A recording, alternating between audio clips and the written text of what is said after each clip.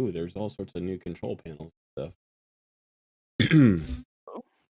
Yeah, the update changed the OBS update changed the control panel system here a little bit.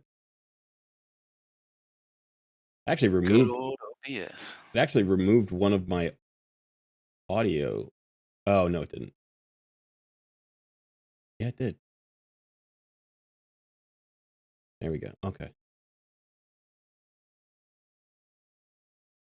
Oops. Sorry. Just jumping around. Just seeing things. Son, how you doing today? It's another beautiful day, my friend. Is that your main account there? Yeah. Yeah. I don't have any other account. Well, no, I do actually have a little alt account that I made during the SUN Wukong, and I haven't played since. It's got Wukong, so it's nice, you know. Yeah. If I ever do decide to play an alt, it'll be there. Yeah. There you go.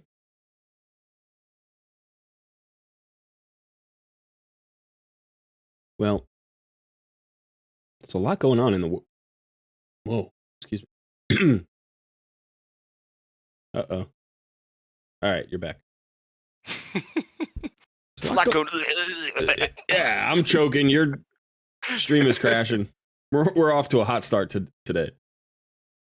All right, so we always start with your account. We're gonna start with my account today, just to get just to give you a little time to get organized over there, and to mix it up a bit.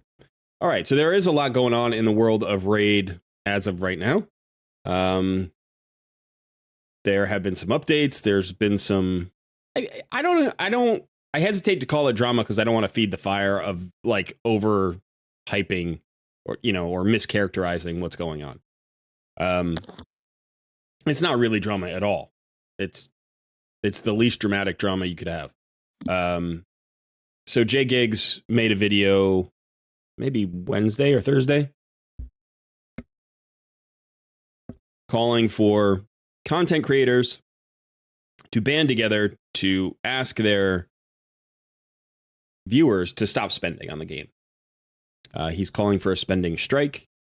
And I think anytime you have a strike, you need to have sort of specific demands for the strike, right? If you're going to strike, you want to say, this is what's made us unhappy, and we will stop striking when this thing occurs. And that hasn't happened yet, right? Like, Jay Giggs hasn't really outlined what he thinks we need to do. The community hasn't come together to have a discussion about what they really want, what their top priorities are, and what they would find acceptable. And I don't know that there's a strike in full swing yet. I mean, some of the content creators seemed like they were on board. Other content creators were not so interested. The conversation still is evolving. I think it's generally a good thing. I've advocated for this on this live stream here, on all of my live streams before, where basically we have to protect ourselves. That's it.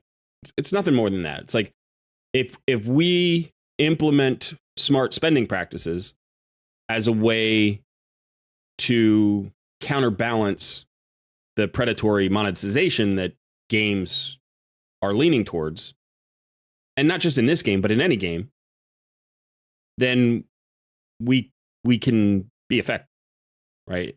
We need to protect ourselves because they're not going to do it for us. We can't rely on their goodness of heart to say we're going to make a great game and give you great value and not try to maximize profits. Like that's just not a thing that happens in the corporate world, whether it's an American company or, a Ukrainian company or an Australian company like Aristocrat, whatever it happens to be. I'm pretty sure they're Australian, aren't they?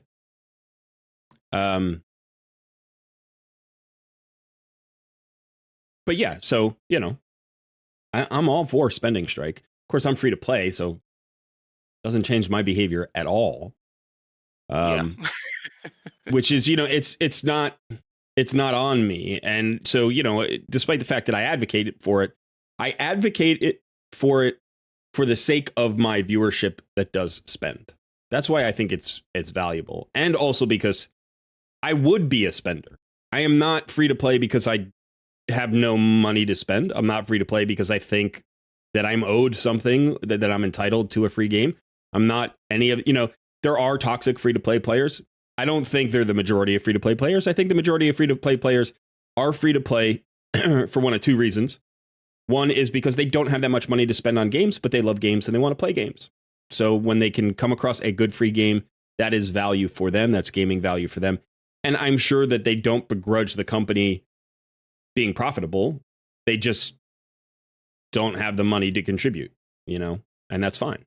And I think the second kind of free-to-play player that's most common, I mean, there are lots of kinds, but I think the second biggest bulk is probably, you know, free-to-play players who, because so many games have free-to-play modes or, you know, intros or options, whatever, they're players who are checking out games for free with the expectation that they might spend in the future. You know, they're temporarily free-to-play players. And so when you have a game like Raid that, you know, this is the thing that I would love Raid to listen to. Like, I would love Plarium to listen to. You don't like free-to-play players. Like, let's I don't know that they don't like us, but let's assume you don't highly value free-to-play players because you don't see the direct line between them and your bottom line. They don't spend money, so they must not be contributing to your profits. And we know that that's not true. Like, gamers know that that's not true, and most gaming companies know that that's not true. That's why they have free-to-play options, right?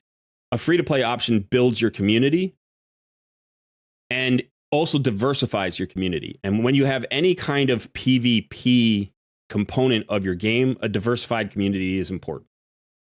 Because if all of the PvP players were in the same tier of spending, then that would not entice players to spend money in order to get better.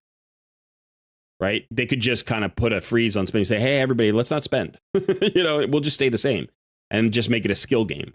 You know, so if you want it to be a money game, you need free-to-play players. You actually need free-to-play players. And then the other thing that happens is, and this is the big one that I was just talking about, is that most of your free-to-play players are only temporarily free-to-play. And they are willing to spend money if the game is good and the value for their money is good. And in this case, we have the first being true. The game is great, but the value sucks. Right? And so you're not converting those temporary free-to-play players into spenders. They are staying. They went from temporarily free-to-play to permanently free-to-play. Not because they wanted to do that, but because you and your monetization policy, you, Plarium, and your monetization policy encourage them to remain free to play. The crazy thing about this Xena pack is, and I got a little bit of this in the comments of some of my videos, the Xena pack, let me go look at the Xena pack. So the Xena pass is, I'm calling it a pack, but it's a pass, right? It's a whatever pass. Champion pass. My rate just crashed. Nice. Nice. All right, so right here, it's $40. And in a couple of videos, in the JGigs reaction video, I called this price point punitive. And that may have been a bit of, it might have been a bit hyperbolic. I don't know how punitive it is. It is unreasonable.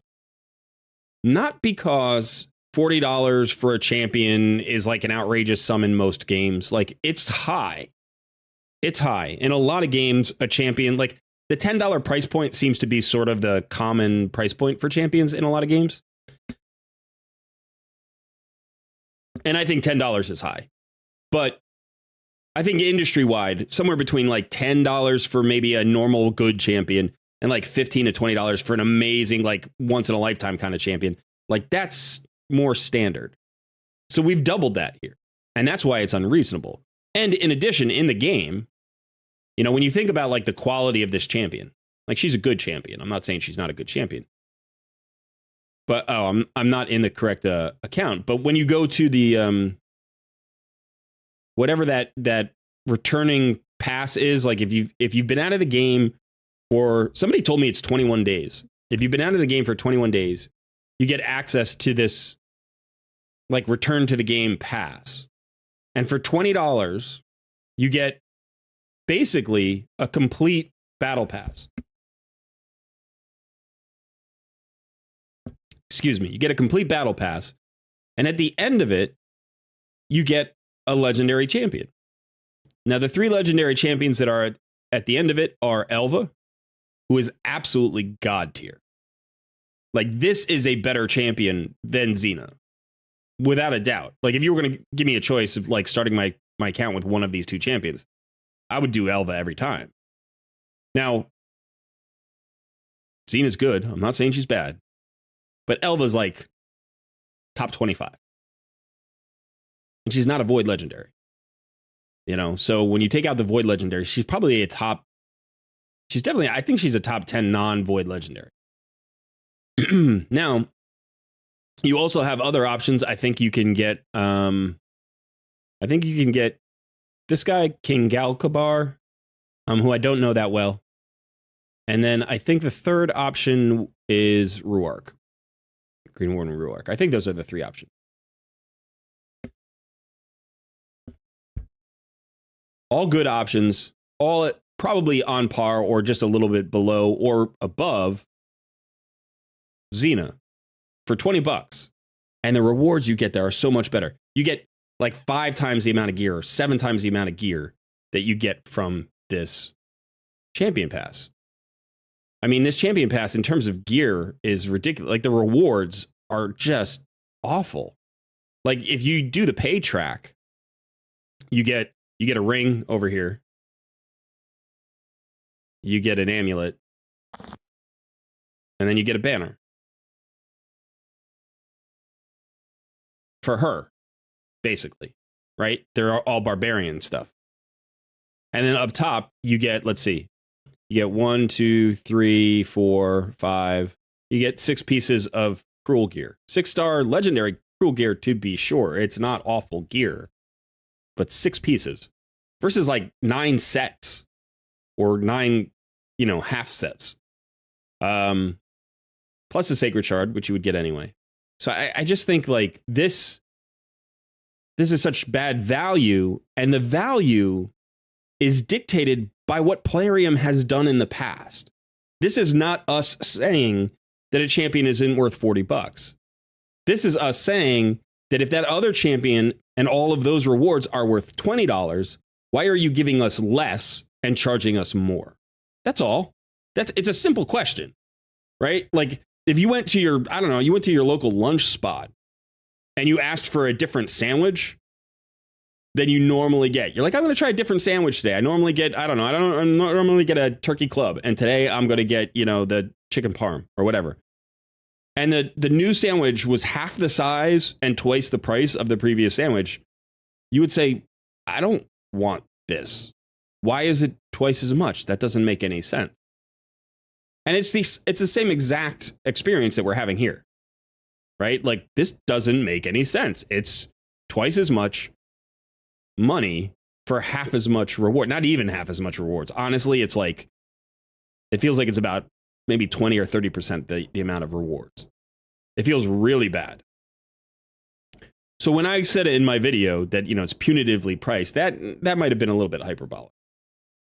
But despite the fact that it's 40, there are people to whom this is a big spend, right? Like $40 might be a purchase that a gamer makes. Some gamers might make once or twice a year. There are other people who do this every day, and $40 is nothing. It's a tiny purchase. But when the free-to-play community is a large portion of your community, and when you're trying to potentially entice those temporarily free-to-play players to become spenders, you need to just be aware of this. Like, this makes no sense from a marketing standpoint, because every Kraken and whale won't blink at this price point. You could have made it $100, and any Kraken who loves Xena and just wants every champion would have spent the $100 just as easily as they spent the $40, right? If they're spending $20,000 a year in this game, that's not the thing that's going to stop them from spending here on this pack. So you could have potentially made this, say, $10. You could have made this $10. And the question would become, would you sell 4 times as many? right? Because at $40 you sell one, you get $40. At $10 you need to sell 4 to get $40. Would you sell 4 times as many at $10? And my belief is absolutely. Absolutely. In fact, if this pack was $10, there's a very good chance you would have converted me into a spender. Like, there's a very good chance for 2 reasons. One is just because that's a good deal, I think. I think that would be a good deal. $10 for Xena would be fun. That would be great. I remember Xena. I think she's cool. I would love to have her on my account. Why not? Right? And 2, I'm a content creator. Right? I would buy this. I would buy this just to have the content to show my viewers who bought this what you can do with the champion. Despite the fact that I'm the free-to-play guy, there's a pretty good chance you would have converted me to a spender, at least for this. And if I'm thinking that way, and I'm the free-to-play content creator, I guarantee you there are just free-to-play players who would have done the same, who would have converted, like, Sun, what do you think? What price for this? What's the maximum price that you would have thought long and hard about purchasing? Like, if it was $25, would you have thought, you know what, that's not bad, I might do that? Or would it have to be like $5? It would have to be in the $5 to $10 range. Yeah. And I would be hard pressed at that. And again, it's not because it's a money thing that's not available. It's more, I just don't see the value in digital. I'm trying to find the word I'm looking for here, but like, just to have a one champion in a game, spend like $40, would break my heart. Yeah. It's just not. I just don't personally have that need, that want. Well, it's not strong enough for that. We're both longtime League of Legends players, and we've both spent money on that game. Oh yeah, for sure. I've probably spent a couple $100 in that game over, how many over a decade that we've played together. Yeah, I've probably spent somewhere.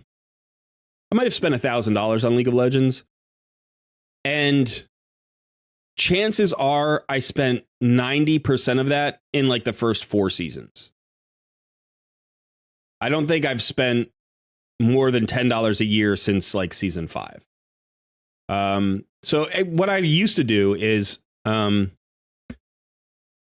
the first year I definitely spent a lot. I think the first year I probably spent like $500, and I was like, this is absurd. Why am I spending this much?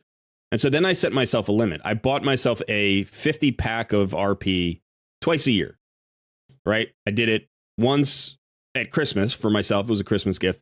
And then once in like the summer at some point, I would pull the trigger on another pack, because I would kind of spread out the RP and use it very slowly. And I found that, based on my spending habits, I could buy $100 a year and split it into 2 bunches. And so I did that for probably another 4 or 5 years. And then at that point, I just stopped spending. But I would occasionally, if there was a really cool skin for a particular champion that I played, I might just buy one skin at a time. And skins are usually somewhere around the $10 range, unless they're like, really expensive skins. Yeah. So having digital assets is like what you were talking about. It's like holding on to digital assets it's a weird thing. Like, it's not actually a thing. I can't trade it for anything. I can't return it. I can't take it with me anywhere. So if I stop playing the game, it's useless to me. And I think we learned that lesson from League of Legends, right? We learned to value the play over the asset.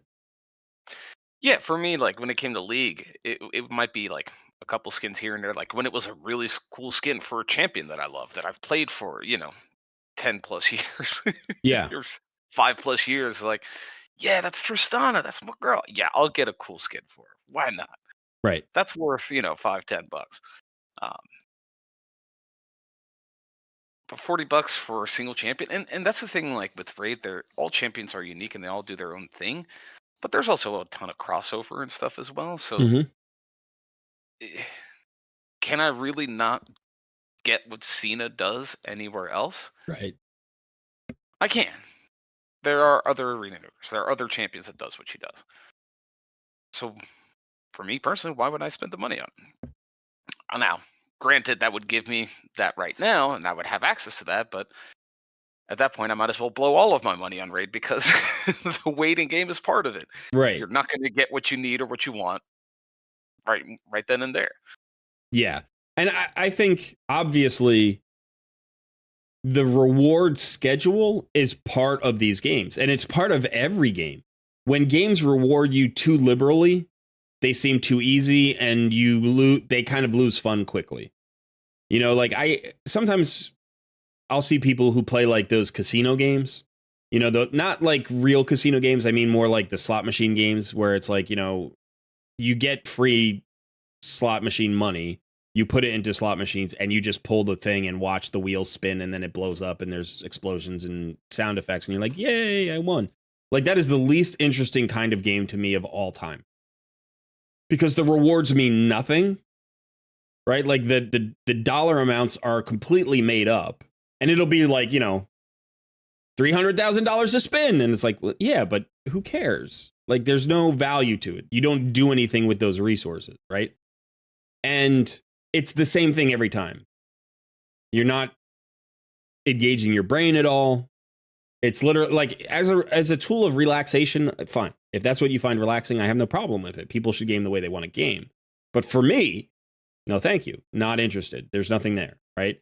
But those games are built around a reward system for people who like that kind of reward system. And every game has to do that, and they have to figure out what their reward system is. When we talk about grindy games, and there are a ton of grindy games, one of the ways that games create value is by making accomplishments take a long time, right? Requiring many, many small, insignificant acts.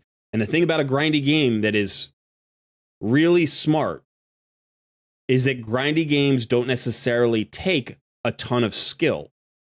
They just take commitment.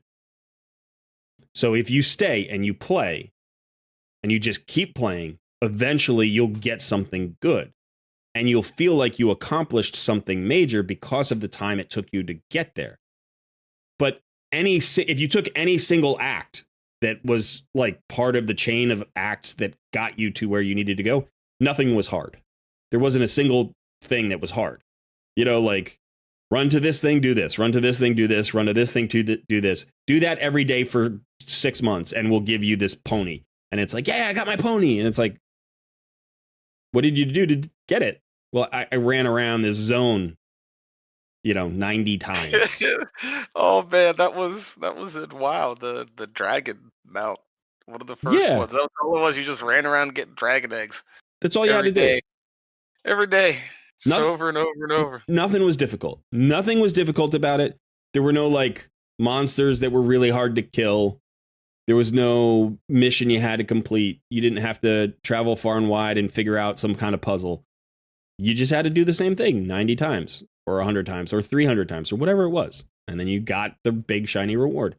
And so games do that. And I think that's a good thing. I'm not like criticizing it. I'm saying that the sense of reward is based on a real world psychological phenomenon, which is that we tend to value things that take a while to get. Like they either have to be hard to get, very hard to achieve, or they have to take a long time to achieve, right? Like one of those two things has to be true, or we're not going to value it very much. And so that's what Raid does. But because they don't want it to be a skill gated game, in a lot of cases, I mean, I would say Raid actually has a decent skill gate. Not every game does. It's a much higher skill gate in Raid than in a lot of games, which is what I think you and I like about it. Yeah. But at the same, Raid has definitely given me some challenge. Absolutely. Yeah. I've come across bosses, Doom Tower, dungeons. Like it takes time to figure stuff out and get better at the game. So it does have that built in as well. It's not just go to this zone and farm these dragon eggs. It's no, we're going to throw this at you and you're going to have to try to beat it. Yeah. And so in fact, it uses both models, right? It uses some things are grindy and some things are hard and some things are both. And so I think the emotional reward, the psychological reward, when you accomplish something in this game or you get something in this game, it's incredibly powerful. And that's the draw, right? It really is like, I don't like to talk about games as addictive because I think everything addictive. Anything that gives you psychological like a sense of accomplishment can be addictive. Anything that gives you pleasure can be addictive. Breathing is addictive, my friend. Yeah, right. You know, Try to keep going, man. Right. Another day. So I don't like to talk about addictive quality of games, although, you know, clearly we're in the spectrum of gaming towards the gambling end with gacha games. So there are addictive, I don't know what you would call it. There are qualities of this game that are designed to activate the parts of your brain that are more susceptible to addiction. And I think, you know, that's one of the things that gacha games leans into. But it's interesting how they do it, right? Like, because if you took away the gambling aspect, say this was a buy to play game. Let's say you paid $50 and you got this game, and all the timers were still in the game, and you couldn't buy shards. You just collected shards over time, right? Through all the free to play means that are currently in the game, and there was no other way to get shards. It would still be an incredibly addictive game. You know, like, I think it would still be really a good game. I would think it would actually be a better game in some ways. But it's crazy because you could do that. You could put that game out, and I think people would still play it, and people would pay to play it. They would pay their $50 or $100 or whatever it was to get the game. And then you could do the same thing you do with MMOs. You know, twice a year you put out an expansion pack or whatever, and people would buy them, and that would, you know, unlock 40 new champions or whatever. You know, like, you could do this type of game in that manner, and I think it would still be successful. It's a little bit weird now to try that because the gacha formula is pretty profitable, and it would be a risk to change it. Do you know what I mean? And I'm interested in seeing if HH Gaming and the Fateless crew, I'm curious to see how far they try to change or like push the monetization model of gacha games and like the core psychological appeal of the game. Champion collector, great. Squad builder, great. Tactical, you know, fights, turn-based stuff, great. All of that. How far do they get away from the core gacha mechanics? That's what I'm interested to see. And I believe that they're going to try to be friendly. But if they simply try to be friendly by doing all the same stuff, but just like having friendlier price points, I think that's a lost opportunity. I wouldn't be surprised if that's where they end up, because they have investors and they have to, you know, they have to make a profit. They will have a pressure to make a profit. But it would be really interesting to see if they could actually abandon the gacha monetization policies and create a new model that would then stand as, like, you know, the new paradigm. And so this is the way you can make gacha games work for people, like for gamers. And maybe they can convert those temporary free-to-play players from Raid into spenders for their game. And, you know, if you use us as models, we've each spent hundreds of dollars, if not maybe $1,000 for me, in League of Legends. So it's not a little bit of money that we're talking about. You know, people spend $20, $30, $40 a month on their games, and that feels like a reasonable gaming budget. So if you could convert 50% of your player base into that kind of spender and just drop the whales and Krakens out of the scene, you would probably be equally as profitable, like from a intake standpoint, or maybe a little bit less from an intake standpoint. But your player retention would be increased. Your player satisfaction would be increased. You would probably grow your community faster. And between the community growth and the player retention, over time, you would be more profitable than a game like this, which is constantly churning through its player base. People abandon Raid every day because they hate the monetization policy, not because they hate the game. I've never met anybody. I've never met a single player who says they don't like the game, right? Everybody who leaves or complains about it is because they hate Playarium, they hate the way the gacha system works, they hate the aggressive monetization, and they're not willing to take that stress or potentially spend that money to be good. And so they bail out for that. I've never met anybody say, yeah, you know, the graphics suck. The champions aren't that interesting. There's nothing to do in this game. True. Nobody's ever said that. All right. So I haven't taken a look at chat yet, and this is our noob versus pro, and I didn't go over my account or your account yet. So, J Gigs got me fired up this week. Got you in the feels, man. I mean, anybody who's been watching our channel knows that this is one of my topics. This is something that I care about, the state of like the gamer experience. I care about the gaming community. I'm a gamer. My friends are gamers. The people who I enjoy spending the most time with typically are gamers of some kind. And so I want myself and my friends to enjoy our gaming experiences. I have very fond memories of certain gaming communities in my career as a gamer. And this is one of those great communities. And to see a great community, I mean, a really positive, like tight-knit, supportive community with minimal toxicity, minimal trolling, this is such a great community. To see this amazing community be treated with such disdain and disregard by the game maker is infuriating to me. It's like you're picking on my people. You're picking on my friends. Like, why are you messing with us? When all we really want to do is just enjoy your game. That's it. We want to enjoy your game. We're not, I don't know, we're not trying to like get something for nothing. We're not. So if you think we're just freeloaders or something, that's not it. That's not, if Plarium thinks that the reason that we don't spend money on this game is because we're just trying to rip them off and dip into their wallets, we're not. We're so not. I would very happily give you money for this game. I have played this game for thousands of hours. I have never in my life played a game for this many hours and not spent money on it. It's never happened before. In fact, I have a policy. I sort of have a mental policy where if I spend 20 hours on a game, if I go past the 20-hour mark, or sometimes it's 25, kind of depends on the game, But if I go past the 20-hour mark on a game, I give them $10. That's just my policy for myself. If you can keep my interest for 20 hours or more, and I believe that that's not the end of it, like it's not just 20 hours and I'm done, I give you $10. Why? Because that's about what I think a 20-hour game is worth. To me, it's worth about $10. If I get to 100 hours, I give them at least another $10.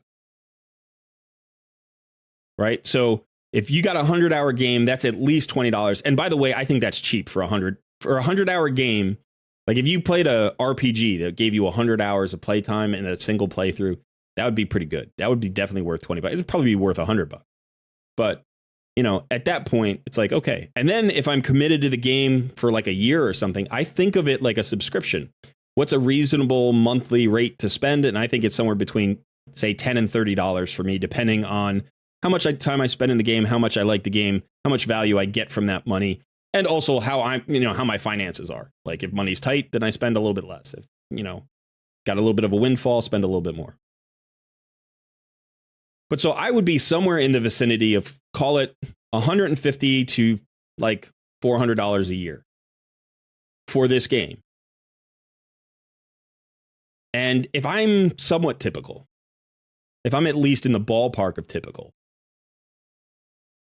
and you think about how many people there are like me in this community, they are throwing away a huge economic opportunity by just being dicks about it. Like by just thinking that the way to win is to roll the dice with guys who will spend $100,000 on a game. And the problem with it is that there's no way to prove them wrong. There's no way to prove them wrong. As long as there are spenders out there. As if you're talking about me being, say, a $300 a year guy, if there's one guy, if there's one player, I shouldn't say guy, if there's one player who is willing to spend $30,000 a year, right, then they can ignore 100 of me. Right? They can just ignore 100 of me and they can say, well, I'm going to for every one of those guys, I would have to get 300 of you guys. And like, I understand that. I understand that mentality. But simultaneously, if one of those players gets pissed off and stops spending, right, then that's it. That's that entire amount gone. As opposed to if you had 300 of me and one of them got pissed off and left, that's, a drop in the bucket. So it's when the Krakens start getting mad. It's when the whales start getting mad that Plarium listens. What I would love for them to do is listen enough to say, you know what we need to do is we need to at least some of the time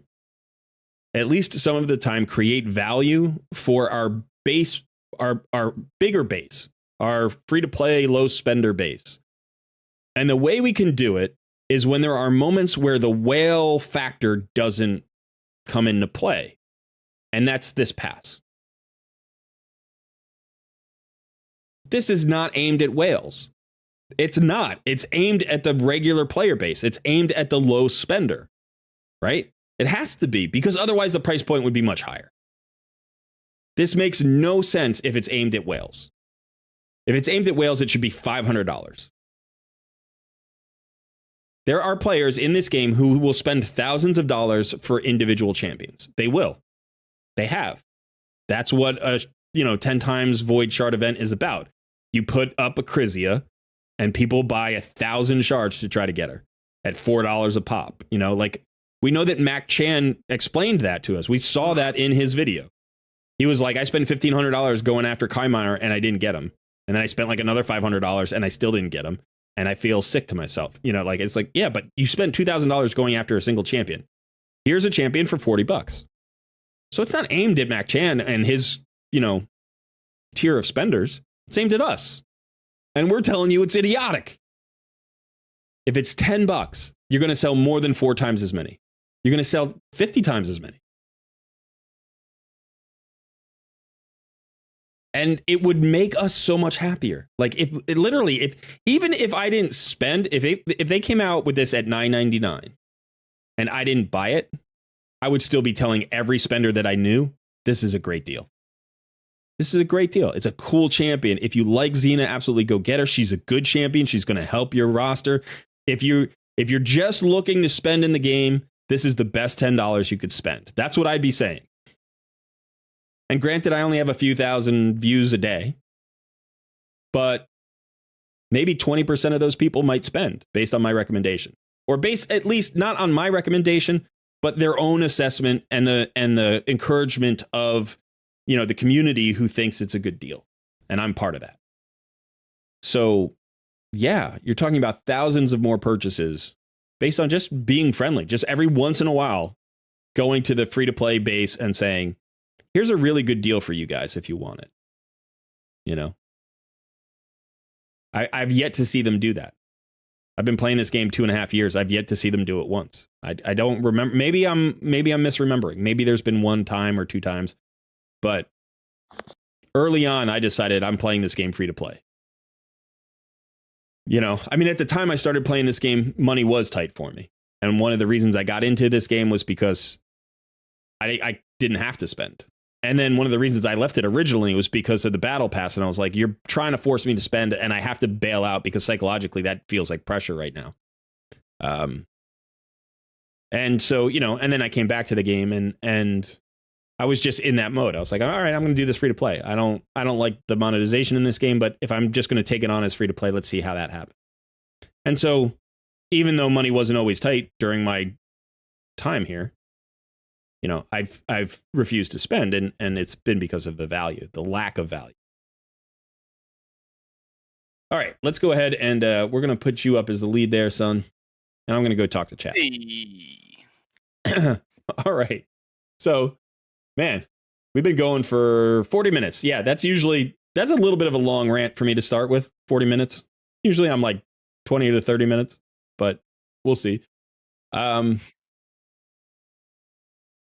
Okay, there's an itch. The first person's here. I'm going to call you 3A. That's what I'm going to call you. Yo, Burso, hey, Philip Knezovich, Wicked Gaming, Femoral, Ken Chan, Great Dane, Suzanne Johansson is here. Sean, hello. Peckham Halder, welcome. Fun and party. Hi, all. Exile, good to see you, Exile. Our Sunday is the new home for these streams. They are currently, but they may bounce around. We're always going to have a stream on Friday, Saturday, or Sunday. That will always be true. I just don't know that it's going to be the same day or the same time permanently. It's just hard for us because different things happen. Like, for instance, that we got the holidays coming up, so I'm sure that the schedule will bounce around for that. We are trying to do a Thursday stream, but this upcoming Thursday is Thanksgiving. I was going to say Halloween for a second. It's Thanksgiving, so we probably will move the Thursday stream to maybe not have it. We might not have it this week, or we might move it to Wednesday or Friday. I don't know. So once the schedule kind of solidifies in the new year, we'll try to put it out and maintain it for a few months at least, so people will know what to expect. The good news is Takeover Tuesdays aren't going anywhere. We will have Takeover Tuesdays. We might move the time an hour. I'm thinking about moving it back to 1 p.m. instead of 2 p.m. my time, simply because the clocks here have changed and it's made it too late for some of our viewers who are to the east of us. Okay, so Peckham asks, Son, did you complete Doom Tower? I did. Yeah, I've been answering those questions in the chat. Yeah. Sean says, I am a mid-tier spender. They should get rid of the cost of gear removal. That would change everything. I agree. That would be great. Mario is here. Hello, Mario. Exile says, I just can't get behind spending on a pixelated lottery. If I wanted to just hand my money over for no return, I'd go to the casino. Yeah, I get the feeling. I don't think it's no return. I think we're paying for a product. It's entertainment. We're paying for the entertainment. And that is likewise the mentality you need, by the way, when you're going to a casino, or else you're going to get taken for a ride, right? But the one difference here is you can win the lottery here and still walk away with nothing. You could spend on a Void Shard pack, pull a Crizia and Yumiko, be incredibly happy, and at the end of the day, it's still a digital asset that you can't take with you. Whereas if you get really lucky at the casino, you can take that money home with you. So Exile says, over 50% of America can't handle an unexpected $1,000 bill, so I'm very against normalizing absurd amounts of money on a game, even if I have the money to waste. Thank you. That's a great point. I agree. And that's a great way of expressing it, right? Normalizing absurd amounts of money on a game, even if I have the money, in this case, to waste, meaning like it's not harming your ability to feed yourself and support yourself and do all the things that you need to do for your family. Hey, Cole. Yeah. Can you move your head for a moment? Somebody asked to see my Wukong's stats. Sorry, stuff. that was lame. Yeah. Take a snapshot. Take a picture.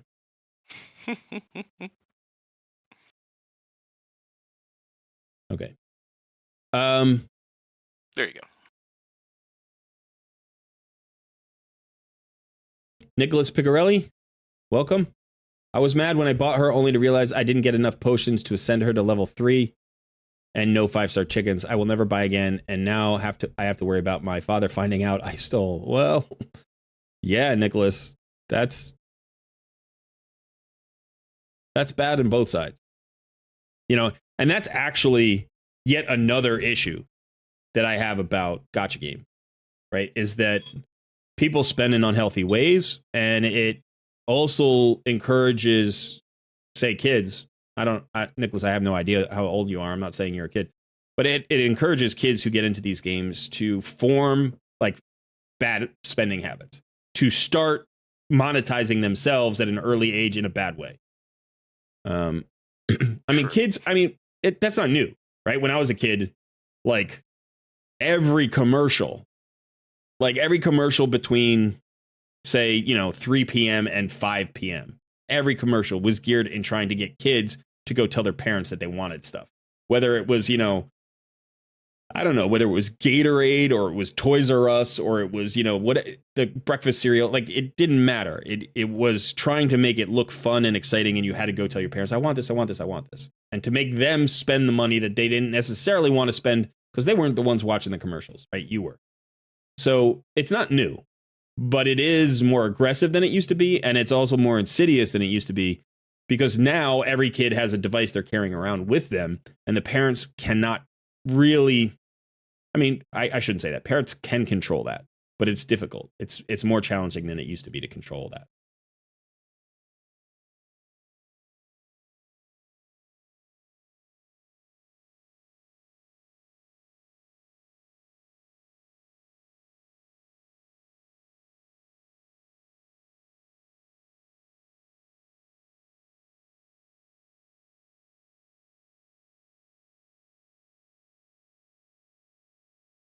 Jacob B says, I feel like the fusions recently have been unobtainable for free-to-play players. They're not. They're obtainable, but they're harder. They are less obtainable than they used to be, I guess. And so it sort of depends on where you are. If you're an early game free-to-play player, fusions are just beyond you. When I was 6 months into the game, I tried my first fusion and I failed. And I could have done it earlier. There are definitely ways to do it earlier, but I was a new player and I didn't really understand how raid worked. I didn't understand how fusions worked, and I messed up and I missed. So it probably took me somewhere around 7 or 8 months to get my first fusion. And now it feels like that is probably the first healthy place for, maybe experienced gamers, but inexperienced raiders to make a play for their first fusion, which is a long time. Most players don't get to 8 months, so I think they could make, this is going back to the point I was making before about like being friendly to your player base. Make fusions accessible. I think a player who's been in the game for 2 or 3 months deserves the opportunity to show their interest in the game, their commitment in the game, and be rewarded with a fusion champion. Absolutely. If you've made it to the 90-day mark, today is 90 days on our NOOB versus Pro accounts, by the way. This is our 90th day. So not being able to go after this fusion. We looked at this fusion. I looked at this fusion pretty seriously. I thought about going after Ugir. And I'm like maybe one sacred shard short of being able to make this fusion happen. And so I haven't played as hard as I needed to, and I didn't complete not the artifact enhancement. I didn't complete the dungeon divers. I came close, but I didn't do it because I didn't have the sacred shards. And I was like, you know what? I'm not gonna play for maybe the fact that tomorrow I might get a sacred shard out of my clan boss chest. That was the only way I could realistically do it, unless I spent all my void shards and went after all of these extra primal shards and did all that. So I decided not to go for it. I could have potentially gotten this champion. It would have been a real stretch. And I think the final deciding factor for me was the fact that this is Thanksgiving week. I love Thanksgiving. It's my biggest holiday of the year. My brother's coming into town. His family's coming. All my cousins are coming to the house. Like, we host 30 plus people every year. And so for 3 days, I'm not going to be playing raid.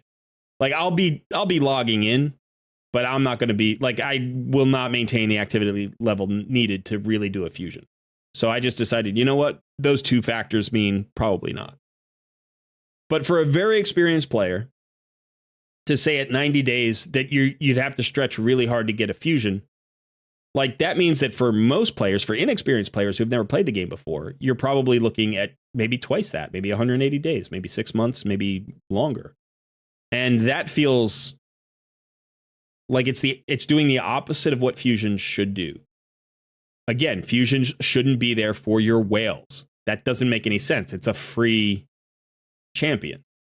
The idea is to give a reward to your free-to-play players or low spenders who would not otherwise get these kind of great champions because they don't spend money. It brings players into the game.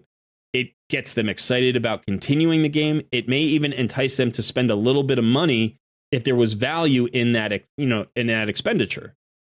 So it feels like somewhere along the line, Plarium lost the reasoning. They used to have these fusions. They were challenging. They should be challenging, right? It shouldn't be just super easy. We talked about that before. There needs to be a sense of accomplishment. And there needs to be a sense of commitment. And that's fine. But they've gone beyond what's reasonable. And they've tried to turn it into a money-making prospect. They're saying, if you want this fusion champion, spend money on shards. Not because spending money on shards is for the shards anymore. Now it's for the fusion. It's like, don't do that. Don't do that. It makes no sense. And everybody's angry. Everybody's angry. We're angry. You were going to say something? Do it. Do it. Do it.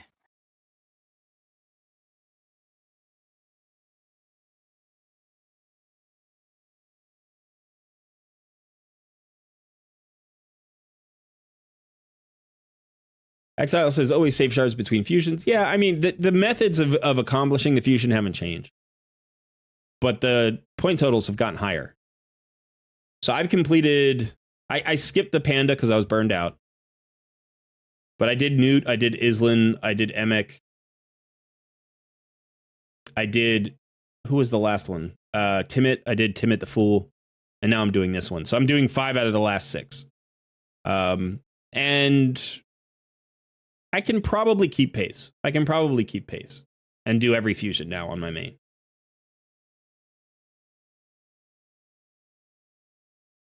All right, I'm going to scroll down a little bit. I'm sorry if I don't get to everybody's chat here. Cozy, welcome. We've got Knights. Welcome, Thug. Thugzilla is back. JB Bonnell's here. Amory is here. OG Stamp, welcome. Don Kelly, welcome. Kyle Morris is in the house. Selena Feline, welcome back. Hey. All right. Godzilla says, Call Red, you have a radio voice. You know what? Everybody has a radio voice when you have one of these microphones and you can, like, you know, get it on your computer and mess with the EQ and stuff like that. I guess I could have a radio voice. I can project, that's for sure. I have that from my Slavic side. I can project. But thank you. McKiller is here. Carl Fitzgerald Charles. Yo, yo, yo. Good to see everybody. Yeah, so all right. So why don't we actually get to our actual accounts here? So let me actually show you. It all came full circle. Look it all came full circle. Eventually. It is a Noob versus Pro stream. So, all right. So as you can see here, it is day 90. We just got our Dark Athels after the reset. So, yep. Day 91 there has not yet been pulled. We are on day 90. The accounts are looking good. Sun is pulling ahead. The Geomancer and Brogni duo that he pulled a couple of weeks ago have been that duo has been pushing your account. You've been making lots of progress in a lot of places with that account. And the funny thing is, we were primarily excited about them for Clan Boss, and you don't even have them in the Clan Boss team and speed tuned yet. No. So there is more progress yet to come. But they're pushing Doom Tower for you. They're pushing dungeons for you. You're doing better. You're in Gold 3 Arena now.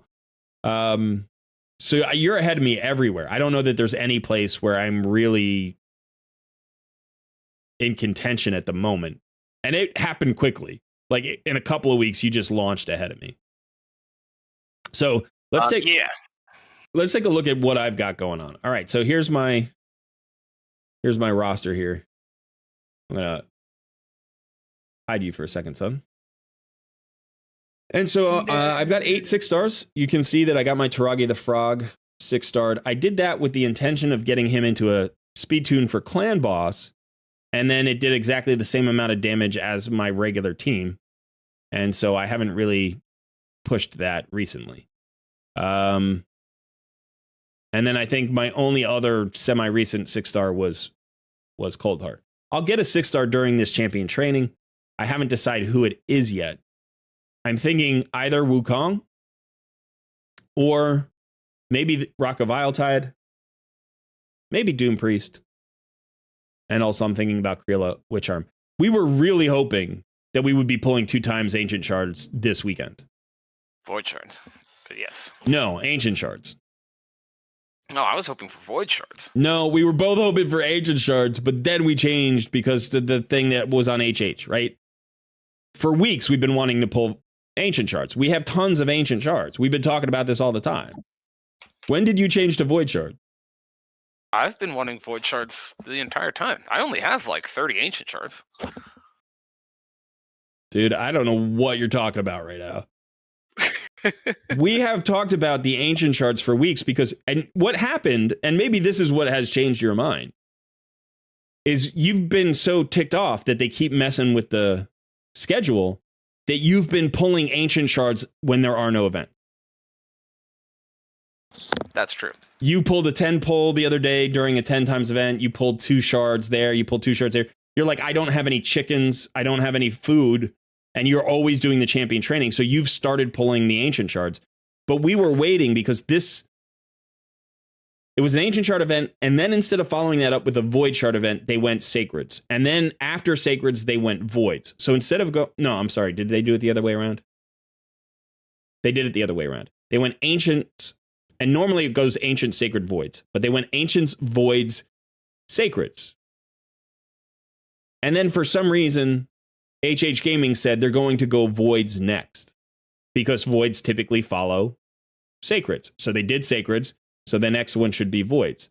But my response to that was they did a three shard cycle. They just did them out of order. They normally go ASV, but instead they went AVS. But that's still a 3 shard cycle. They should go back to the beginning of the cycle, and it should be ancients. So we didn't know if it was going to be ancients. We didn't know if it was going to be voids. And then it turned out to be neither. Right? It turned out to be this 25 times progressive chance thing. So, yeah, I was going based off of what HH was saying that it was going to be voids. So that's what I wanted to pull. But now that's now they're looking at next week. That's going to be the case. But we don't really know. Nobody knows at this point. Now, yeah. Now, this is the other thing that's irritating. Like, everything's messed up. Potentially, next week, some people are suggesting they may have an all-shard pull weekend. They may have a 2 times on Friday for Ancients, a 2 times on Saturday for Voids, and a 2 times on Sunday for Sacreds. I mean, what the hell? Why are they messing with us? Like, they introduced primal shards. So I understand if once you introduced a new shard type, you need to maybe change the schedule. That would make sense to everybody. If all of a sudden you said, okay, instead of having a 3 shard rotation and a 6-week rotation, we're going to have a 4 shard rotation. It's going to be 8 weeks. Okay. Like, I wouldn't love that because that means pulling ancient shards every 8 weeks instead of 6 weeks. That's a longer wait. And ancient shards are the things that free-to-play players live off of. But it would at least make sense, and it would be predictable, and it would allow us to save shards and know when we're going to get those shards to pull. But they didn't do that. And I don't know what the heck they're going to do with the 2 times primal shards events. What I would prefer is don't mess with the 6-week rotation. Don't do that. Yeah, it's the unpredictability that gets me. Well, the only reason to mess with it is because they don't like the fact that players save shards. That's the only reason to mess with it, right? Like, it's one thing if you're trying to introduce new cool stuff to the game, and so that kind of, or there's a holiday and there's like a bigger event that is more valuable to players. But the primary reason, I think, and I've heard some other content creators say this, the primary reason they're messing with the rotation right now is because it used to be that players would pull shards whenever, and then during like a 2 times event, that would incentivize buying shards. But now players don't pull shards when it's not a 2 times event. Right? So they save them all up, and then they pull a huge amount, and then they feel less inclined to buy shards because they've saved all this stuff. Now, I don't know if that's true, but maybe that's what their analytics are showing, that like shard pulling events are not making as much money as they used to. So now they're like, well, let's mess with the schedule. Let's get them to wait. We'll make them wait 12 weeks to pull ancient shards. Nobody has that patience. Nobody's going to go twice as long, right? They know they're going to hurt their accounts if they wait that long because they need chickens. They need, new champions to build to 60. Nobody has that patience. So let's just fuck with them. Let's just screw them. And then they're going to waste their shards, and then we give them a great event. Then we give them a crazy good event, and now they're going to have to buy. Like, that's the kind of mentality. That's the aggressive, economic approach that they have. And it's infuriating. And honestly, I keep telling players, I'm like, hold your shards. Hold your shards. Don't do this 25 times event. I did it with sacred shards on my main account because I was going for the fusion. And that's fine. It didn't change anything for the fusion, right? In fact, it improved my odds of getting a good legendary a little bit. So that was fine. I don't have any problem with that. But otherwise, do the thing that Jake Giggs is saying. Like, don't engage in this. This is an awful way to spend your shards normally. Don't do a 10 pull just to see what happens. Don't rage pull. Right? Rage pull is playing into their hands. Like, if you rage pull, if you're like, this event sucks, I'm going to pull all my shards, right? Like, that is a irrational response.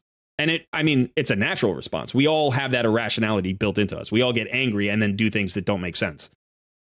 But in this case, just like in many cases, when you do something out of anger, you're just hurting yourself, right? If you're like, I'm really angry, so I'm going to pull all my shards during this awful event, just to prove to them that I know that this is an awful event.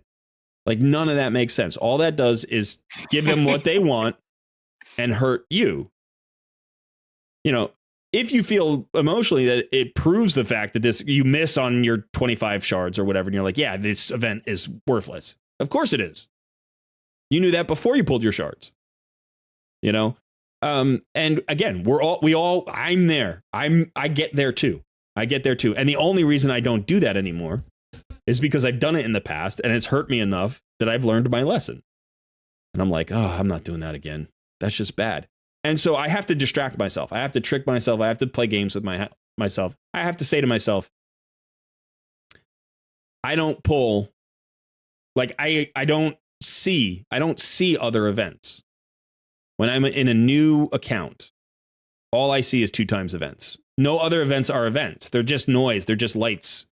They're just distractions. That's all they are. I just look through them the way you would, like, you know, I don't know. Like, if you've ever if you've ever been in New York City and you've walked through Times Square, there are 2 really cool things you can do in Times Square. The first thing is you can people watch. People watching in Times Square is fun. And Sun, when you came to visit, we walked through Times Square. Do you remember? Yeah. Right. It's an interesting place. Yeah, it was the first time you'd ever been in New York, right? Yeah. And when we walked through Times Square, what did you do? Like, what did you think? It was a little bit overwhelming. I'm just not used to that. I honestly, the kind of the biggest memory that I had was looking up and just seeing buildings just go and go and go and go. That was just absolutely wild to me. I've never seen that before. Yeah. Kind of made me dizzy, actually. But then, yeah, like there was just tons of people, a lot of cool stuff going on. There was also guys like, hey, take this CD, and then like puts it in my hand. I'm like, thanks, no, here, you can have that back, buddy. Like, I don't know what you're trying to get out of me. But yeah, there's a lot of interesting people going on. Yeah. There's a lot of like events and stuff. It was cool. Yeah, so you have the situation. You're walking through Times Square, and it's chaos. It's total chaos. It feels overwhelming. If you've never been there before, it's exciting with almost no direction for the excitement, right? Like, you don't know what to do with it. You don't know what to engage in. But you can watch street performers. You can get food from a food cart. You can walk into these crazy shops. And the shops and stores that line Times Square in New York are big and bold and crazy. And they spend, like, there's a lot of money that they spend just on the way that they look and the architecture inside and their displays and stuff like that. So it's some of the prime real estate, like prime, like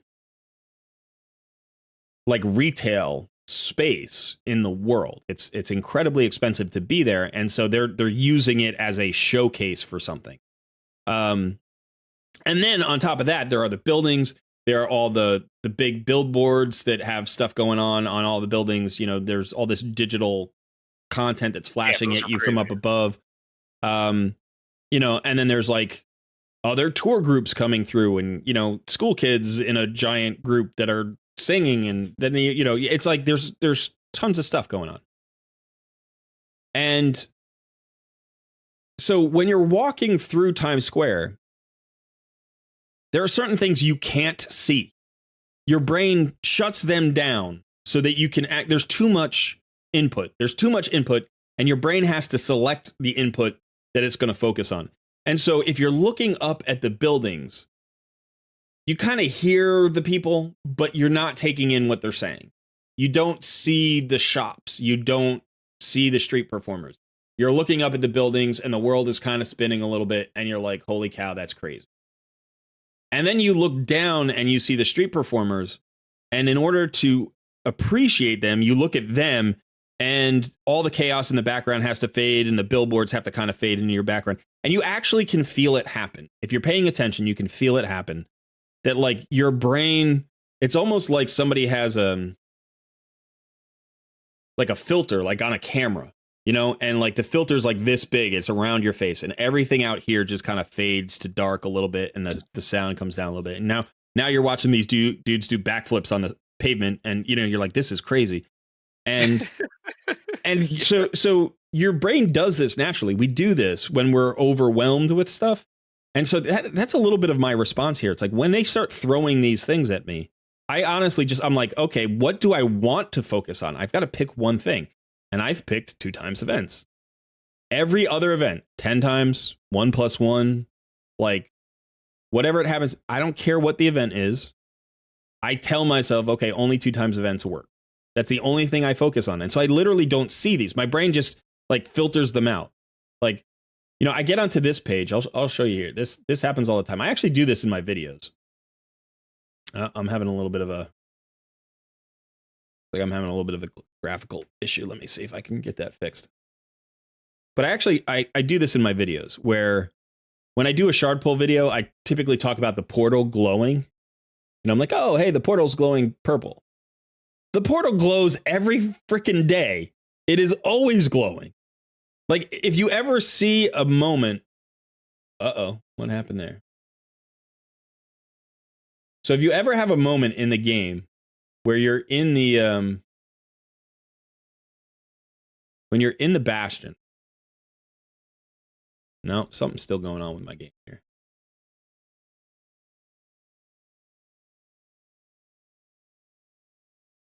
It won't let me, say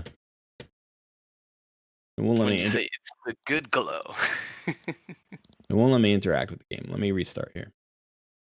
Yeah, so, you know, that's what I say. I say, oh, it's a good glow today. Because, like, I think there was a day this week where the portal didn't glow. Maybe it was last week. There was no glow out of the portal. That has become such a rare event. That happens like 1 or 2 days a month. Right? The portal is always glowing. I don't even see the glow anymore. There we go. Maybe. There we go. Like, this is glowing orange, and it says summon boost chance up to 25% or whatever, times 25 chance. I don't see it. My brain just doesn't see it. I know when the 2 times events are coming, I get super excited for them because I know I'm going to pull. And all the other events don't exist. Like, even these banners, I'm like, you know, you're putting all these banners up. I don't care about these banners. I don't want to hear about this. I don't want to hear about it because I know Plarium. I know they're not going to give us something nice. You know, I do the content for my viewers, tell them what I think. And then if I don't think it's good, it gets filtered out.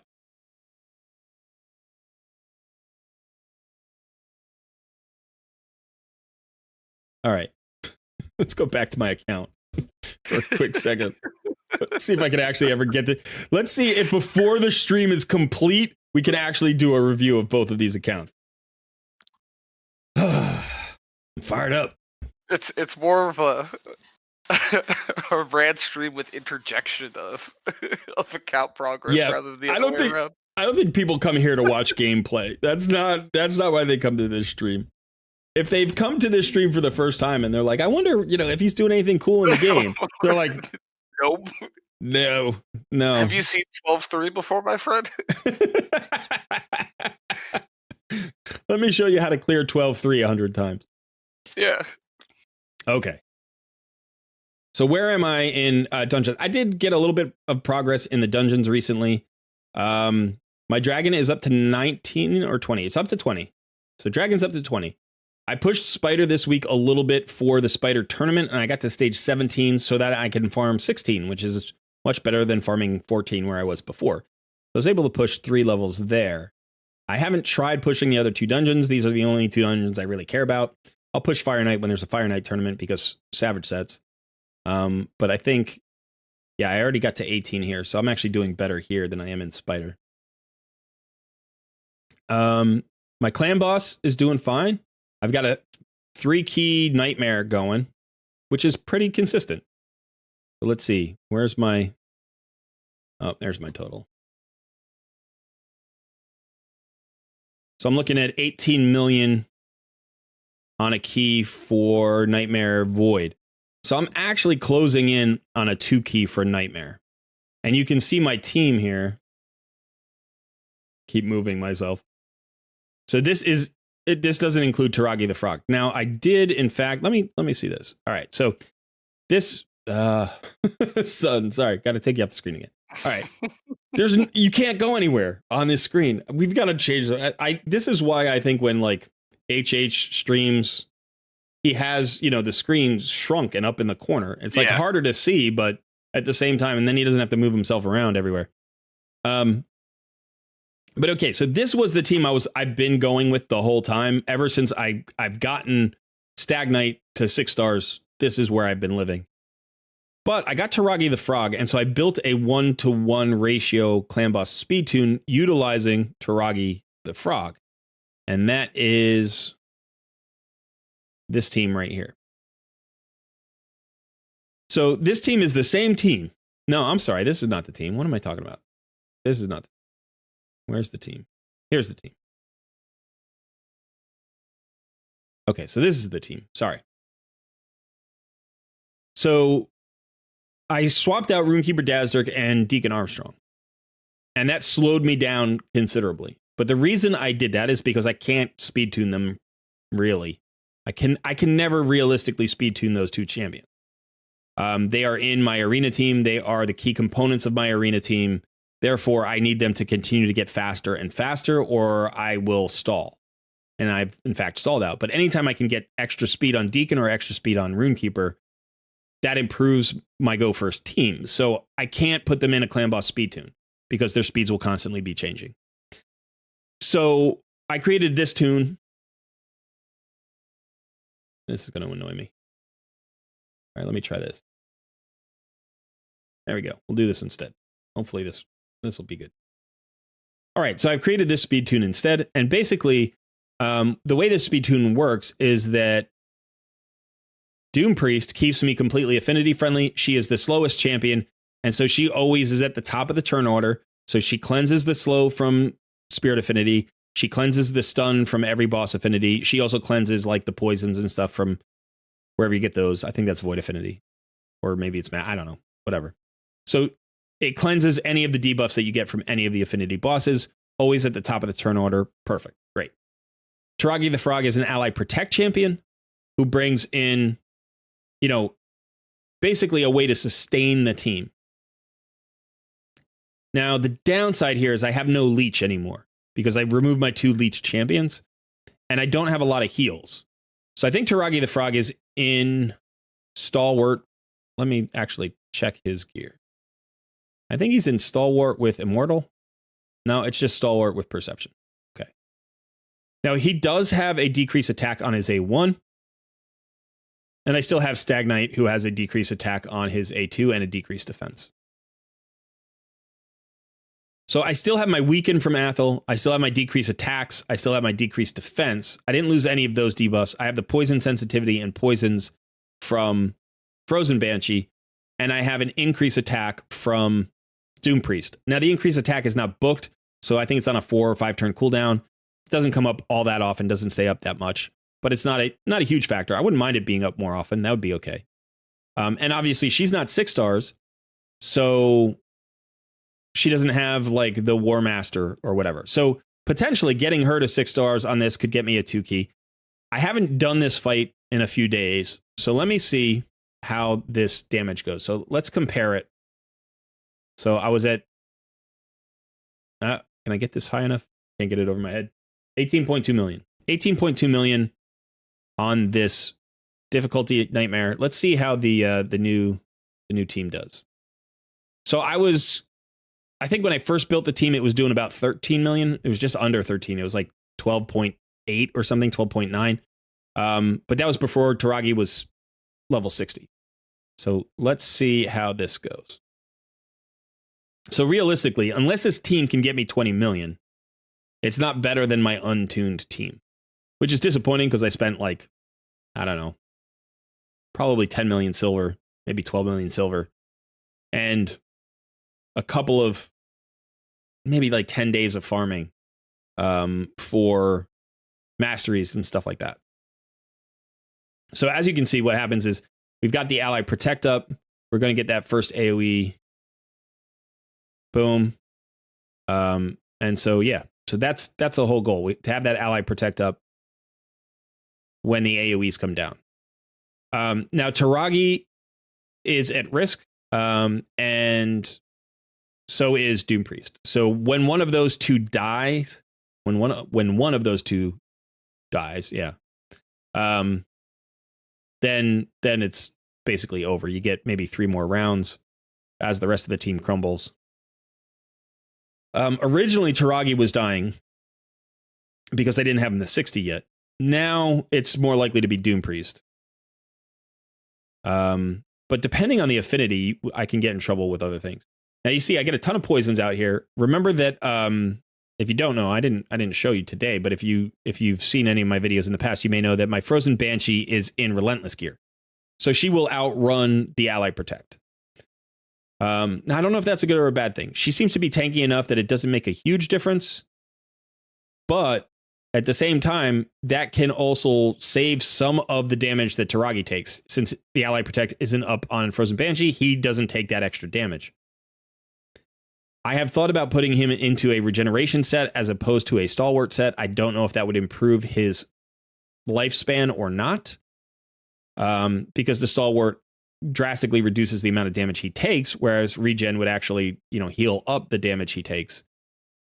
At the end, it's probably more important to take less damage, but in the turns immediately preceding the kind of final turns, it's probably more important to reduce damage so that, you get to that point. So it would be nice to have him with more sustain somehow, if I could get that. So like if I could get the same level of accuracy with an immortal set, that would at least give him a little bit more sustain, potentially extend his life by say a round or 2, and that might be all it takes to get me to a 2 key. If you usually there's a point where you die, and typically getting past that point can often get you another full cycle as opposed to just one additional turn.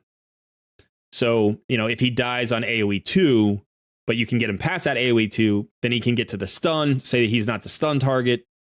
That gets him another turn. If he's got sustain, that gets him healthy again. That gets him back to AoE 1. And maybe survives that because he's healed up a little bit. And then you get to the AoE 2 that almost killed you the previous time and it kills you this time. So like you do potentially get a full cycle when you improve a champion like that. As you can see, the stun gets cleansed every time by Doom Priest, which is what the speed tune is really all about. But I'm not liking the damage because I don't think we're going 25 turns here. We're definitely not going 30 turns. So I don't think we're going to hit our damage total. So chances are we're probably going to max out somewhere around 11 or 12 million on this, which is not enough. So the speed tune as it is not enough. There goes Taragi.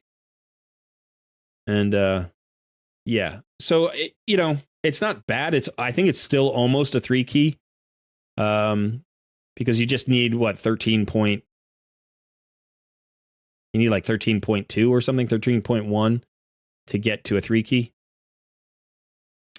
But yeah, as you can see, I'm going to be a bit shy of that.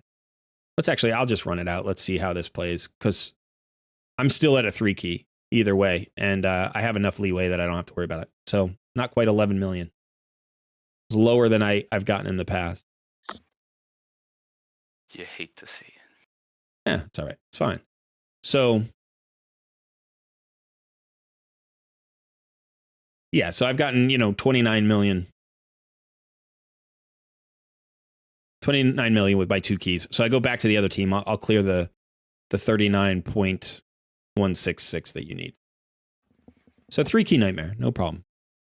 But that means that my investment in my last 2 5-stars and my last 6-star haven't paid dividends significantly in Clan Boss. And really, that's why I leveled Taragi the Frog. So I think what I need to do here, honestly, is I need to find a way to get Stagnite out of the team and to get like more survivability into the team. So I need a champion that still brings decreased defense. I don't necessarily need the decreased attack from Stagnite because I have it from Taragi the Frog, although his is not as consistent. It is on an A1. So if I could, for instance, get, say, I don't know, maybe like a Hitatsu. Hitatsu could potentially really extend, and Hitatsu actually has a decreased attack. I got Hitatsu too, yeah. Does he have a decreased defense? He has a decreased attack, a leech, and an increased defense. I think that's what he has. So Hitatsu would be really good for me because I think he would synergize a little bit better than Stagnite. He would potentially provide that sustain that Taragi's not getting. Because that would bring the leech back onto the team. That would bring an increased defense with continuous heals. So that continuous heals would top Taragi back up. It would also allow him to take a lot less damage from the AoEs because of the increased defense. This is on a 3-turn cooldown. It is up for 2 turns, so it'd be up for both AoEs. That's how I would speed tune it. It would not be up for the stun. And then, we have that decreased attack. This is still a very reliable decreased attack. And again, I've already got Taragi, so I have both opportunities to decrease attack. The one downside of switching from... Oh, and I'd have the increased defense aura, which would be very nice. That'd be more valuable than Athel's increased HP aura. The one downside of switching to Hitatsu is that Taragi and Hitatsu are both the same affinity. And so as a result, the increased attack, like you're going to have both champions be weak affinity into the same boss, which is less valuable because now when Taragi's weak affinity, Stagnite's strong affinity. And when Stagnite's weak affinity, Taragi is neutral affinity. So you always have somebody who won't weak hit. So I don't know, but Taragi, Hitatsu could be really a nice option. I could also potentially go for something like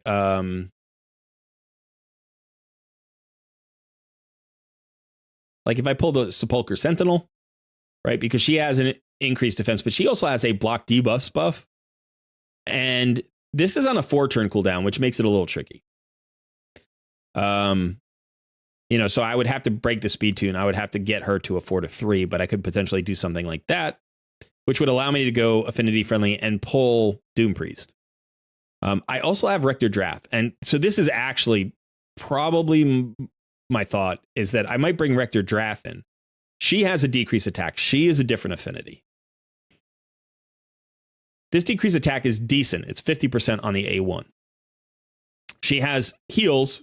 That's the sustain I need. She has Perfect Veil, which gives me additional mitigations. That's going to extend my life.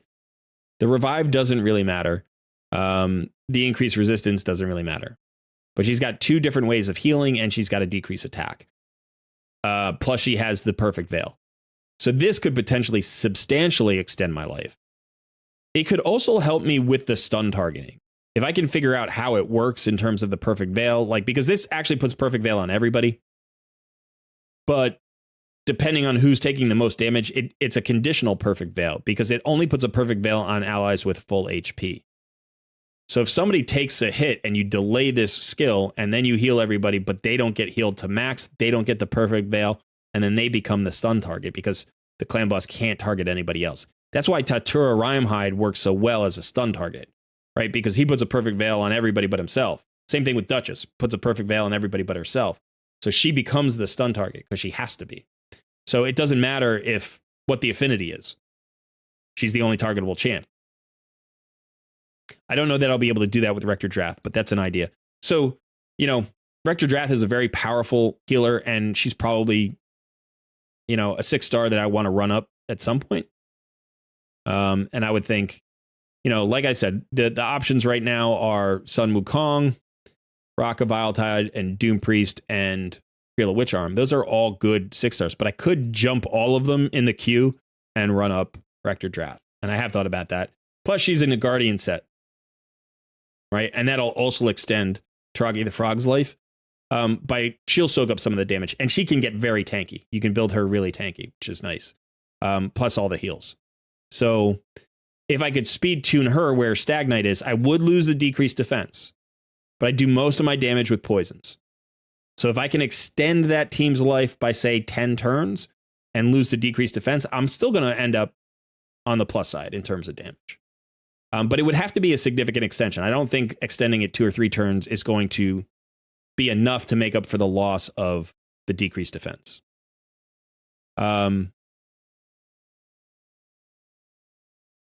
Yeah, so that's where I'm currently sitting with Clan Boss.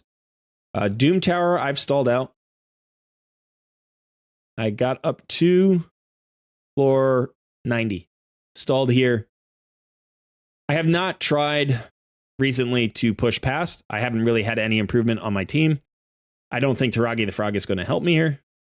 So I'm not sure how to get past this boss. I can get the boss down to about 15%. So there might be a way to push through, especially if I get some better gear, maybe get a little faster. I would like... Close enough. What's that? That's close enough. That's what gave me hope to push and figure it out. So yeah, but when I'm typically dying at 30% and my best result is 15%, that's different than when I'm consistently getting to 15%. You know, it's like, oh, my best result was 3%. Like I'm not there. I do think that it's potentially possible that it could be like a 5% success rate, and I just need to manual it 50 times to, you know, make sure I hit. That's possible. At the current, you know, timeline, I'm not going to get to the void shard. Like there aren't enough days left. So I could potentially get to this void shard. Obviously, the epic tome would be useful, and then the following epic tome would be useful if I could get there. So if I can get through it today, maybe I'll do that during the stream. Maybe I'll mess around and see if I can get through this boss.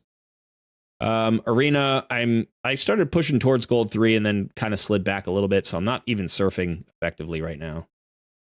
So I got far fewer medals this week than I did last week. Let me see if I can take this team. Because last week I employed the surfing method, and that just works so well.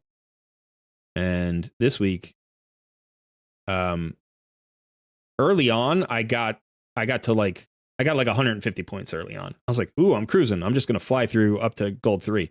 And then I hit a wall. And I was like, no, you're not doing that. So I've been able to find some targets. I haven't had enough time, though.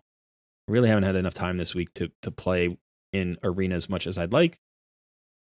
I did play a little live arena. Let's see, what else is going on this account? Faction crypts are doing okay. Got 315 total stars. I am farming legendary materials from like 3 crypts, I want to say, maybe 4. And I'm farming epic materials from all of them but like 2 or 3. So there are a couple like Ogren tribes. You can see I still have just 2 stars there. Yeah, I can't. It's always Ogren. It's Ogren. But I think almost there are like probably dark elves. I think I'm stuck at 6 because dark elves getting through that first boss is a nightmare. And then I think one of the others I might be stuck at 6 as well. It might be Demon Spawn or Lizardmen. No, I think Lizardmen I pushed through, but yeah, so here maybe, yeah, Undead, I'm stuck on the first boss. I don't know if I could push through or not. Maybe with Dark Athel, I'll build her out or whatever. Or I'll put, I do have a Banshee now. Because you have a Banshee, I could put her in a stun set. That might help. I don't know if it'll help me get past the boss, though. So I'll have to play around with that. But yeah, doing okay in faction crypts. And yeah, and I'm account level 57, which is falling further and further behind Sun. So that's what this account is looking like right now. So let's go ahead, Sun. Why don't we take a look at your account now? Yeah. Why don't you show us around? Yeah. So I'm account level 63. I've got a couple levels on you now. You're 6 levels ahead of me. Wow. Yeah. It's all that beautiful, glorious champion training. That's what it's all about. I think that's one of the biggest differences is I've had tons more Lego books there. But yeah, as far as Demon Lord, I'm pretty much kind of in the same spot as you. I'm doing like 15 to 18 million a key right now on my Nightmare Clan boss. So it's a 3 key. We just unlocked Ultra Nightmare yesterday. Haven't played around with that at all, but hopefully we will get to soon. Uh, Now what I'm working on right now is I've created my own speed tune, which for some reason got wiped. But more or less, I'm bringing in Brogni, Anchorite, Miscreated, Fane, and Geomancer in kind of a mix of a 1-1 and 3-4. And I'm hoping that that's gonna result in a big improvement on my Nightmare Clan boss. Hopefully get it close to 1 key and then start pushing it for Ultra Nightmare. I did finish, I think I was maybe shy like 200,000 damage on Hydra for the final chest there. Dungeon wise, I haven't really done much pushing at all. Farming Dragon 21, that's a pretty consistent clear. I pretty much never do Spider, never do Fire Knight, never do Golem unless there's a tournament and I'm trying to get something out of it. So I think we're pretty much in the same spot there. You're on like 17 to 18 on those. Yeah, I think Spider 17, Fire Knight's 18. Yeah, I did get all my Void Keeps are all done, so I'm farming the max level on those. I've gotten a little bit into the Iron Twins, except for Void apparently, so I get some. I'm gonna do that a little bit later. Yeah, Arena, like you said, I'm in Gold 3 Arena. I'm doing all right. I think I'm actually gonna get stuck here now because I've changed my Fane for my clan boss team. She's significantly slower now, so I think I'm gonna have to take her out and just rebuild a brand new arena team. So that's gonna happen after clan boss. Do you have an idea of who you're gonna replace her with? That's a good question. Not yet. I'm thinking maybe Whisper, just to get the same kind of big hitter DPS in there.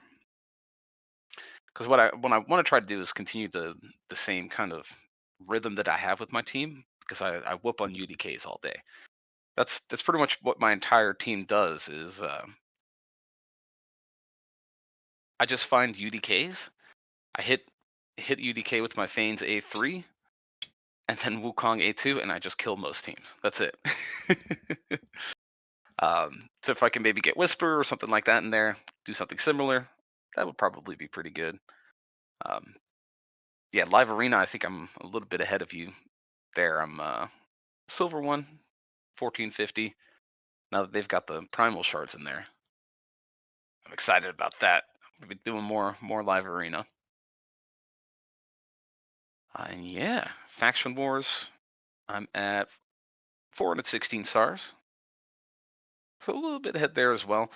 I took this champion training to pretty much 4-star 40 every single faction crypt that I have. And then, for those lucky ones that have 6 stars and 5 stars, that's where I'm farming legendary, 18 plus. Mario asks, so when will Sun take over Colred's account to help him? Listen, if you want to take over my account and just grind out some champion training events, that would be great. Yeah, I mean, that's the thing. I mean, I'm sitting on, I've got enough for multiple 6 stars for champion training now. So yeah, I mean, I think my main focus right now is just on getting better clan boss results, building my speed tune. I'm most of the way there. I think only Miscreated Monsters, yeah, he's the only one I have left to speed tune and get geared. And then from there, I'll be able to start making improvements in other areas. All right, cool. Yeah. Yeah, good work. It's definitely I've been kind of holding out for like a new champion. I've been holding out for a champion that would help move my account. And like just grinding in the meantime, because I believe in incremental progress. Been trying to get better gear on my Athel. Like I've been doing those things. and consistently, and just trying to be patient and being like, okay, you know, the roster is solid. I can definitely level up some more champs. I think what I need to do is adopt your mentality this week of just grinding champion training, not getting distracted by all the other things, just doing the same thing we were just talking about in terms of like the 2x shard events. Just focus on one thing. If I could get Doom Priest, Rector Drath, Rock of Viletide, Wukong, and Creola Witcharm, all the 6 stars, even without booking them, get them to 6 stars and get them masteries, those 5 champions would provide a ton of flexibility and progress for my account. Absolutely. I don't need books on them to do that. I definitely don't. I mean, I could use books. I want to book some of those champions. But if I just focused on doing that for the next week, just get like 3 or 4 more 6 stars, I would see progress in faction crypts. I would probably see progress in arena simply from getting Wukong to 6 stars. Like if I just got him to 6 stars, didn't even book him, just got him to 6 stars, I bet I would see progress. I would probably get to gold 3 with that because I'm really close to defeating some teams. You know, like I'm at like 103k or 105k power, and I take on teams that are like at 170 and I win. And then the ones I lose to sometimes are like tiny. You know, it's like a tiny little difference. So I do think that, you know, the extra damage from Wukong, maybe the extra it would probably just be the extra damage. I mean, I don't need him to be more survivable. That doesn't make any sense. I don't know that I need him to be faster either. He's speed tuned, but eventually I'll want him to be faster. So there's an interesting thing going on. Somebody's talking about the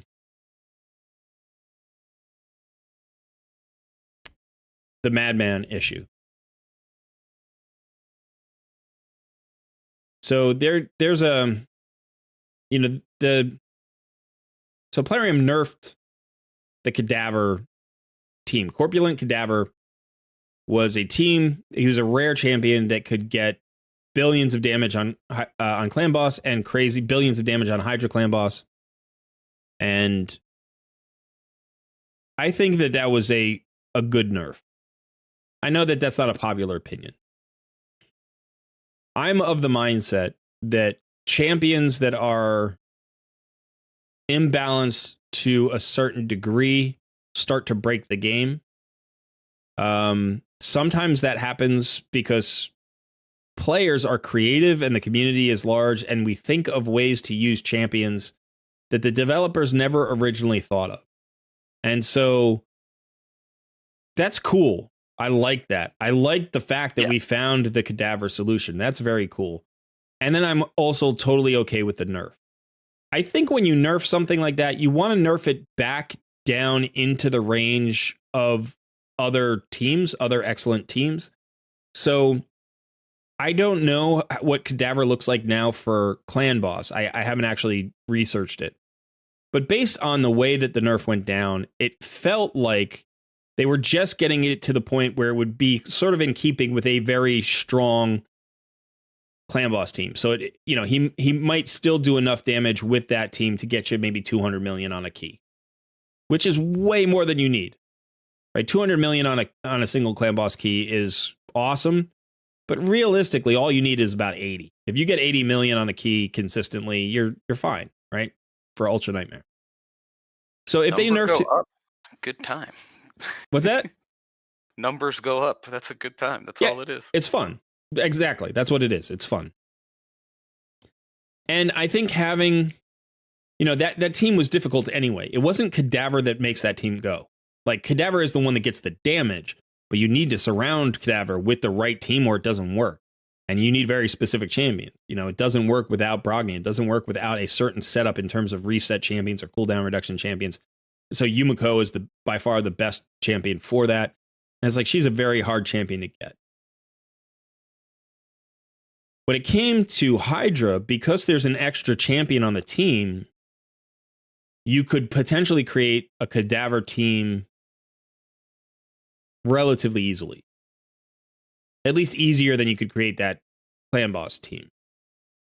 Now, I don't think it was easy. I think still you needed specific champions.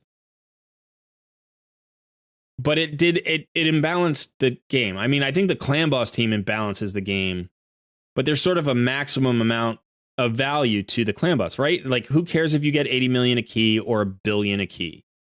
Nobody cares. It doesn't do anything to anybody else. It doesn't affect PvP in any way. It doesn't change the outcome in terms of rewards in any way. It's just like you said, it's just fun. Numbers go up and it's fun. But in Hydra Clash, it matters. It actually does matter. So I think when you have a PvP component to it, having a champion that's that imbalanced, it destroys the creativity in the game. Instead of trying to find 20 cool different solutions to Hydra, everybody knew there was an optimal solution. And so that's the one to go for. And then it just comes down to the power of the champions around that champion. Right? Like, do you have 2 Yumikos? Do you have 3? You know, do you have a +4 Yumiko? Do you have, you know, like, do you have a +4 Brogni? Like, what do you have? And so it's still a pay to win thing, even with Cadaver. But I think parts of the community felt like the nerf was an attack against free to play players because Cadaver is a rare. And so when you nerf the rare, it feels sort of like a targeted nerf against free to play players, which I don't think it is. I think this is a champion that has unbalanced the game, right? And it's a PvP champion, and that matters. It matters that is a distorted function of that champion. If everybody had that team, it would be no different than if nobody had that team. It doesn't change the distribution of power. The distribution of power is from if people could get that team or not. And then the amount of power that you had over every other team was so imbalanced. That was the problem. If you gave that team to everybody, the spenders would still hit harder than the free-to-play players. Because the free-to-play players don't have the gear, and they don't have the champions to put around them to maximize the value of that team. If you took it away from everybody, it wouldn't matter. The spenders would still do more damage than the free-to-play players because the spenders have spent money to get the better champions. And that is the way it should be in a game like this. Spending should give you value, and it shouldn't be negated by, you know, a rare champion. Like, that shouldn't just wipe out the economic model. So, in terms of balance of play, and in terms of the economic model of the game, and in terms of the fact that it's just an absurd amount of damage, it really breaks the Hydra fight as well. Like, that's also a pretty good indication that the champion doesn't do what it should be doing. It's nice, it's fun to go in there and one-shot Hydra heads. It is. It's really cool. But that's not the way that fight should work. And we were talking about reward before. When you take the fight and you dumb it down that much, why not just make the Hydra heads all have 1 HP? If we did that, would it be fun? Would it be a fun fight if that's what the fight was about? Every Hydra head had 1 HP and you could get 17 billion damage. Wouldn't be fun for anybody. Be fun one time. Yeah, it'd be fun for a minute, you know, and then you'd be like, eh. And then you would stop playing. So I think that that's fair. Now, Madman is a different thing. Madman's a little bit of a different thing. There are some elements that are similar.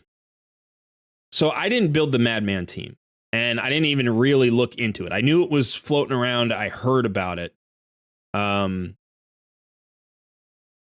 But I don't actually know I don't know exactly the mechanics for why it did so much damage.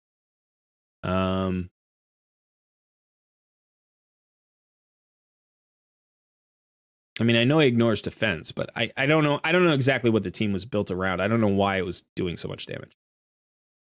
But so then we had this situation where it's like, well, now we've got another team with a rare champion as the focus, who's competing again. And they nerf him again. And so now this is the second rare in a row that's been nerfed. And again, the first one felt like a targeted nerf to free-to-play players or low spenders. And now the second one is mirroring that. And so it feels worse. It feels worse than the first one. I think for two reasons. One is the first one, everybody could see to some extent that it was broken.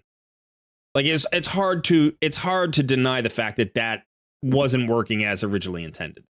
That was a really cool solution where players outsmarted the devs' expectations. And when that happens, the devs have the right to like readjust the playing field to keep it level. Like that makes sense. And now this one is sort of similar. Madman's not really working as intended, not because he's broken, not because he's glitched, not that Cadaver was either, but that the expectation of a Hydra fight is that it's an end game fight. And so a rare champion like this matching the damage of crazy, void legendaries doesn't feel good in that way to them.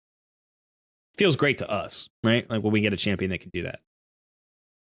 But I think we have to acknowledge that there's a logic to the fact that more valuable champions of higher rarity champions are more valuable because they're more powerful, and they are more rare because they're more powerful. Yeah. So it makes sense to me that legendaries should do more damage than rares. When you have a fight like Clan Boss, like Demon Lord, if you can make a rare work and get you 80 million a key, if you can get Frozen Banshee to work and get you to 80 million a key because you build her really well, you put a team around her that's really good, and it just ekes over the line, but it works. That's great. But if Frozen Banshee could get you 200 million a key, that would be silly. It shouldn't be that way. You should have access to solutions with rare and epic champions, and you should have access to better solutions or better for performance with legendary and mythical champions. That's how the rarity system works. Coldheart, we talk about her as a legendary in a rare skin, and it's because she outperforms all other rares and most epics and some legendary. Right? And in fact, there are very few rares like that in the game, and there should be very few rares like that in the game. We have Coldheart, we have Apothecary. Those are the really, really good, those are the really, really good rares. And then we have maybe 20 other rares that are probably on tiers with like epics, and they do great jobs. I mean, think about the fact that like Master Butcher can be your early game Bommel solution, can solve probably the first 2 or 3 Bommels in the game. That's great. That's great that a rare does that. That's exactly how a rare should work. Should give you a solution to an early game problem because it's an early game champion. But Master Butcher doesn't solve Doom Tower hard for you. And that's likewise a good thing. That adds value to the epics and legendaries that can solve Doom Tower hard for you. So the thing that feels worse about this is that Plarium, on top of all the other crap that they've been throwing our way, has just recently said to free-to-play players, I know there are these two solutions out there. They're not good solutions for the health of the game, and we're going to take them away from you and not take them away from, the spenders. That doesn't feel good. That doesn't feel good. And then I think one of the other things, and I think Shooter90 said this in the chat, I'm not looking at chat right now, but there is a problem with Yumiko. Specifically with Yumiko, I think Trunda is less of an issue. There's a specific problem with Yumiko in that Yumiko can cool down skills by 3 turns and then have her skills cool down by a second Yumiko fully. And therefore that creates this effect where you can basically cycle these cooldowns over and over and over again. First of all, Yumiko is incredibly difficult to get, and getting 2 requires you to be a huge spender, basically, unless you're incredibly lucky. I mean, like 1 in a million lucky, right? So, not nerfing that, which also feels like, if it's working as intended, it shouldn't be intended. It feels like an imbalance in the game, and it feels like an imbalance in the game close to the level of imbalance that Cadaver created. certainly equal to the level of imbalance that Madman created. Absolutely. I think the Yumiko issue is more of an issue than the Madman issue. The Madman issue is a more widespread issue because more players have Madman. Everybody can get a Madman. Yeah. But the Yumiko issue is a bigger issue because it tilts the playing field so hard for the few spenders that are able to create that comp, right? And then that issue isn't just used in, like, that problem, the problem that Yumiko creates isn't just present in Hydra Clan Boss. It isn't just present in Demon Lord Clan Boss. It's present in Live Arena. It's present in Doom Tower. It's present in Hydra Clash. It's present in CVC. It's present everywhere. Anywhere you can use a cooldown reset champion, like or cooldown reduction champion, you can use two of these Yumikos and just create crazy teams that destroy every dungeon.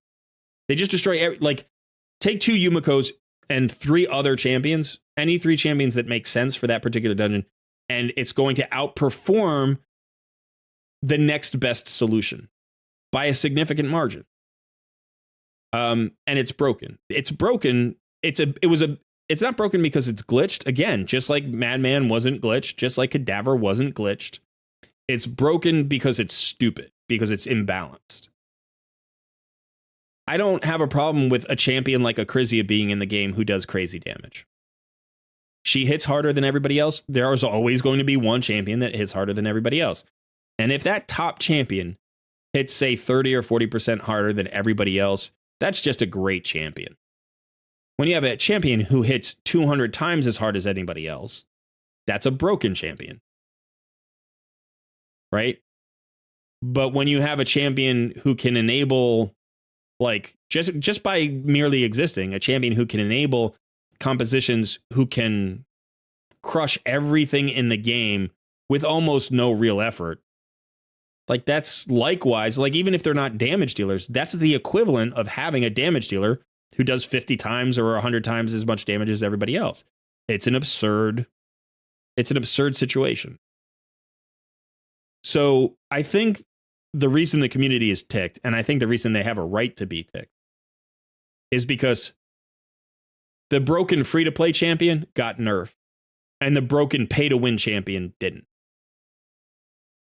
And that's a reason to be pissed. That is completely a reasonable reason to be pissed. I don't think that means that the free-to-play champion shouldn't have been nerfed. I don't think that's a reasonable conclusion to draw from. I think that's a gut reaction, like, give us something. Like, you keep taking away the stuff that we find. This game is hard. We found a solution. It's a free champion. It's a simple champion. It's a rare. It's something that people have access to. And then you took it away from us again, like you take away everything from us. And people get pissed. And they're right. They're right to be pissed. Not because the thing was taken away, but because if you're going to take away these things, you have to be consistent. You have to say, we're taking it away for a reason, and that reason is being consistently applied across the board, because if it's not, then it's injustice, then it's discrimination, then it's whatever you want to call it, but it's certainly not fair. And, you know, players have a right to be pissed about that. And that's another reason why Jay Giggs called out for a spending strike. Because he's like, look at what's happening. What they're saying is, if you spend, we'll bend the game for you. That's just another incentive for people to want to spend huge sums of money. Right? We'll bend the game for you. It's like a curve on a test, but rather than the curve on the test being based on, like, who did the best and who did the worst, it's a curve on the test based on who's willing to bribe the teacher the most. You know, it's clearly unethical.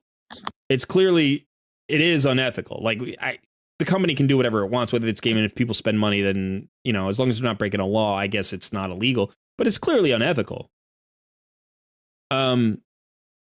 But the reason that they're doing it is because whales and krakens have been pissed, and in recent memory, they have pulled back from their spending. And so they're like, hey, we don't want to tick off the krakens and the whales, but we don't mind ticking off free-to-play players. Who cares about them? They don't give us any money anyway.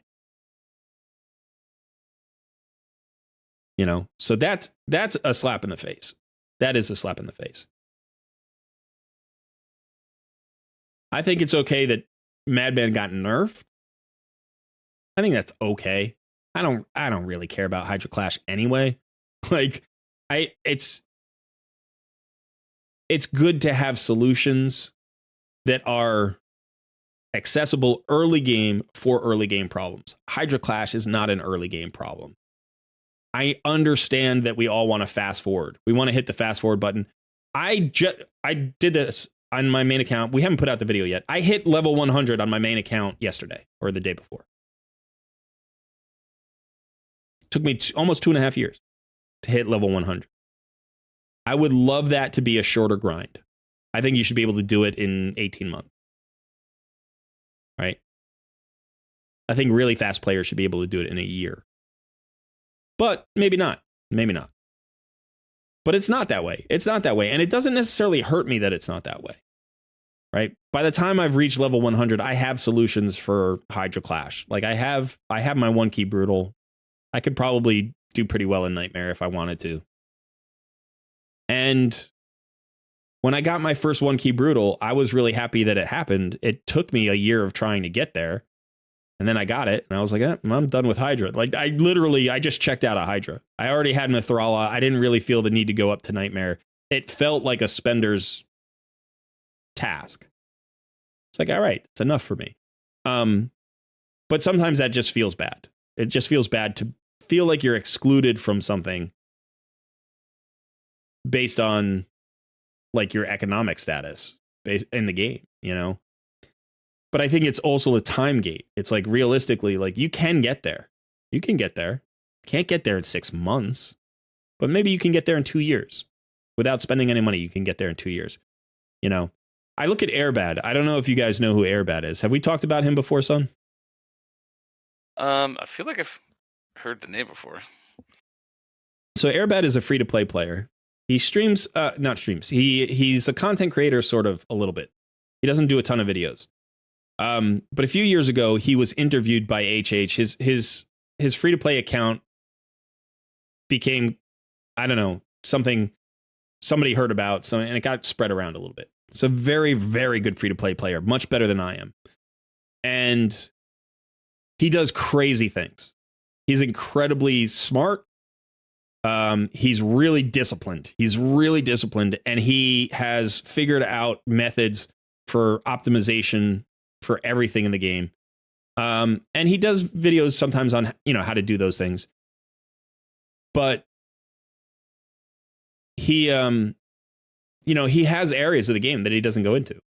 He's like, I'm never going to get Plat Arena. I'm just not going to do it. Why not? Well, because you have to spend. Right? That's why that exists, basically, is what he says. You know, which is right. It's like Platinum Arena isn't the arena for skill, it's the arena for money and skill. Right? If you want the arena for skill and no money, that's Gold 5. Right? Can you get there? It takes skill to get to Gold 5. Or it takes money in place of skill to get to Gold 5. So it's one or the other, right? If you have money and skill, now you can start thinking about platinum. And by the way, it's a significant amount of skill and it's a significant amount of money. Like you need both. Like if you were trying to get into Platinum Arena with no skill, it would take $100,000. You know, you would just have to buy like crazy gear and +4 champions and all that stuff. I've touched Platinum Arena a few times. Finishing the week in Platinum is different than touching Plat Arena, right? Because you can get promoted into Plat Arena and then like everybody the day before server reset goes nuts and tries to like push up and it's only the top, whatever it is, top 200 players. You're going to get dropped. You're going to get dropped out of there. There's no way if you're a free to play player. You need +4 damage dealers. You need crazy supports. You need God tier gear. And most of that comes from not just grinding the game. It comes from also spending in the game. So. Ken says, I'm going to hit level 100 in 9 months with this speed. Yeah, I saw that. I don't know about that. Going from level 99 to 100 took me maybe 2 weeks, maybe a little bit less, maybe like 11 days, 12 days, something like that.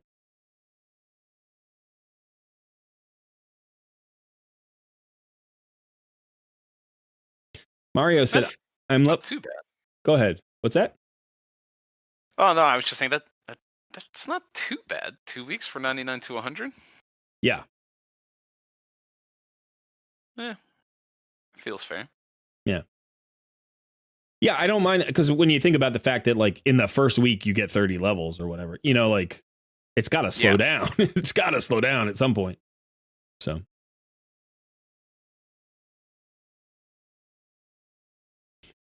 Simeon Wardle says the roadblock in this game is the tag team quest. Gold 4 is not possible except for whales and krakens. Do you have to get into gold 4 for Ramonto? I thought you just had to get into gold 1. Wait, how does it work? Yeah, you just have to get into gold 1. And I actually think that's achievable, although it's getting harder. And I got close to silver 4. And I kind of got distracted by a bunch of stuff, and I didn't do Tag Team Arena. And now I've fallen all the way back down. I think I'm in bronze 4 right now. And I'm like, I should have gotten it when I could have, because it's getting harder every month. It's getting harder every month. So there will come a point where it's impossible. It'll be just like what you're saying, where only spenders, big spenders, will be able to get into it. They need to make, when they talk about making quality of life changes, that's one of the things that they have to do. They have to separate some of the arena accomplishments from the Arbiter and Ramonto missions. That's one of the things they have to do. They have to do many, many things with quality of life changes, but that's one of the things they have to do for just to remain any kind of, to retain any kind of, reason when it comes to those rewards. It is so much harder to get Arbiter now, I think, than it used to be. And I used to think it was the other way around. I was, it's getting easier and easier to get your Arbiter. But the truth of the matter is, grinding to like get your Great Hall bonuses up to tier 10 is way harder than it used to be, because getting into gold 4 or gold 5 is harder than it used to be. So the mission has remained the same. They actually, at one point, I think it was, they required you to do attack. And I think they've removed that, right? I don't think they require you to do attack anymore. Like you had to level up an attack bonus in the Great Hall to like 6 or something. And I think they got rid of that and they just made it any bonus. So now you don't have to do that. So that doesn't get in the way.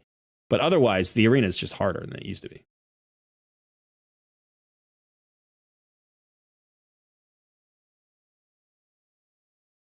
Pekka Mahalder asks, is there any way to calculate my damage output of the builds considering damage crit rate and speeds and ignore defense altogether? No, because you don't know the defense of your enemy. So without their numbers, you can't do it. If you did have their numbers, there's a calculation, but since that calculation is really hard to actually... The calculation is probably not that hard to do, but the value of it is so low because we rarely have that information that nobody cares. So what you can do is you can calculate your damage hit. You can calculate your damage output and then figure out the mitigations based on the difference between what your damage output should be and what you actually see in game. So you can calculate roughly actually not even that roughly, fairly accurately, you can calculate the defense of your targets, which is how, HH Gaming does all its ratings anyway. Like when they figure out how hard something hits, they do it experimentally. They don't just calculate it. They actually figure it out. And then through repetition, they've figured out, exactly what they need to hit in order to measure the right damage measurement, as opposed to like certain fights will skew the data towards certain kinds of champion. Yeah.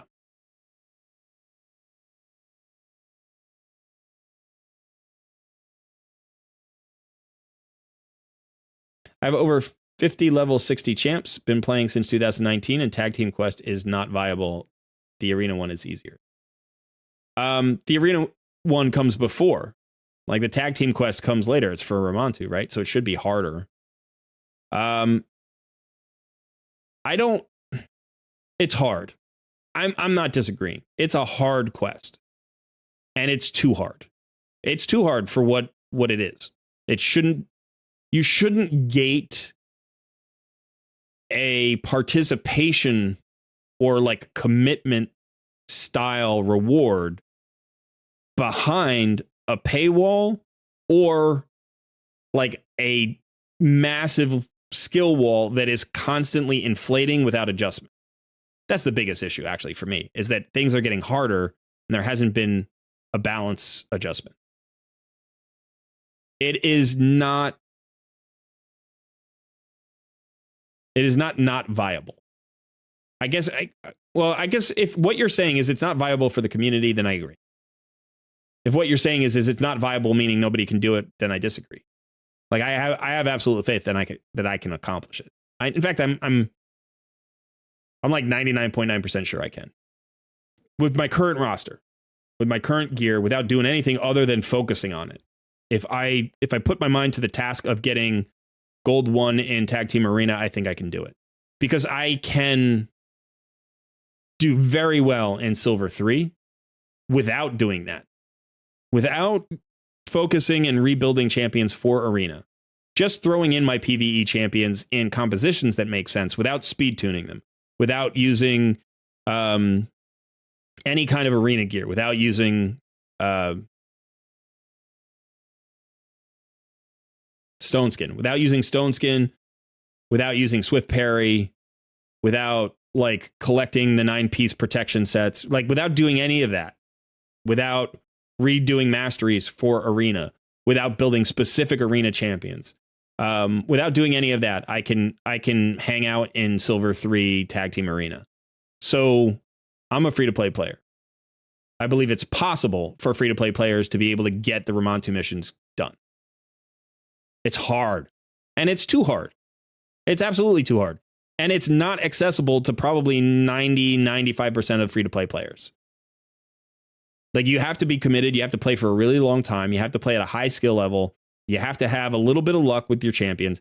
And you have to be committed to actually making that happen. And then you still have to have the skill in Arena to make it work. And not everybody loves PvP. Not everybody grinds PvP the way I have in the past in order to get good at it. Not everybody finds that challenge fun. A lot of players play this as a PvE game. And so to be forced to play PvP at that level to get that reward is not fair. I don't think it's smart either. So when you use the word viable, I'm not sure exactly what you mean. It's possible. It is possible, but it's not right. It's not balanced. It's not in a good spot.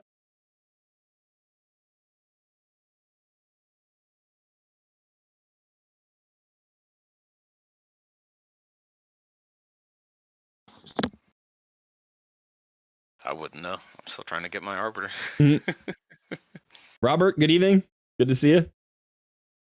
By the way, anybody else who's come in who I haven't said hello to, hello. Glad you're all here. The next quality update should be a higher energy cap. I think that is a great quality of life request. That's one that we should definitely push for. I don't know why they picked 130. I don't know what it is about 130 that made them think that was a cool number. They Plarium simultaneously wants us to never be out of the game and then makes it hard for us to be in the game. Why? In fact, don't even raise the energy cap. Just take energy out of the game. Take energy out of the game. Let people just run infinitely. That's the way RPGs used to work, right? Like you never had energy in the game. What would happen if you removed the energy, not just the cap, but you just removed energy as a requirement from the game? The reason it's there is to make you feel like you're constantly on a timer, because it's literally the minute timer, right? It's like every minute is counting down. It's a 3-minute timer here. So, okay, I'm going to get my energy back. I got to log back in. And if you took energy out, maybe people wouldn't feel that urgency. They wouldn't feel that urgency to be in the game when they have energy to use. But likewise with multi-battles. Like if you just gave everybody infinite multi-battles, what would that do? How would that lessen their time in the game? If you gave me more energy, I would play this game more often. If you give me more multi-battles, I would use them every day. I'd never stop. Right? Like how many times, Sun, how many times have you just gotten to the point where like on one of our streams, one of our live streams, our NOOB versus Pro, you just end up sitting there because you're out of energy? Every single time. Every single time, right? And like you don't leave the game. I specifically save stuff for today so that I have something to do, because otherwise I'll run out. Yeah, that's what Knights of Honor just said. He said I'd play all day if they removed the energy cap. By the way, don't forget to smash that like button. I've got to say that at least once during the stream. Please hit the like button. I'd appreciate that. Subscribe to the channel. I have to say that more often. Joining our Discord community. Yeah, consider joining our Discord community. It's an invitation. Everybody is more than welcome in our Discord community.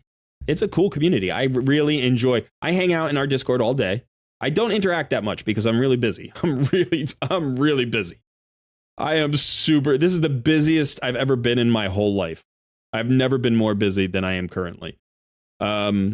So yeah. So if I don't interact in the Discord as often as, you might expect me to, that's why. But I try to respond to DMs. I respond to probably 50 DMs a day. I try to respond to comments in my videos. I probably respond to, on average, maybe 100 comments a day. There are days when I don't get to it and then it builds up and I get behind and I feel bad because I don't have the time to catch up. But there are conversations going on in our Discord all the time. They don't need me there, right? Like we've got cool people, smart players, like fun guys who are just hanging out, having fun. I mean, I was gone all day. I came back. This was, I don't know, last week. I joined the Discord and Sun, you were hanging out in just the lounge with like 4 or 5 guys working on your Clan Boss speed tune. Yeah, I pop in there every now and then. Yeah, it was just like hanging out. He was streaming live in the Discord and there were, 4 or 5 players just talking to him about his speed tune and helping him work it out. And like, that was fun. I jumped in there. We had a fun time. We debated about, various champions and how you could tweak the speed tune and all that stuff. And it was a good time. It was one of the more fun times I've had recently playing Raid, simply because it wasn't just focused on either content or grind. It was just focused on talking about the thing we love to play with other players who also love to play the game. So if you want to enjoy Raid more, whether you find our Discord community or somebody else's, like, it doesn't matter. Get in a Discord community. Occasionally get into voice chat. Occasionally stream your own game in your Discord community so that other people can check out your account and talk to you about it. And join other people's streams when they're doing it and talk to them about theirs. You'll learn stuff. You'll probably meet some new friends and you'll have a lot of fun.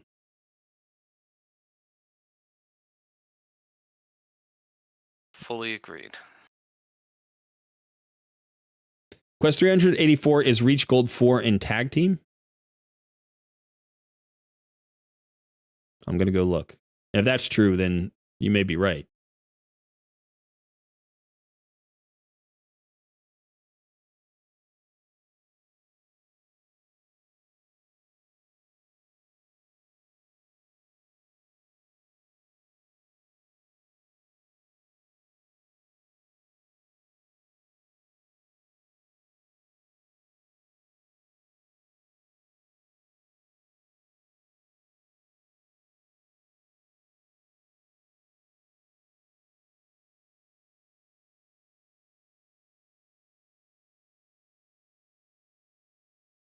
I'm currently looking at the list on HH Gaming.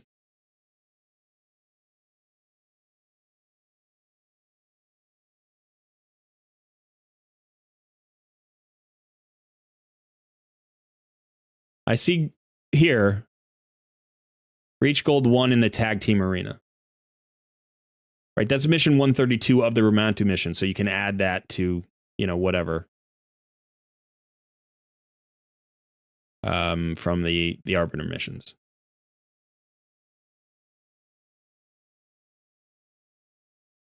So Reach Gold 1 in tag team arena. And then if we go down, I don't see another tag team quest.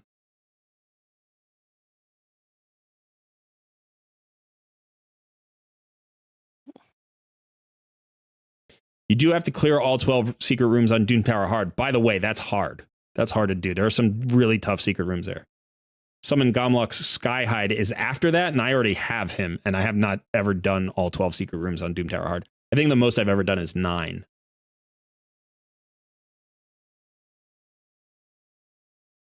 So I don't think you have to get to anywhere except gold 1 in Tag Team Arena. At least based on this list. Now I could look in game on my main account, but I don't think I'm this far in. I think I'm in this batch here. Reach silver 4 in Tag Team Arena. That's the one I'm actually currently locked behind. I think I am on that mission.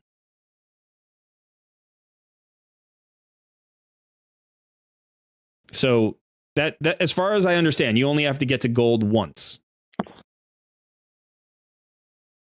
Right? And you need to do it here. Mission 132. So again, that's my understanding.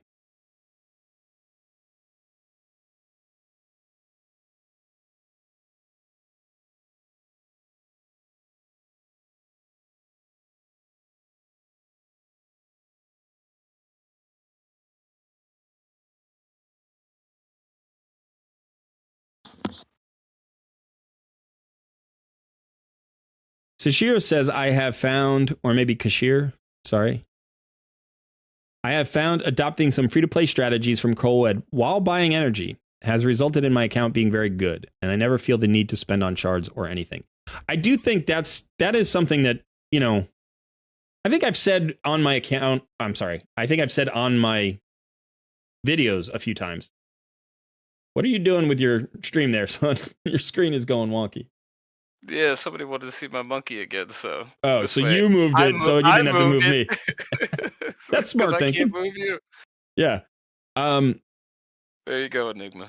But I probably haven't said this that often recently, which is that free-to-play strategies work for everybody. You don't have to be a free-to-play player to get value out of free-to-play strategies or mentalities, right? And I do say this frequently, which is whatever your resources are, you want to get the most value out of your resources. If you're a Kraken, you still want to get the most value out of your resources. You still don't want to spend $1,000 on something you could spend $100 on. That doesn't make sense to anybody, right? So both when we're talking about the economic values of things in game, the prices of things in game, like that, there's a value there. There's a value system there. But then simultaneously, all of your free rewards, all of your gems, you know, your energy, your shards that you collect for free, those are being spent in the game. And if you get them free or if you spend money on them, it doesn't matter. Like the way you spend them effectively is still the same.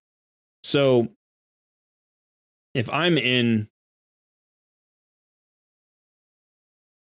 game here and I'm like, okay, I have 66 ancient shards. There's a progressive chance event going on. Doesn't matter where these shards came from. It doesn't matter if I got them free or if I spent money for them. If I bought them and I used them during this progressive chance event, that's not the optimal way to spend my resources in game, right? Especially if I'm in, say, the first year of my account. If I'm in year 4 of my account, maybe this is a good way to spend because I need those specific champions. But only if the progressive champions, like only if the champions of this pool make a lot of sense to my account, right? Otherwise, I should never do this event. I should never do this event. It doesn't matter if I spend money or not, right?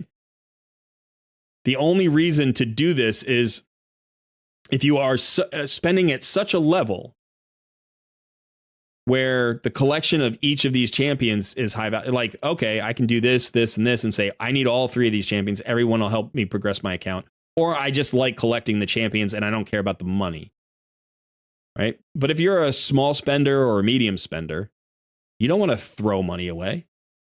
Nobody's trying to throw money away. So free-to-play players are always trying to get the most value for their resources because that's the only way they can compete with spenders, right? Or even come close to competing with spenders. And it's just part of the mentality. It's just what you do, right? Like if you want to accomplish things in the game in a reasonable time frame, you have to get as many champions as you can. and legendary champions are more valuable than rares. So why are we pulling during anything but a 2x event? Right? Like on my account, if I pulled Stagnite, doesn't do anything for my account. If I pull Lady Annabelle, doesn't do anything for my account. Nothing. Absolutely does zero for my account. I own both of those champions. Right? And I own a ton of other champions who do the same things that they do. I mean, Lady Annabelle is a little bit different. If you don't have Lady Annabelle, you probably want her because she's a great bomb solution. Likewise, all of these champions are actually not that valuable for my main account at, whatever it is, almost 900 days in. They're not that valuable. I could use them. I could get value out of them. But the amount of progress that my account would make based on any one of these champions is a fraction of a percent of progress. Maybe it would improve my third Hydra Clan boss team. Maybe it would allow me to save a little bit of time in certain fights. Maybe I would go from a 2-minute clear on a hard dungeon run to a minute 30. Maybe. That would be pretty significant improvement for my account. Early on, it would be valuable. But if you're a spender, like if you're a spender in the early game, maybe this makes a little bit of sense. But still, it's like, why not just pull during a 2x event? Why? Because these aren't the only 6 legendaries you need. You own 20. There are 180 in the game. Pull during a 2x event, you get more. Then once you have 150 in the game, out of the 180, now you start hunting for specific ones. That's the only way that makes sense, right? And that's true for free-to-play players. It's true for low spenders, mid spenders. It's true for whales and krakens. The speed at which you accumulate champions will be different just depending on how much you spend. So a year into the game, a free-to-play player is still missing 150 of those legendary champions, whereas a whale is only missing 30 of those legendary champions. So that changes the way that you view this kind of event, this progressive event, in terms of the timeline of your account. So a year in, a Kraken account looks massively different than a free-to-play account. But you still don't want to throw away money, right? So you're still going to target the right event. So if you're a spender and you found value in the free-to-play approach that I, kind of try to teach here on the channel, then that's good. That's great. That just means you've moved your methods to improve the value that you get out of your resources, which is awesome. And I'm glad I was able to contribute to that. And I hope that's improved your enjoyment of the game, because the other thing that spenders can get into, they can get burnout too. It's not just the grind. It's also when you spend money and you get no value, right? That's the thing that drives spenders crazy. Like, okay, I've got $50 a month to spend on this game. I put $50 a month in. I get, I don't know, a little bit. Let's say I buy one shard pack a month and then I buy a raid pass or something. Like the raid pass is good value, but I buy a shard pack a month and I pull it and I get no champions. Like I could be free to play and have my roster, right? It's like I've bought 40 void shards over the course of the past 6 months and it's resulted in no void legendaries. That feels awful. Now you're like, I've thrown $300 at this and gotten nothing. So that should also not happen, right? We don't want that to happen. So if you can get better value for your money that you do spend, then that's great.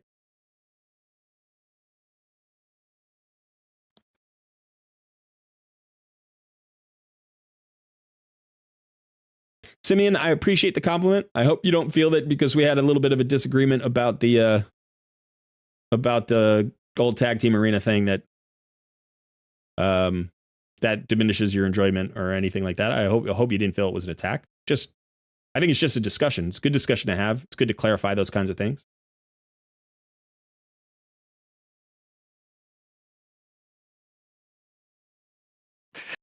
I'm just thinking that if you want to hear Cole attacks, just listen to some of our arguments when we get into it.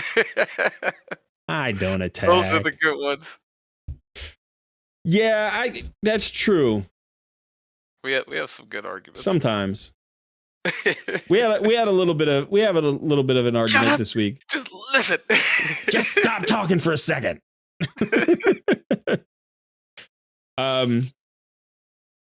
Yeah, but it's funny that, like over the years, we've had some serious discussions and we've talked about things outside the game and inside the game. And our method, like when you play bot lane with somebody for 10 years in League of Legends in ranked, like you can deal with your conflicts. Do you know what I mean? Like, yeah, you figured out a way. Yeah, you figured out a way to stay friends and still fight each other, because it's like, what do you do? No, you're driving me crazy. It's like, and then 5 minutes later, you're like, hey, you want to go again? Yep, me too. Okay, let's go. It's like, so, yeah, I mean, we do really well, but sometimes, just like, in any friendship, you have little moments.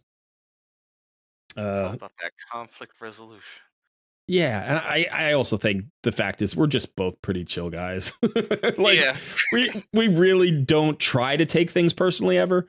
Do you know what I mean? Like, we both just kind of let it slide. It's like, okay, my buddy said something and it was kind of irritating, but at the same time, like, it's because he's irritated. It's because he's frustrated right now, not because he's trying to be mean to me or he thinks something awful about me, And so we both kind of just we move on. Things all the time. This, no. Yeah, I'm chill, man. Yeah. There's not much in this world that bothers me. No, sometimes there are a lot of things in this world that bother me. Everything in this world bothers me, but to let it inhabit you is self-harming. Yeah, I guess that's maybe a fair clarification. Yeah. Plenty of things that bother me. Don't let it take over your mind. Yeah, that's the thing. I think, when it comes to the strike, when Jay Giggs, has called this out, and I think during my reaction video, I said one thing. It's like, I don't think this should be a movement. I think it should be a practice. When games try to take advantage of you financially,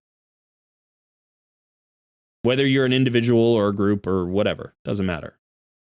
You should defend yourself. Makes sense. You should defend yourself with your practices, not just your words, but with your practices. Take action that safeguards the things that you value, or that safeguard the things that you value. So I think that Plarium bothers me. Plarium bothers me daily. Their philosophy makes no sense to me from a business standpoint. Like, I'm not saying that I don't understand their philosophy or that I don't understand where it comes from or why they do what they do. I understand all those things very well. But as a person who's had a career, who's, had a business, has several businesses, like my business philosophy is very different. My business philosophy is old school in some ways. And the idea is simple. Provide value in exchange for the value you're taking in. Whatever your clients are paying you, whatever your customers are paying you, make sure that they always feel like they walk away from the transaction feeling good. And if they do, they'll come back. It's very simple. And likewise, I should walk away from the transaction feeling good. If I'm ever hired, if I've ever had a client who's hired me for any of the jobs that I've ever done, and I don't feel good about how that client's treating me, regardless of the money that I'm getting, I walk away. Now, usually walking away isn't my first solution. My first solution is addressing it, saying, hey, this isn't working for me. Can we adjust this? And if they're like, nope, you work for me now. This is what you do. I'm like, guess what, buddy? I don't work for you. I work for myself. Right? It's like, you hired me to do a job. And so you are my client and that matters to me. But if you're not going to treat this relationship with the respect that I feel it deserves, I don't have to listen to you. It's like, you could fire me from a job, but you can't fire me from my job, right? Like, my job is my business. And in 25 years of working for myself, I've had customer relationships that have not continued past the end of a project. Like the project's been done and the client and I both think maybe we should, you know, or maybe the client's like, yeah, that was fine, but I'm not going to hire this guy again. That's happened on rare occasion. You know, maybe like 2 or 3% of my clients have done something like that. The vast majority of my clients come back and they say, hey, you did a great job. Let's do it again. But there have also been times where I've finished a project and I'm like, that was fine. That was okay. But I don't want to work for that person again. Or I don't want to work for that, you know, company again. It's really rare that I would quit mid-job. I think in 25 years of doing this, I've done that maybe 5 times. Maybe 5 times just in the middle of a job. I've been like, you know what? It's not worth it. I'm out. And I think I've been straight up like dismissed less than that, maybe 3 times.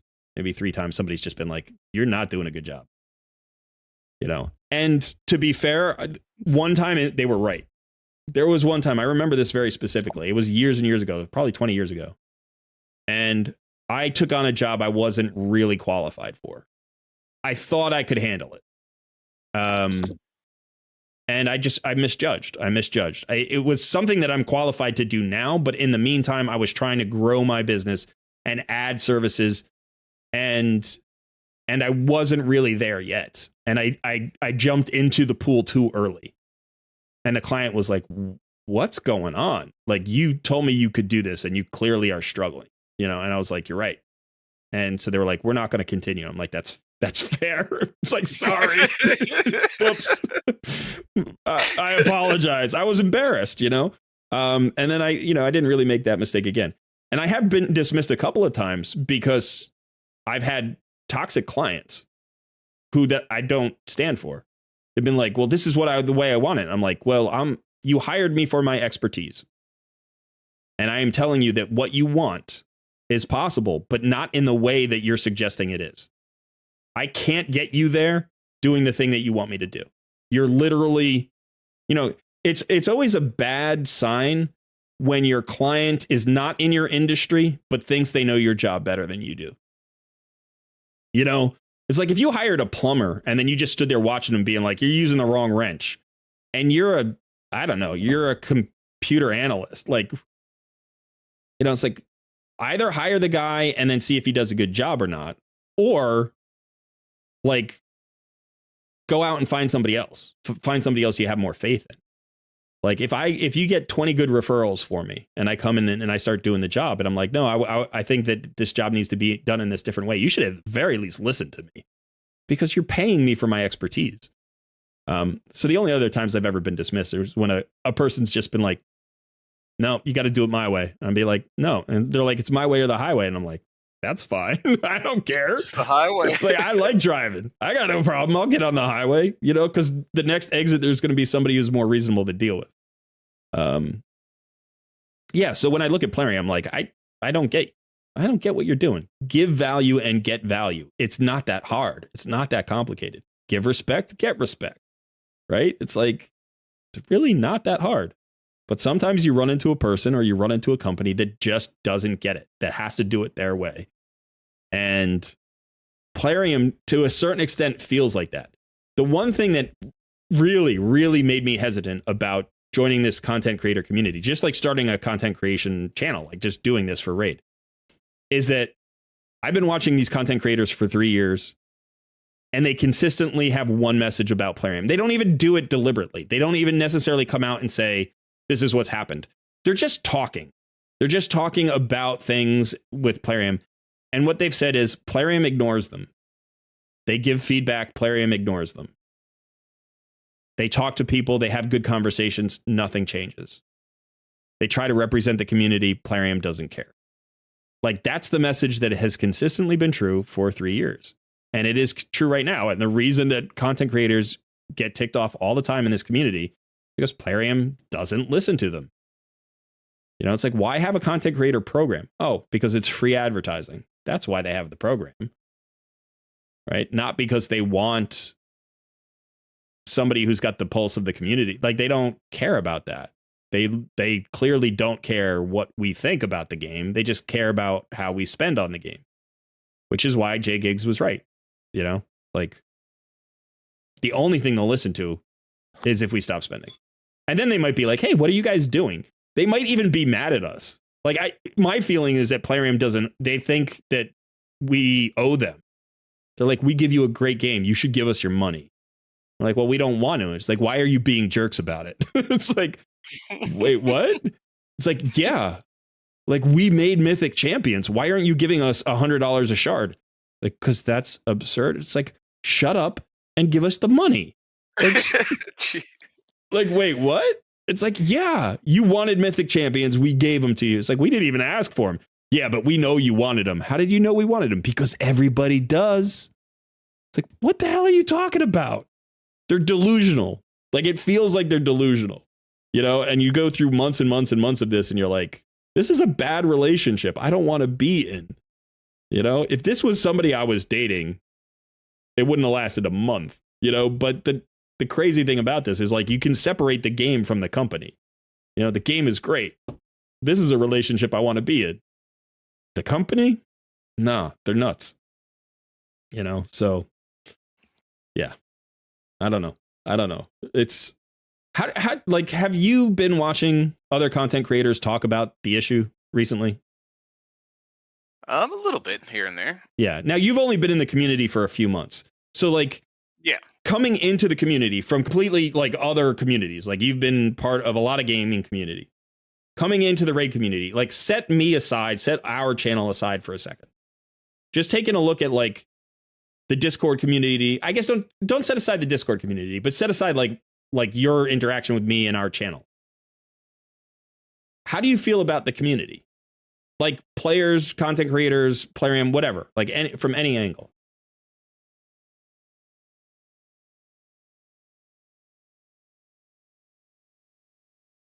So I would say it's kind of an interesting community, because it like, I don't find, like, the toxicity that I see is prevalent in a lot of communities. Like, generally, like, you know, if we take into account, like, the Discord and stuff, like, just awesome, fantastic people just hanging out, having a good time. It's a very kind and accepting community, as in, like, you know, they'll welcome any new players. They're always happy to help, you know, offer advice. I think that's pretty rare to find. Like, you know, if you go start any other game, pretty rare to get that kind of community. Um, at the same time, I think from my perspective, the only thing that confuses me about the community is the like level of hatred that some have sometimes. Like, I understand, like, now that I've played the game for 3 months, like, yeah, there are things that frustrate me. There are things Plarium does that are annoying. I think the pricing is absolutely ridiculous. Like, if you were giving me shards, pennies on a dollar, sure, I'll buy a sacred shard for 50 cents. $20? No, I'm not doing it. It's crazy. But you don't have to. Nobody's forcing you to. There is enough in this game that it's standalone, completely free to play. Can you compete at the upper echelons? No, probably not. If you are going to get there, it's going to take forever and probably a significant amount of luck. But I just don't also see, like, why people get so angry. Let it go. Play the game for what it is. Play it for having fun, enjoying yourself. If you're not doing that, then what's the point? So that's maybe the one part of the community that feels kind of strange to me sometimes, because it is such an awesome community. There's so many awesome people. It's a fun game. People are very welcoming. I like to complain about stuff. It's just like as much as the next person. But the level of vitriol is sometimes a little wild. Do you think that, because I think that's a fair assessment, and it's actually something that I hear sometimes. You know, we get comments where people are like, why are you getting so upset? Like, don't complain about the game. Just play it for what it is. You know what I mean? It's completely free to play. And honestly, if you're talking about free to play value in games, I think the free to play value for Raid is fairly high. I think the pay to play value for Raid is extremely low, which is a weird dichotomy. It is, because typically games that give good value try to give good value to both free to play players and to spenders. And Gotcha games don't. They try to give no value to spenders. They're trying to like almost trick you out of your money, right? It's like, we're going to pretend we're giving you value, but we didn't, but it's your fault. You know, it's like, what? Wait, what? So do you think that maybe your perspective here about the community and the rage that some people feel, do you think that is, I don't know, flavored or determined because you came in just thinking that you were not going to spend money? Like you knew you weren't going to spend money before you started your first account. Yeah.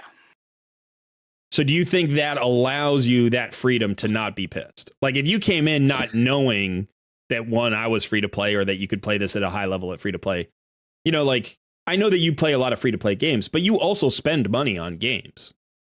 Oh yeah. So if you came in here, you know, under more typical circumstances for you, do you think that you would have potentially looked at the spending like possibilities here, spent some money, and then maybe had a little bit of that anger yourself that you didn't get much value for it? That's a good question. I would say it's definitely like, you know, coming into the game, going completely free to play, regardless of anything else that's happening, does kind of shift the perspective, right? Because I just don't even consider that an option. The goal is, how far can I get without spending any money and compete and figure out the game and you know, solve the puzzles and things like that. And that's very fun.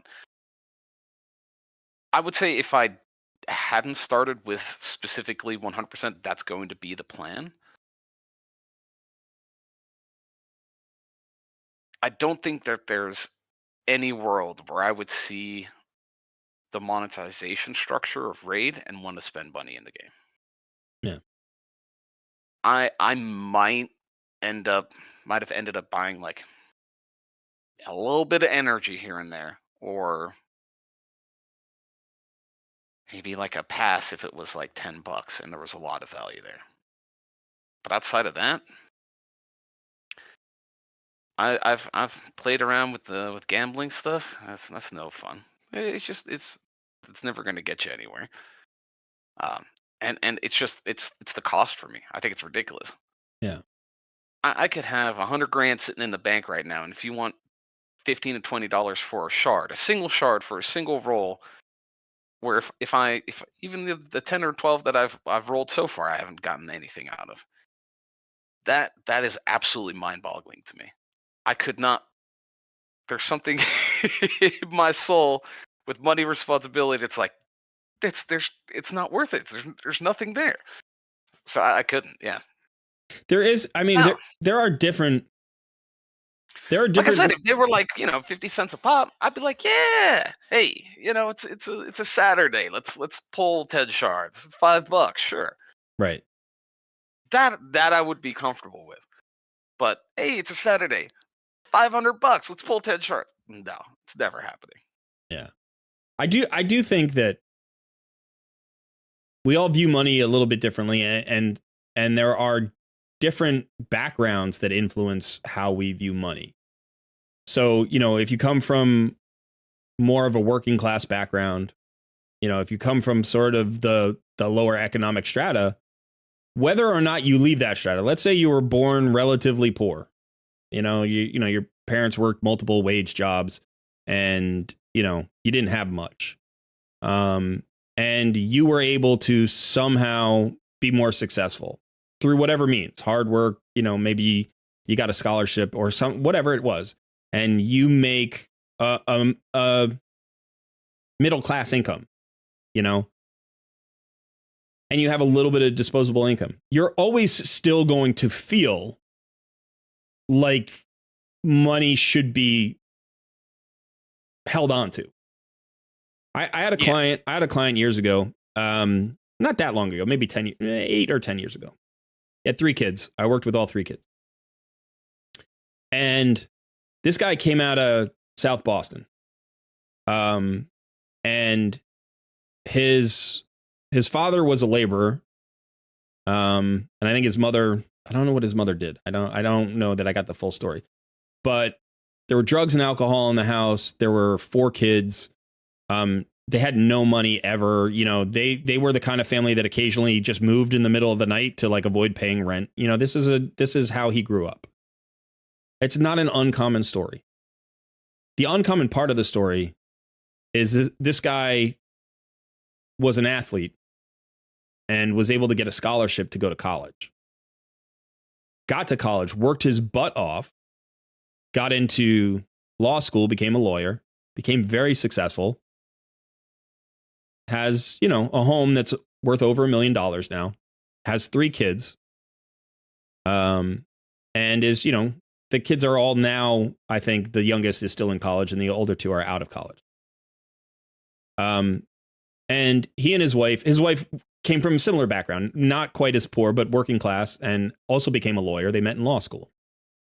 So the family's, you know, quite affluent now. And this is not the typical thing that I see in this economic bracket, which is that they raised their kids to value money like in a very specific way, to be thankful for the privileges that they have due to the money that their parents have earned, and also not to take it for granted. And they didn't spoil their kids at all. Kids had to volunteer, they had to work for stuff, they had chores, they didn't have an allowance. Like, it was none of those things. And, you know, whatever they did, I don't know everything that they did, but whatever they did, they really raised their kids with a sense of like proportion when it came to money, which is not something you typically see. But likewise, you know, despite the fact that they have $1 million home and they're very well off, like, not flashy, not super flashy cars, not super flashy clothes. They don't, like, they do things that the family enjoys. They travel together. They watch sports because he's a big athlete and he's, you know, into sports. So they go to like college. They went to all their kids' college games and high school games and stuff like that. You know, and like if you met them and just talked to them, you would never think to yourself, this dude's got $10 million in the bank. It wouldn't occur to you. And he's brought that with him. He's brought that with him. You know, he brought that with him from his upbringing. And as a result, if you ever even told him that this kind of game exists, he would shake his head and think you're an idiot for playing it. You know, like, and he would probably use those terms because for him, it's cut and dry. It's life and death.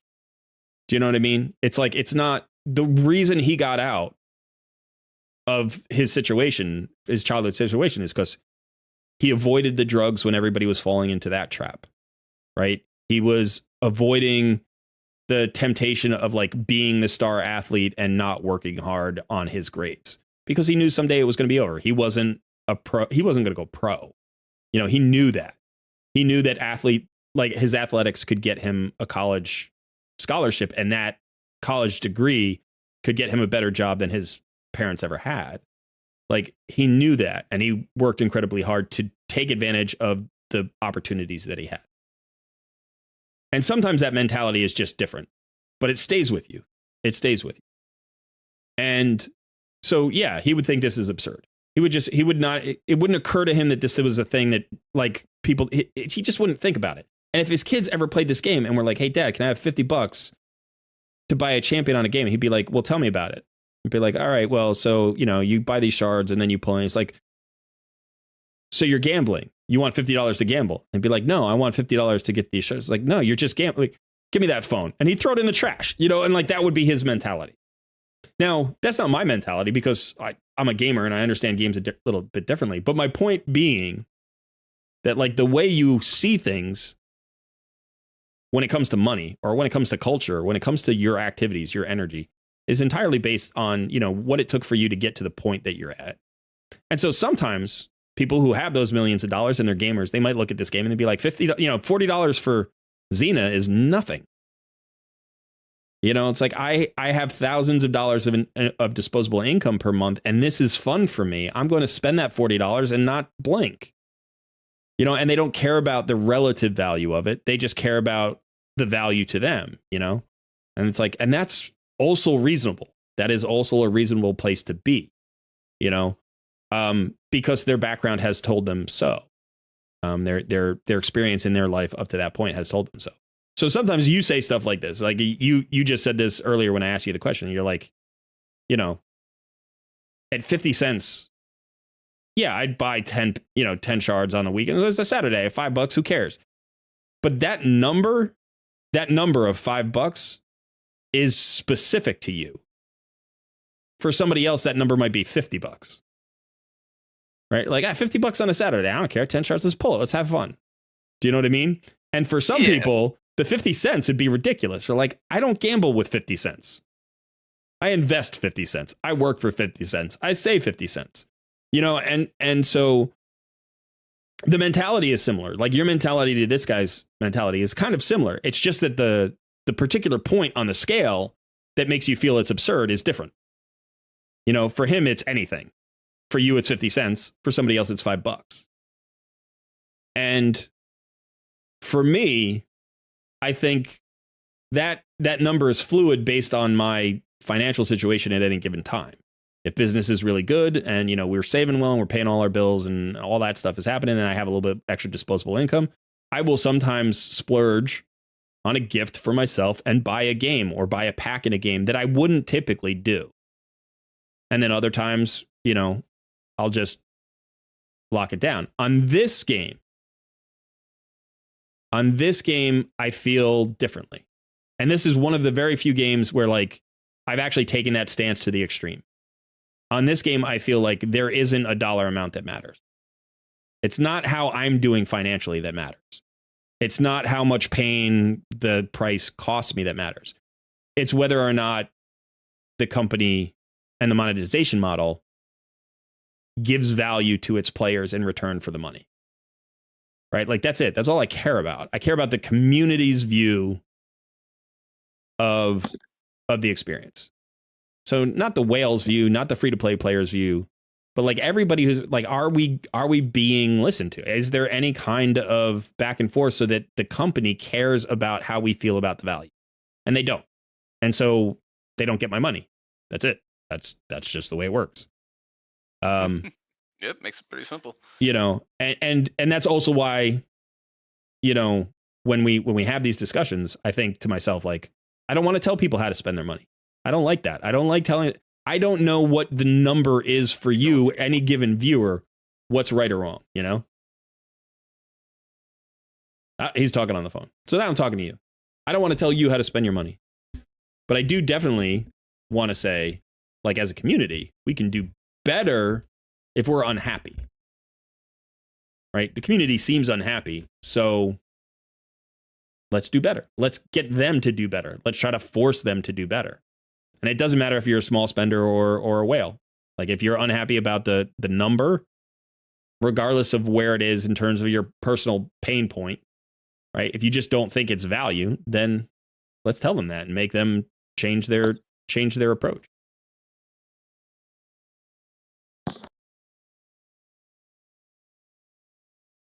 All right, I should get back to chat for a second.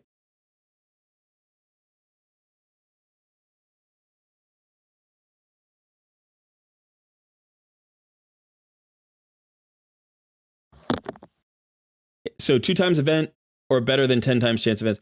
The 2 times event is the best event in the game for free-to-play players for pretty much ever, until at least a couple of years into the game when you have several hundreds of legendaries. Because at that point, now you really need specific champions to move your account. And that's where I am. But the 2 times void event is never going to not be the best event. That is the best event. 2 times sacreds is okay. 2 times ancients is not really valuable for me. But that's at 2+ years in. For the first year, you should never do anything but 2 times events, with the maybe the exception of a pull one, get one. So if you get one legendary, get an additional legendary. You could do that if you're close to Mercy. And so typically that's going to be a Sacred Shard event. Sometimes it's an Ancient Shard event, but you should do it when you're close to Mercy, because then that's actually the best overall value in the game. But the reason why 2 times Ancient Shard events is so good for free-to-play players, especially early, is because it doubles your chance of getting epics. And I would say 90%, maybe not quite that high, maybe like 75% of your effective roster for the first 6 to 12 months of the game is going to be epics. There are a few rares, and then you're going to have your spot legendaries that are going to be good. But it's going to take you a while to accumulate the legendaries that you need. It doesn't take you that long to accumulate epics that can be effective. Dougzilla says, I've spent a total of $1,300 total this year. I should have saved that $1,300 and donated it to Call Red. Just imagine all the TTS you could have had with that. Yeah, that's true. That would have been, yeah, you would have gotten a lot of text to speech here in the channel.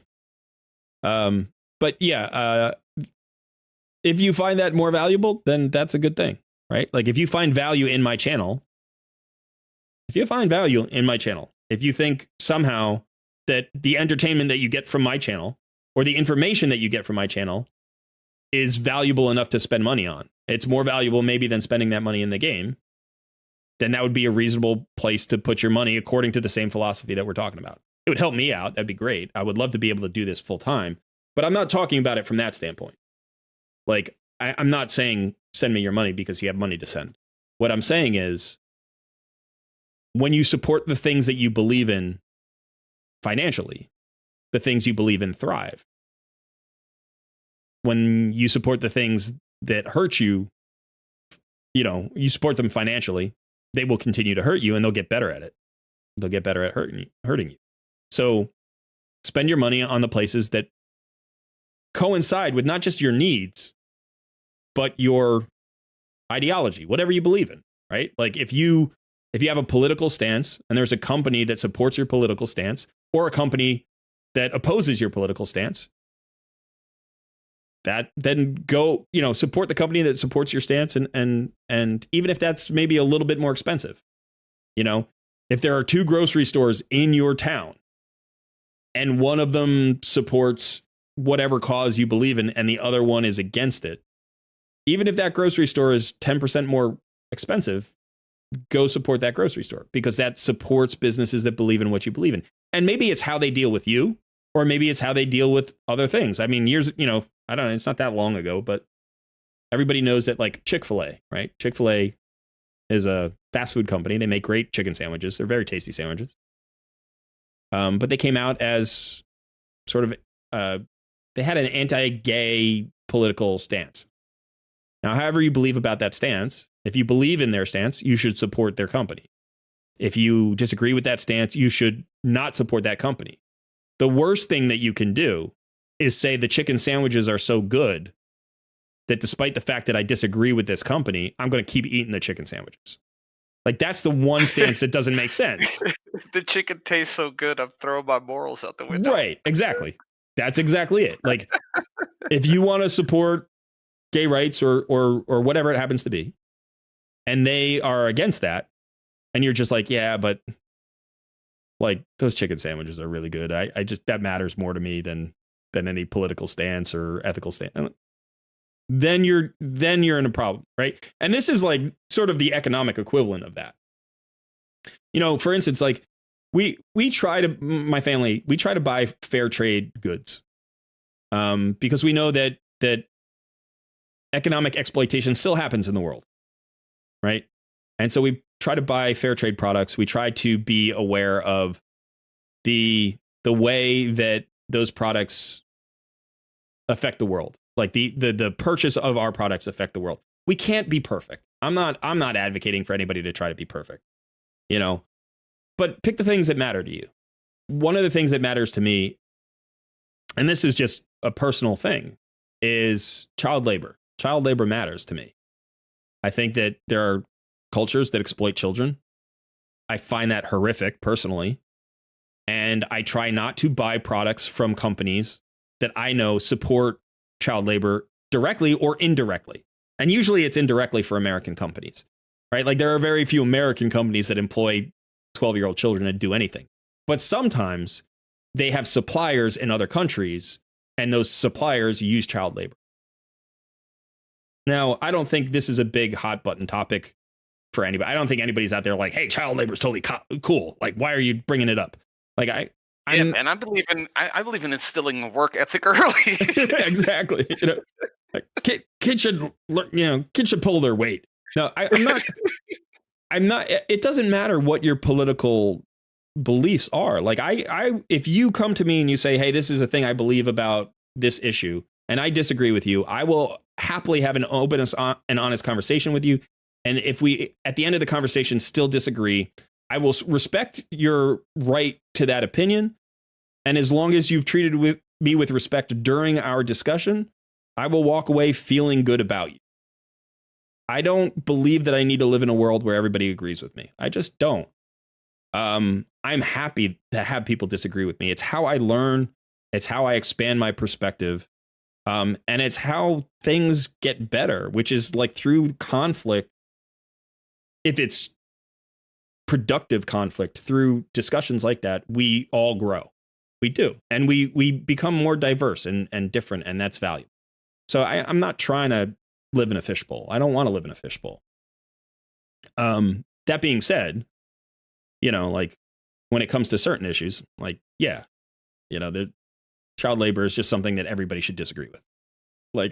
But if you don't, whatever. Like, I'm not trying to make that stance. What I'm saying is, because I disagree with it, I try to at least potentially investigate companies that I frequently purchase products from.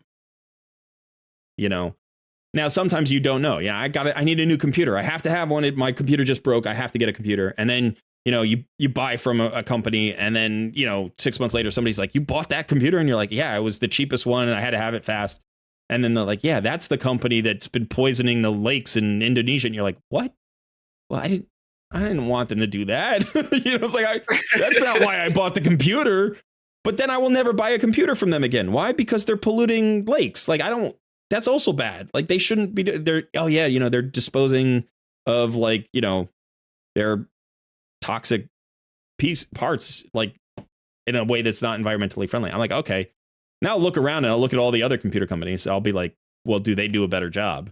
And then you're like, well, nobody in the industry does a good job, and we're just polluting the entire planet, and that's awful. It's like, oh, well, crap. Now it doesn't matter who I buy, but my point is, like, I try to do a reasonable job.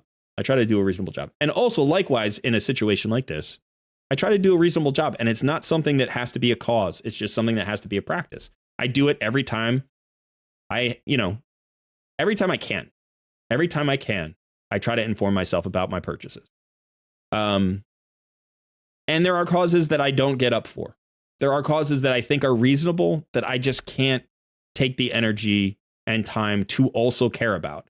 I can't solve the world's every problem. I take on the problems that I can. I try to be a good person. I try to be aware, and I try to actively make sure that my actions are as harmless as they can be and as beneficial as they can be. But there will always be outcomes that you can't control or can't know about. So there are some causes I don't get up for. I get up for certain causes just because of my background. I get up for adult literacy. I think that's a huge cause. I think it's a non-political cause. I don't think you have to be of any particular political stripe to feel that adult literacy is good. And in literacy, I include not just reading, but like mathematics skills, political literacy, like the literacy of being able to educate yourself through the tools that our societies use. So being technologically literate, like, that's a big thing. Like, one of the things, and this is probably the most important, I have parents who are aging. They're getting older, and they're in the age range now that people try to take advantage of them daily. There are scams that are targeted at my parents and have been for the last 5 or 10 years. Every day. Emails, like ads on Facebook and stuff like that are coming at them constantly. They have had to shut off their credit cards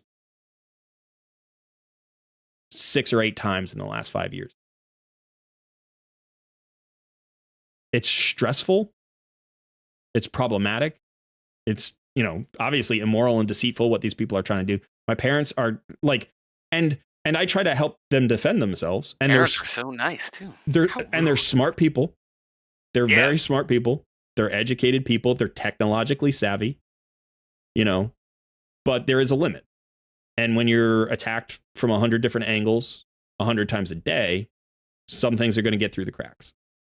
So technological literacy and like anti-scam like communities, and like I support that. There's nothing, like we talked about children, like, you know, child labor is a cause I get up for because that's a vulnerable population. Seniors are a likewise vulnerable population that people try to exploit. And I'm against exploitation in all its forms. So those are two causes I get up for. I also get up for clean water. I get up for stuff like that. I can't get up for everything. I can't because I don't have the time and I have to pick my battles. So there are things that I'll be like, yeah, I support you kind of from an academic standpoint or from like a detached standpoint, but I'm not going to rally for that cause because I have rallied for my causes and that's all I can do. But one of the causes I'm currently passionate about is the exploitation of gamers, the financial exploitation of gamers, especially young gamers, taking advantage of 10-year-old kids who have iPads.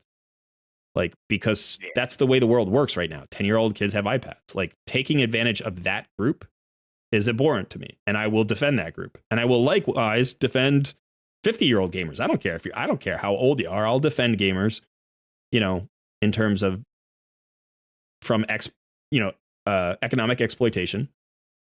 But also, you know, I want the gaming community to be as good as possible. I'm part of that community. I will defend female gamers. For Why? the people. Yeah, well, first of all, I have female friends who are gamers, and they're great people. And the crap that they go through on a daily basis is ridiculous. Like what they are exposed to. By the way, they are exposed to these things from other gamers, from male gamers. You know, so like it's our community who's imperfect. It's our imperfections that are, you know, problematic. And now if I met a female gamer who was an awful person and who was really mean to me and everybody else, I wouldn't defend her as a person, but I do defend her right to be a gamer and to not be exploited or, I don't know, you know, like harassed because she's a woman who wants to game. So, all right. Hey, we've got a bot here who's telling everybody to smash that like button and subscribe to the channel. Oh, you caught up to Nightbot. Somebody says life is not fair. Once you accept that, it gets a lot easier. I understand what you're saying. I would say I don't want to express it that way. I don't think you should accept that life is not fair. I think you should recognize that life can be unfair and you should try to make it more fair. And not just for yourself, but for the people around you and the people that you care about. Stephen Marley, hello Colred, hello Sun, hello Chet. Welcome. Good to see you. Scammers are professional thieves that can con the smartest people I've known. Really intelligent people have been caught in their net. Yeah, absolutely. Like I said, my parents are smart people. They're educated people. They're practical people in a lot of ways. And they're just under siege. That's the reality of it. And to expect somebody in their 70s or 80s to adapt as quickly to the changes in culture and technology as somebody in their 30s, 20s, 30s, 40s could do is unreasonable, right? So you're always going to be behind the curve. And they can't disconnect. The world doesn't allow them to disconnect. They can't say, well, I'm old fashioned and I don't want to have the technology, because they pay their bills with the technology, right? They plan their vacations with the technology. They talk to their grandkids with the technology. They keep track of their distant friends with the technology. So they could isolate themselves, but that's not healthy. And so they're just simply always asking me, asking my wife, asking my brother, you know, like, what about this? What about this? What about this? But they can't ask us about 100% of this stuff because one, that drives us nuts. And two, it's too much. You know, they have to have some agency. They have to have some autonomy in it. So they do what they can do to protect themselves. And sometimes they fail, you know? But yeah, I mean, it's been a crazy spate of like scams in the last 5 years. It's been unreal and it's been ramping up. So like 5 years ago, it was bad. And now it's absurd. And it's getting to the point where like, as they get older, they're having more attacks, and they have a harder time dealing with it than they did 5 or 10 years ago, you know, because physically, mentally, emotionally, it's draining, but also, you know, they're getting older. So they don't have the same mental energy that they had in their 60s, you know, now that they're in their 70s and 80s. So they're more vulnerable and more under siege. So yeah, I get up for that cause. Anything that we can do to protect seniors from thieves, scammers, and abusers, absolutely.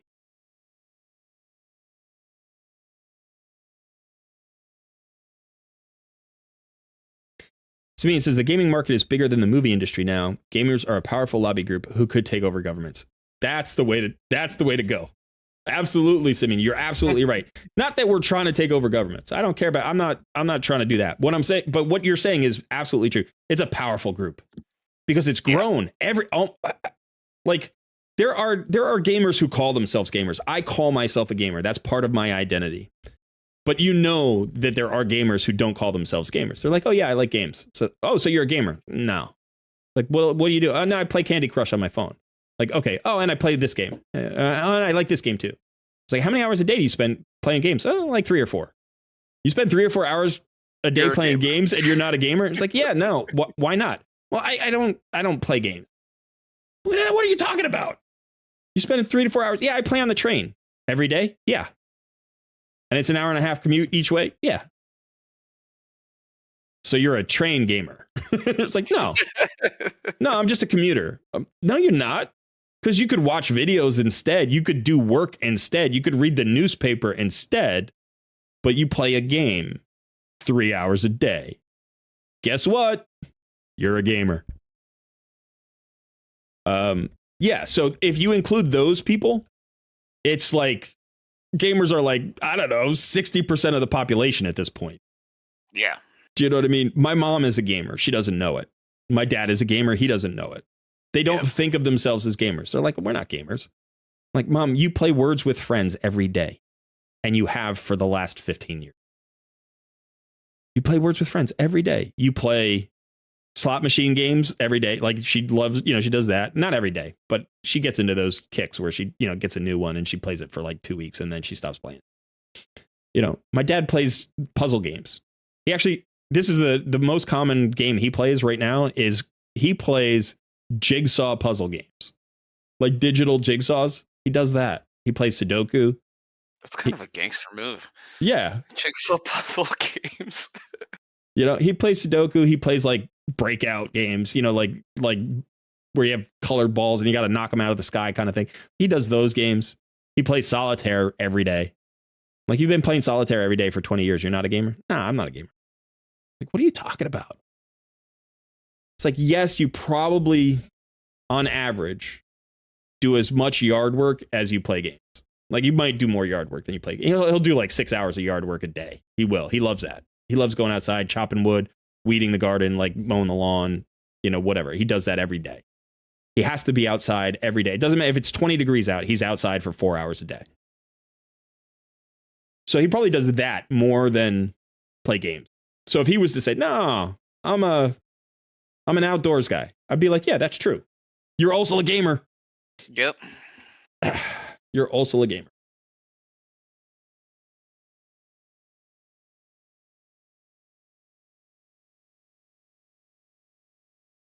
I think I've almost got this primal shard. That's nice for the champion training. Yeah. Premier Craft here says, my family gets 50 plus scam calls a day and we have to change our phone numbers a lot of time. That's just absurd. How does life work like that? Ugh. I'm sorry. That sounds awful. It does. And Dark the Enigma says, some people to this day still think the term gamer is a bad thing or childlike thing. Yeah, and that is changing, but it's a generational shift. It's a generational shift. It'll be different. I don't think it'll ever change the whole way. I think so. No, I don't think it'll be. I think it'll simply become something like sports. Like, when you say you're a sports fan, you're like, oh yeah, I'm a basketball fan. People think of that as a certain thing. And it's completely acceptable. right? But it's not going to go the whole way to the point where like everybody's like, yeah, it's great to watch sports. Because there are some people who are like, why do you waste your time with sports? Like, you're a grown man. Those are games. Those are for kids. You know, like, and people are like, no, I like, I don't know, I like watching the Yankees play or whoever, you know, and you're like, gosh, grown, Okay, you know, like there are people who just don't get it. They don't get the value of like spectator sports. And then most of the world does. Do you know what I mean? Like, I would say, I don't know, like more than 50% of the world gets up for at least one sporting event every once in a while. A lot of people watch the Olympics. A lot of people watch the World Cup. A lot of people watch, I don't know, you know, like the Grand Slams in tennis or something, or you know, they watch the Super Bowl or the World Series or whatever it happens to be, you know. Even if they're not like sports fans, they understand the value of a sporting event, you know. But there are some people who are just like, yeah, I don't waste my time with that. Like, well, what do you do instead? And they're like, oh, I crochet. Okay. That's great. Or whatever, you know, it's like, oh, I do this, I do that, I do this other thing. You know, I go hiking. Great. You don't watch sports? Nope. I go hiking. Okay, that's fine. You know. Yeah, and I'm going to be 80 years old, like gaming. I'm going to be a gamer till I die. Yeah. When I'm my parents' age, I will still be in front of a screen, clicking on a mouse if mice still exist. Do you know what I mean? Like, I don't know what's going to happen at 30 years in the future. Like, you know, 40 years in the future, what are computers going to look like? But if I'll be strapped into a VR headset or something, you know, like I'll be playing a game. I will also simultaneously be playing like board games. Like board games, I like analog games. Give me a board game, give me a card game, give me a silly backyard game that like, you know, like cornhole. I'll play cornhole for 3 hours. I absolutely will. It's a nice day, you know, you just get a lemonade, you go out in the backyard, you have a couple of friends over for a barbecue, and you play cornhole for 3 hours. That's a great day. I will do that any day of the summer. Absolutely. You know. Chloe, you want to go full screen for a moment? Go take a quick bathroom break. All right.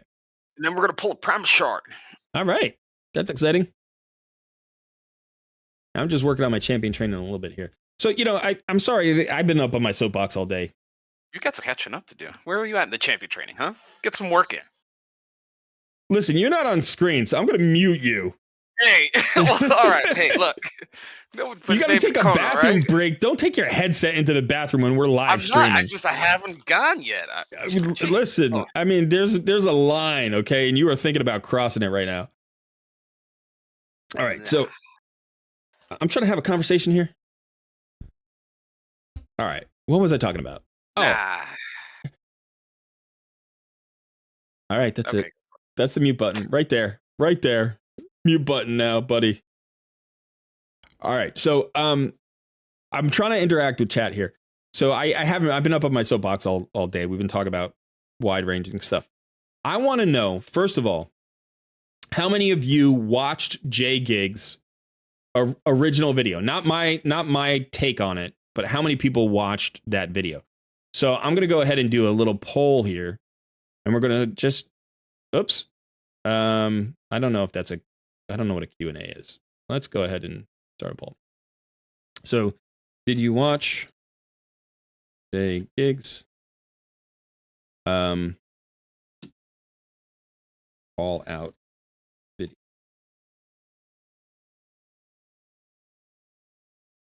All right, so just going to put a poll up here. Out of curiosity, how many people watched the call out video? And I'm talking about the original video, not my take on it. So if you watched my take on it, no. Either you watched him first and you saw him directly, or you caught a reaction video and then you went and watched the original video.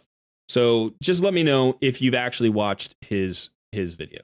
Wow, a lot of people have, it looks like.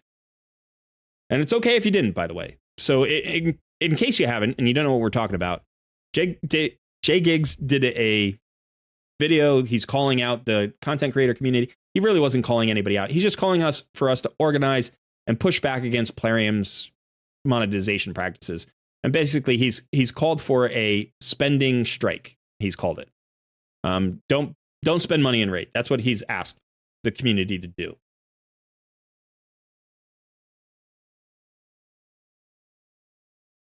Crashdown says, I watched all of them. Funny how so many CCs didn't get HH's joke. I got it. I felt it a little bit, but I will say HH wasn't on his game in that video as much as he usually is. And the humor didn't land well. And as a result, I think it confused the issue. I don't think it's a good idea or a good practice in general to open your video with sarcasm because it doesn't always scan. And I think he missed with the sarcasm. And as a result, a lot of people thought he was pissed off when he wasn't. And he had to explain himself. He even pinned a comment at the top of his, comments that said, I love J Gigs. I'm all for him. I'm the whatever. And I think part of the reason it didn't land well is because he also kind of came out against J Gigs. Not personally, not like officially. He just disagreed. And so as a result, I think a lot of people felt like he was pissed. I don't think he was. I just think he disagreed, but he started off with a joke that landed poorly. That's all.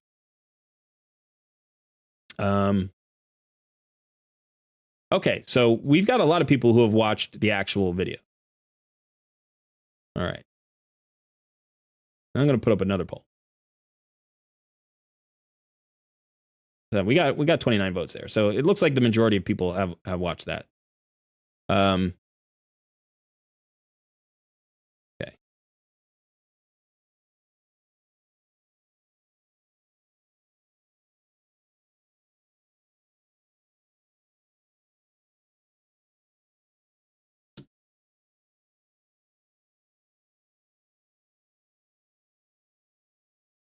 And then let's start here. I'm assuming that this percentage is going to be around the same. But did you watch my reaction video? Was that the primary source of like your news for this, or did you at least watch me as part of the your investigation of this topic? So we got 29 votes before. So let's get everybody's vote on the same thing. So I'm just curious about how many people used me, maybe like my video, as their entry point or their primary point of reference for J Gigs' video, maybe without watching him. Simeon says, watch 10 content creators first, then watch the original. You watched more than I did. I watched, I want to say 5. I watched Ash. I watched Chosen. I watched Nub. I watched HH. I watched MTG Jedi.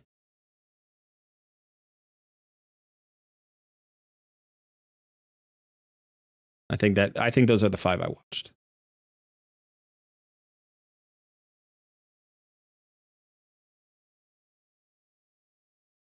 Okay, so it's about the same. It's about the same.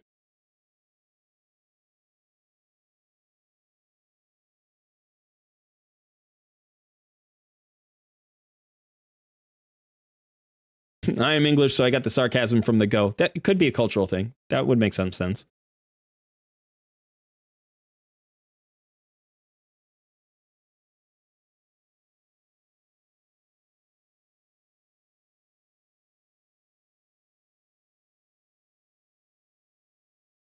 The intro from Deadwood was great. I didn't see that. I don't know what that is.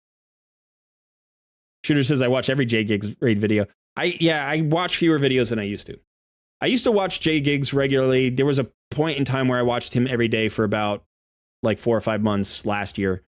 And since then, I try to catch at least 1 or 2 videos a week from him. I try to catch 1 or 2 videos a week from most of the content creators that I can. So I'd say on a daily basis, I probably watch 1 or 2 videos. I like Nub.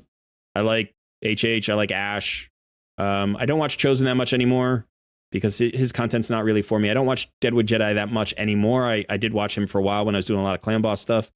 I still will catch up with those 2 guys every once in a while. Scratch, I used to watch a little bit. I don't watch that much. YST is a guy I used to watch a lot of that I don't watch that much anymore, and I kind of miss watching him. I really enjoyed his stuff. His stuff has changed since he's joined HH Gaming a little bit. And I also don't have as much time, but he's actually a really good content creator. One guy who I'm watching more now than I ever have is Tyraku. I actually watch him fairly frequently for gameplay stuff. He's got some of the best gameplay content in the game. MTG Jedi I watch every once in a while.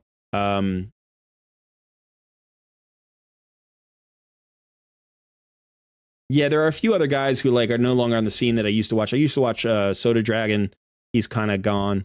I catch Cold Brew every once in a while. Most of the content creators I watch are the bigger content creators. There are a few of the smaller content creators who I do occasionally catch. But they're all still bigger than me, so they all feel pretty big. All right, so yeah, about 80% for both.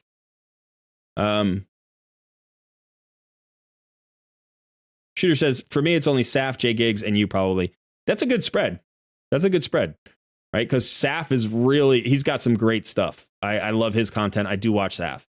And then J Gigs is a funny guy, and he's got a very different, like he's doing very different content from the two of us, right? So Saf does really technical stuff, really in-depth stuff, a lot of end game stuff.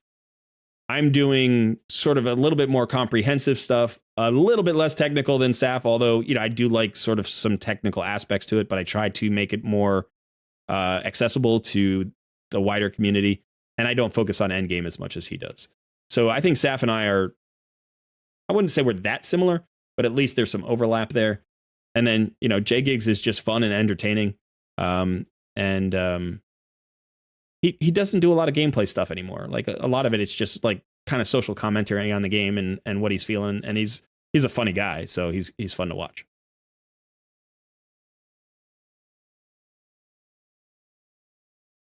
Deadwood Jedi used clips from other CCs to validate J Gig's points. That's great. I would like to see that. I'll have to go check that out.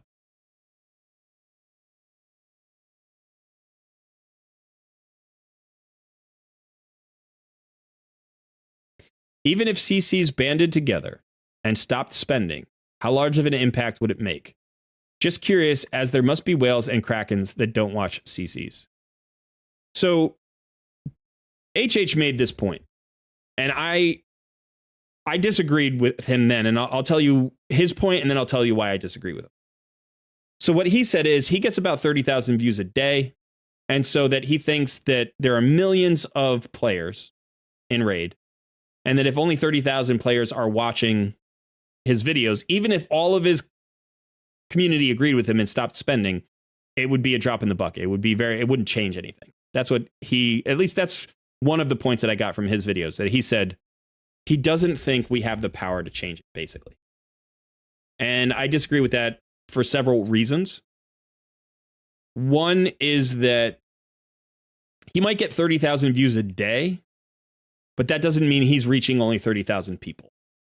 He has over 200,000 subscribers. Chances are some of them don't play Raid anymore, probably half, let's say. But potentially there might be 100,000 people who watch his videos. I watch his videos. I don't watch them every day. I watch them maybe twice a week, which means if let's say I'm average and, you know, people generally watch him, say, 2 to 3 days a week, his 30,000 views means he may have something around 70 or 80,000 regular viewers. So he has more than the 30,000 that are showing up on a daily basis. And okay, so that's one point. The second thing is who is in that population really matters. Let's say out of those, call it 80,000 people who view his channel, 10% are whales or krakens. Now, it might not be. Maybe it's 5%. Maybe it's 1%.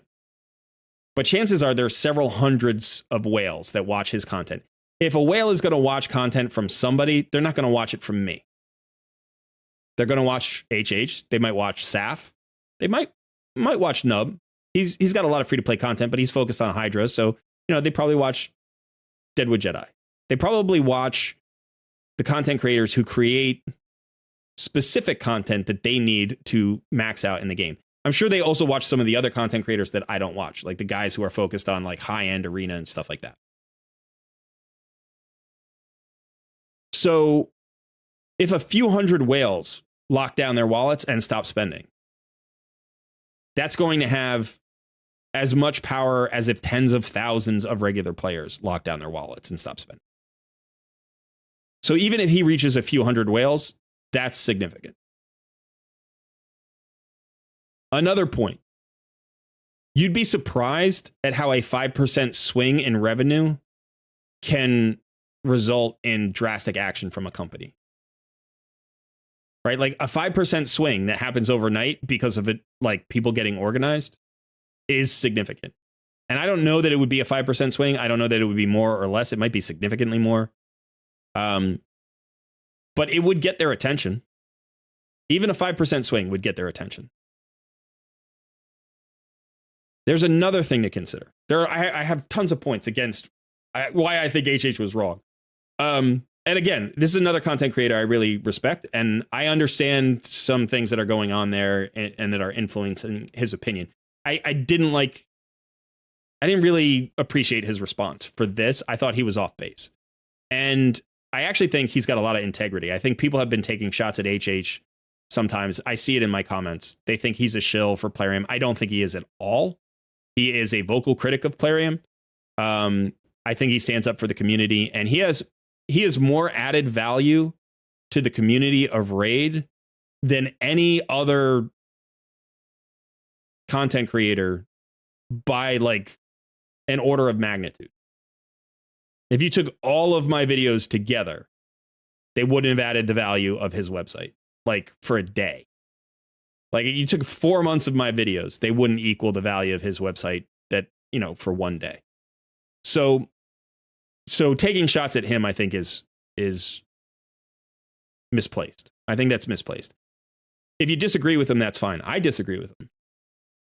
And I think he was off base here. And I think potentially he might change his mind, going forward. But so another reason why I disagree with him is that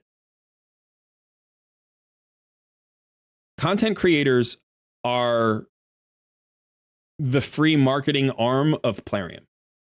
We all provide free marketing for this game. Imagine if a whole branch of your company just suddenly flipped sides and started working for the enemy. If all of a sudden the biggest voice in the content creator community said, we need a pay strike, or we need a spending strike. It wouldn't even matter if anybody listened. The fact that he's saying it matters.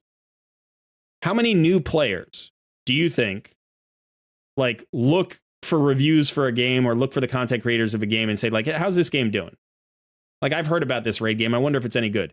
And the first video you pull up is going to be the biggest content creator. You're going to find the guy, the top result is always going to be the biggest content creator.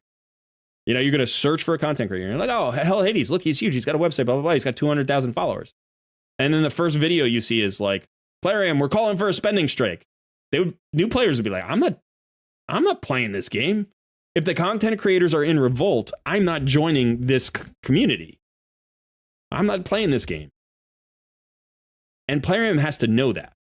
If all of if the top 20 content creators all in concert started calling for a pay strike, it would not only affect the current players that are currently in the game, it would slow down the influx of players. And that would matter because Plarium doesn't treat its players well, so the turnover is very high. So now you're going to continue to lose players at the same rate, if not a higher rate than before, and you're going to be replacing them at a slower rate than ever. And that's going to be due to the content creators. Now, even if that's 10% or 5%, that's significant. That's significant. Remember that a company's income isn't its profit. If they need, I don't know what they're running, but let's say they're running $2 million a day in income and they need $1.5 million to operate. That means they're getting $500,000, so their profit is $500,000 per day. And you slow down their income by 10%. Just 10%. Right? So it goes from 2 million to 1.8 million. That's a reduction in 40% of profits. They've gone from $500,000 a day to $300,000 a day in profit. It's a 40% dip in profit. Only a 10% dip in revenue, but a 40% dip in profit. That's why it matters. Right? That's why even a small percentage can be statistically significant. If they're running closer on margins, let's say they're running at 80% and only 20% of their of their revenue is profit. If you can cut into their revenue by 5%, you've cut their profit by 25%. You know, like that's the way that works. So, or more actually. But so we don't need to like take millions out of their pockets. This is what JGig was saying. All we have to do is get into their wallets. If we get into their wallets a little bit, they'll start paying attention. Not because they agree with us, not because they want to kowtow to us, but they'll perk up. They'll be like, what? Revenue was down 10% this month? We don't like that.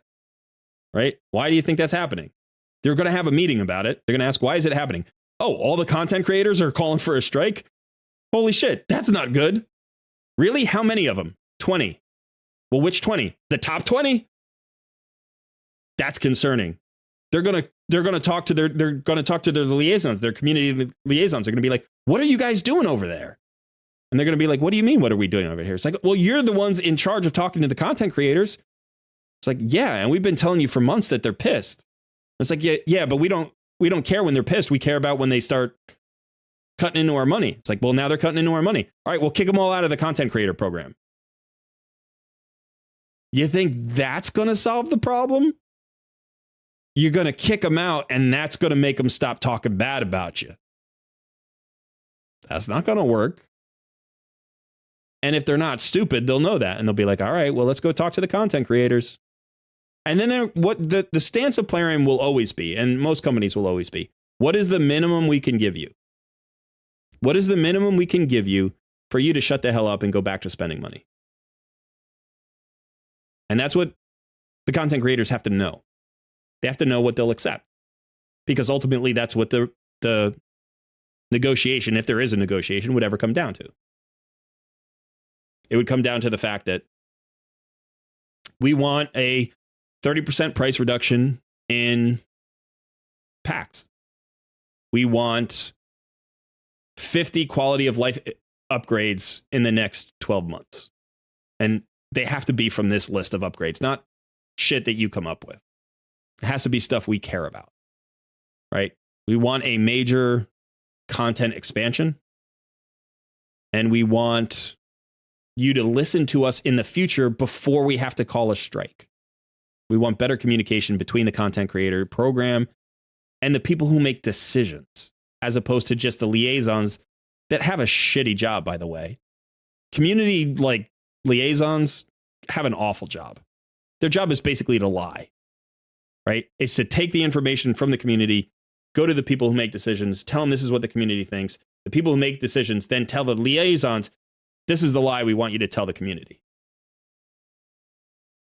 Right? Just to get them to do what we want.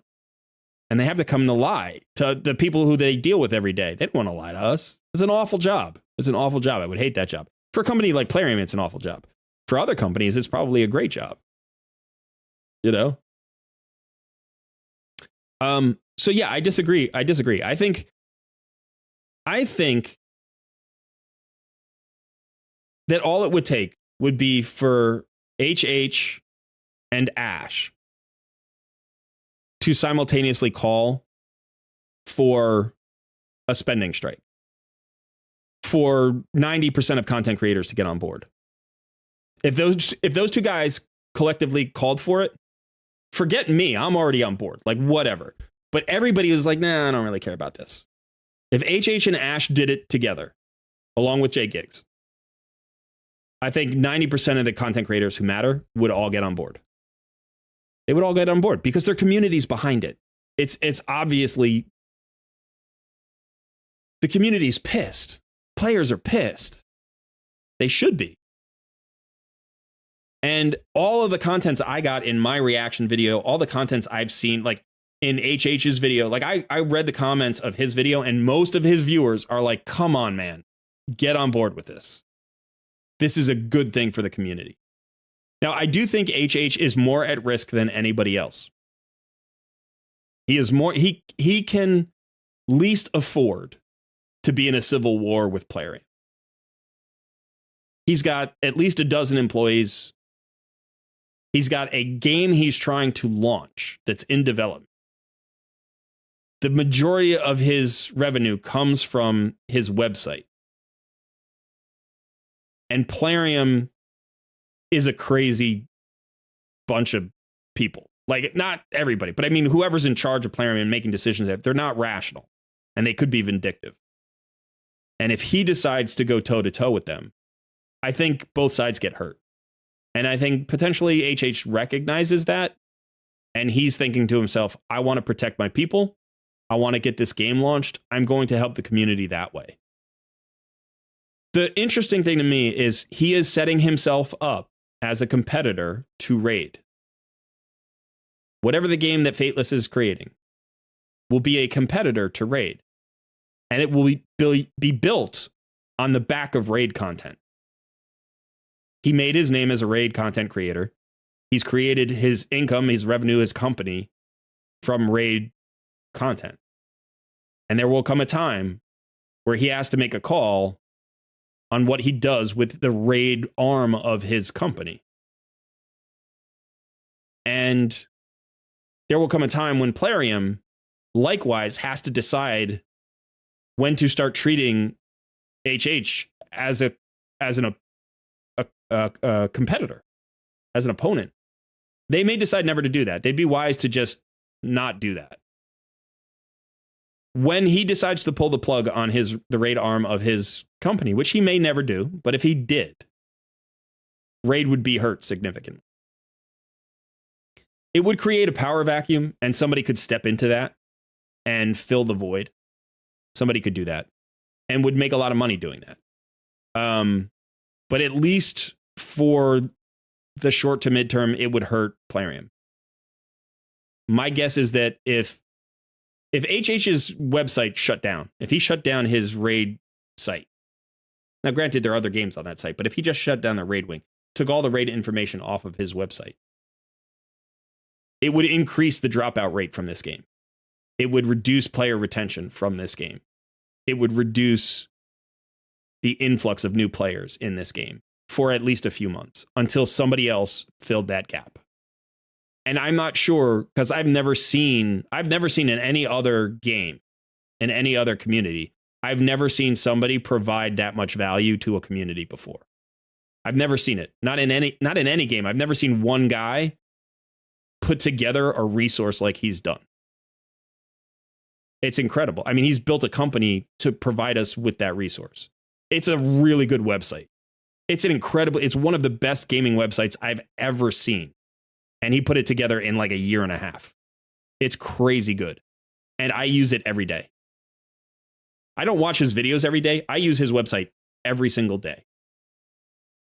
And without it, I mean, Ayumi Love's got a website. It's solid. And I used to use that every day. And I go to other websites. Collectively, all of the other websites in the game provide less value than his website does. That's including the Clan Boss calculator and Deadwood Jedi's website, by the way, which I think is probably, one of the top 2 or 3 websites in the game. So HH is at risk, but I don't know. There's a conflict coming. There's some kind of change that has to happen to his business model. Now, until Fateless starts generating income, he cannot risk hurting his business with Raid. He can't risk his income stream from Raid. If they kicked him out of the content creator program, if they started making it harder, if they started putting copyright strikes on his stuff, if they went after his website and they try to get it taken down, and they did all of that before Fateless launches, he could be in his brand could be hurt. He might have to lay off people. He might have to drop the project. He might have to delay the project. So when people are like, yeah, I don't think HH wants, he's just scared of Plarium, and be like, he's got a reason to be scared of Plarium. He does not want a fight with Plarium right now. And Plarium also doesn't want the fight. But that doesn't mean they won't take it, because HH seems like a really rational businessman to me, and Plarium is clearly a bunch of kooks. I don't know what they're doing half the time. So if I were him, and he's got inside information, right? Like, he's got information about their community, about their company. He knows people at the company. So he might have a better idea of what they might do to him if he were to put up his dukes and say, let's fight it out. So I'm not going to judge him for backing away from this. I'm not. I think that the message is not accurate. I think when he says, I don't think it'll make a difference, if he really believes that, if he really sat down and thought about it, I don't think he would believe that. I think that's the easy answer, and that's the safe answer. But I think he's wrong, and I think that he's smart enough to figure that out, but he's just got other things on his plate right now, and maybe and in most of the cases, I don't think he's lying. Like, I don't think he's doing that. I don't think he's deliberately aware that he's wrong and he's saying this because he's trying to avoid a fight. I think being a peacemaker is one thing. I think also, like, putting things in perspective. Like, people have been angry with Plarium for years. Like, this is not a new thing. This is not the first strike that's been called for. This isn't the first content creator to be pissed off. This isn't the first time a PAX come out that people are, like, up in arms about. So there may be some of that as well. He's like, listen, guys, I've seen it all. This isn't going to change anything. Plarium doesn't change. So that may be a very honest assessment. He might just feel like there's nothing we can do. He may emotionally feel like that. But he's also a smart businessman. And so I think he knows that if he examined the numbers, he's like, if we can hit them in their wallets the way JGigs is asking us to, that there will be a response. If I called for a strike of HH's website, if I said everybody who's paying on that website, who listens to me and in the sound of my voice, stops paying for that website, I will discontinue my premium membership that I just started a week ago. And everybody else that follows me should do the same. And I'm calling out other content creators to do that. I'm not, by the way, please don't do that. It's a great website. But if I were to do that and say 10,000 people who were paying stopped paying, or I don't know, 5,000 people who were paying stopped paying, he would look around for a reason. He would find my video and he would reach out and be like, what the hell are you doing?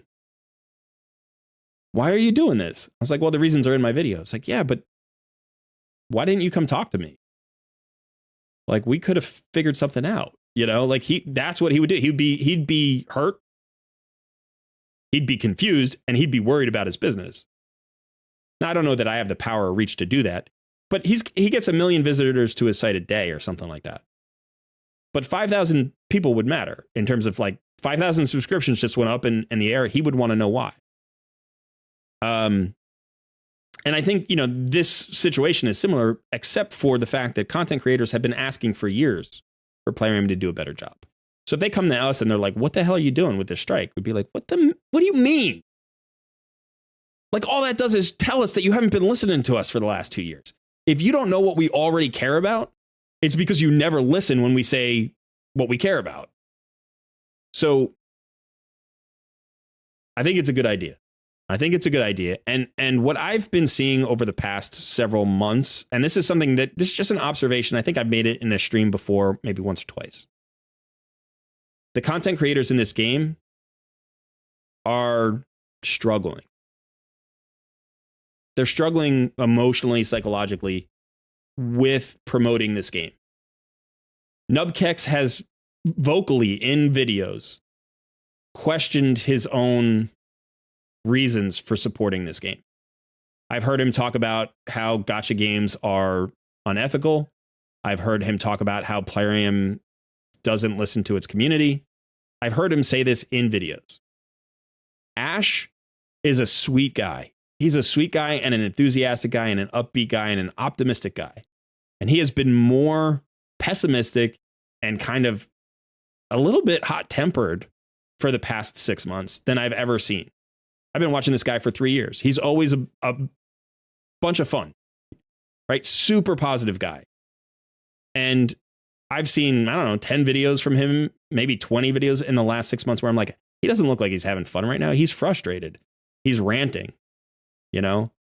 And he doesn't always take it out directly on Plarium because he has a relationship with that company, but he's not thrilled with the state of the game right now. You know? Chosen was happy to take it out.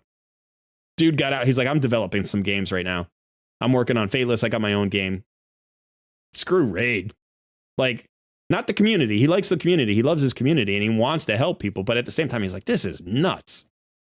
You know, and he didn't even say it. He didn't even, like, Chosen's a real level dude.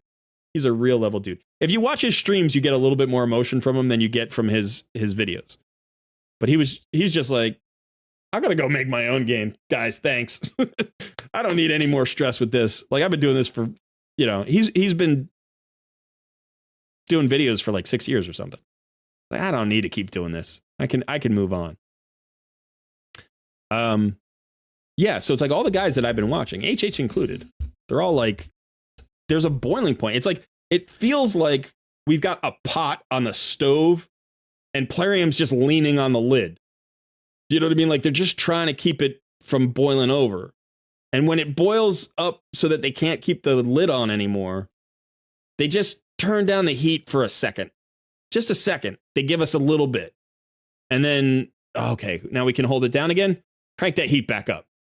Right? And then when it starts, when it's popping off, like, they want us at a near boil. They want us as close to leaving as we can possibly get without actually leaving.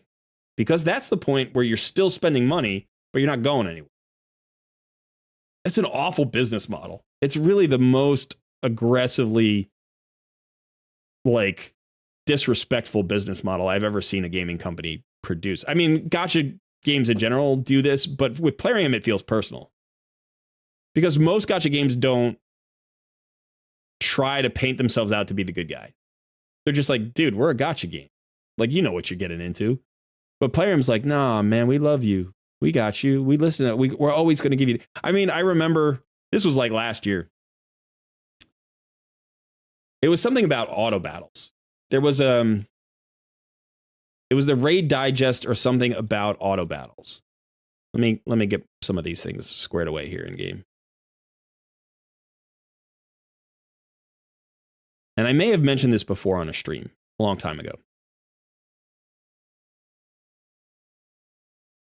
But let me see if I have any auto battles. I don't know if I have any auto battles. I don't have any auto battles. But you know when you get a pack of 20 or 50 auto battles or whatever.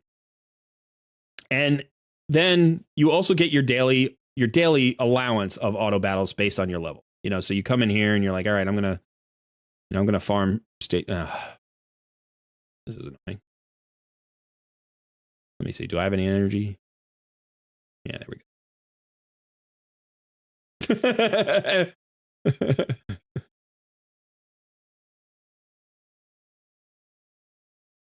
You were still muted there. Nobody heard that. Sorry. Oh, well, that's why. See, yeah. He even had me muted this whole time. I did have you muted. You were mouthing off. Come on. I'm going to put you back in your corner. Come on. No, he was not. He was not in the bathroom this whole time. He's been sitting here. So people are worried about you. Like, did he fall asleep? Did he fall down? Did he hit his head? Dying in there, man. Did he have a heart attack in the bathroom? No, he's fine. He's right here. But yeah, so when you do auto battles and you know, you come in here to do auto battles, right? And everybody, I mean, I'm not teaching you anything. I'm not trying to do that. I'm just trying to get to my point. So you have these multi-battles, whatever number of multi-battles you have per day naturally. When you collect the multi-battle packs, let's say you get an extra 20. Let's say I had 50. It would go up to 70, right? But the ones you use first, like when I'm using my 70, are the ones that you applied. Right? So it doesn't use up my daily free ones first. It uses up the reward ones first. Now, the reverse would be more beneficial to a player. Right? Because what I could say is, let's say I had another counter right up here above super raids and it just said like additional auto battles and it said 20, right? And then I could click through my 50 here, which are my 50 free ones. I don't know that I have 50 free ones, but whatever. I use my 50 free ones and then that counter starts to come down. That's better for me, right? To count down the extra ones first and then break into the free ones is less beneficial to me. I mean, didn't they say something in that post like, and don't worry, they'll use those first? That's exactly what they said. What? So in the raid, I just was like, when you pick up a pack of free auto battles, don't worry because your daily auto battles will still be there. Like you'll use up your pack first, and you'll still have access to your auto battles from your daily. It's like they were trying to paint it as the better of the two options. You know, it's not. Yeah, that was brutal. It's like, and the blatant like arrogance of that to one think we're incredibly stupid that we can't realize which order matters. Like we play turn-based. This is a turn-based game.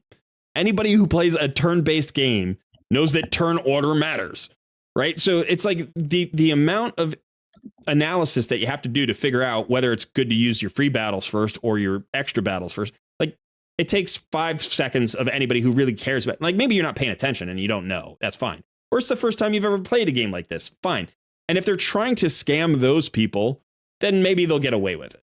And that's unfortunate because it's immoral to do so. Like they're scamming people. But to talk to an intelligent player base and just straight up be like, we're going to give you the worst of two options. You're welcome. Yeah. Like that's fucked. It's so blatantly. That is so fucked. You know, and that's the level of arrogance that we're dealing with. That's the level of communications that they, like the disrespect that they have for us, the disregard that they have for us. And so ever since I've seen that, I'm like, and that happened probably about a year ago, maybe a little bit longer than that. I've been like, Plarium has been on this trajectory towards, I don't know what, but nothing I've ever seen. I've never seen a game do this and survive. I've never seen a game do this and survive. And the truth of the matter is, this game will survive it. Like I guess I shouldn't say I've never seen a game do this and survive. I have seen games survive. I've never seen a game do this and thrive. I've never seen a game have a thriving community of gamers support a game that did this. It's never happened before. Like there are games that everybody knows are a joke and like nobody plays actively, but some people still, or like there are games where like really bad gamers band together and they kind of all end up in the same game and you're like, yeah, that's a bad game. Like, you know, or people who don't know, who are just getting into games get taken advantage of. I have a friend like this. Like he's a analog gamer. He plays board games and D&D and all that stuff. And he goes to gaming conventions and he's great at it. But he doesn't really play computer games. He's never played computer games. And so he occasionally gets sucked into these mobile games. And you know the games that I'm talking about, where it's like you create a city and then you're on a map with all these other players and they can come and raid your city and destroy your stuff. You know, and so like you have to, you're constantly in a race to build and defend your city. And then you try to attack other players' cities. And it's like everything costs money. Like there's a timer where you can protect your city for 3 minutes and that costs $5. And then there's a timer where you can, you know, like speed up the training of your militia and that costs $7. And then there's, you know, and it's like, and then you can get the gold that'll buy the thing and then blah, blah, blah. And that costs $2. And it's like, and it's hundreds of like 99-cent purchases and $3 purchases. And before you know it, you've spent $5,000 on the game in 6 months. You know, and you know those games that are out there. I mean, they're the crappiest versions of those games because there are some of those games that are better. I'm not saying they're all that bad, but this is like the worst. And he gets sucked up into these games. And like he's a smart guy and he's a good gamer at the stuff that he's good at. But because he doesn't play PC games, he doesn't recognize like the landscape. He doesn't know how exploitative this type of game is. It just feels like the game he plays on his phone when he's on the bus or on the train. You know, it's like, this is what I do. I was like, how many hours a day do you end up logging into this? And it's like, I log in about 12 times a day. Like, and how long do you play each time? It's like, 10 to 20 minutes. Like, that's 3 to 4 hours a day. Like, it is? I'm like, yeah. And how much do you spend on this? It's like, I don't know. I spend like $2 or $3, like, I don't know, like every other day. So you're spending $50 a month. It's like, I am, you know, and it's like, and how much fun do you have with this game? He's like, well, the community, like my guild's really good. I'm like, well, that's great. But like, how much relaxation do you find in this game? How much joy do you find in this game? It's like, I don't know. It's something I do when I'm not thinking about anything else. I'm like, oh, geez. I'm like, just watch TV, just watch YouTube. It's free. It's like, just do that instead. Go play a good game. Like he's into these crazy complex good board games, and then he plays these totally crap mobile games. And it's like you're spending $600 a year on this game, and it does nothing but beep at you and tell you to like that you're running out of time. That's the whole game. Like, ouch, But those games I don't think take over like Raid. Like they're not as big, because the player base just gets sucked in, and they think that it's a passive player base. This is a very active community. It's a much different player base, and it's a thriving player base. It is such a good, active, interactive player. I love my viewers' comments. They're so much fun. I love going through them. I love talking to people, even the people who like disagree with me. Go into our Discord community. You can have a fun chat with anybody at any moment. I get 50 DMs a day from players asking me questions about the game. They're interesting questions. I got this champion. I got this. I'm trying to do this with Clan Boss. What do it's like they're clearly looking for community as well as, having fun in the game. And then we've got all these great content creators. J Gigs is hilarious. Ash is super fun. HH knows his stuff. He's got all these resources for us. Deadwood Jedi is great guy. Clan Boss Calculator is an awesome tool. You got Saf, who's breaking down every bit of minutia in the game. You've got Nubkex, who's not only is great at Hydra, but it's just like a fun dude, right? Sweet guy. You got Cold Brew, who's hilarious. You got Scratch, who's this character. He's also a very good player. YST, who's getting into all of the theory crafting and joking around with the guys. I mean, even like Lila Fox Nation and all of that stuff with the cosplay and the, creating. I mean, she created a whole world of Raid lore before the lore existed. That's what her channel was about. Like all this stuff. I mean, you got, lots of great content creators here. Some really interesting people too. Some really smart people. I was just thinking about Odd One Gaming. I was like, yeah, Odd One is an odd one to me. He's interesting. I really like some of his stuff. But very smart guy. Very smart guy. So great content creator, great community, and we're dying. We're dying. And I've never seen this in a game before. I've never seen a game have this great a community and this bad a relationship between their community and their publisher, the game publisher. I want it to change. And the thing is, I don't want the community to get worse. So the change that I want has to come from the other end, right?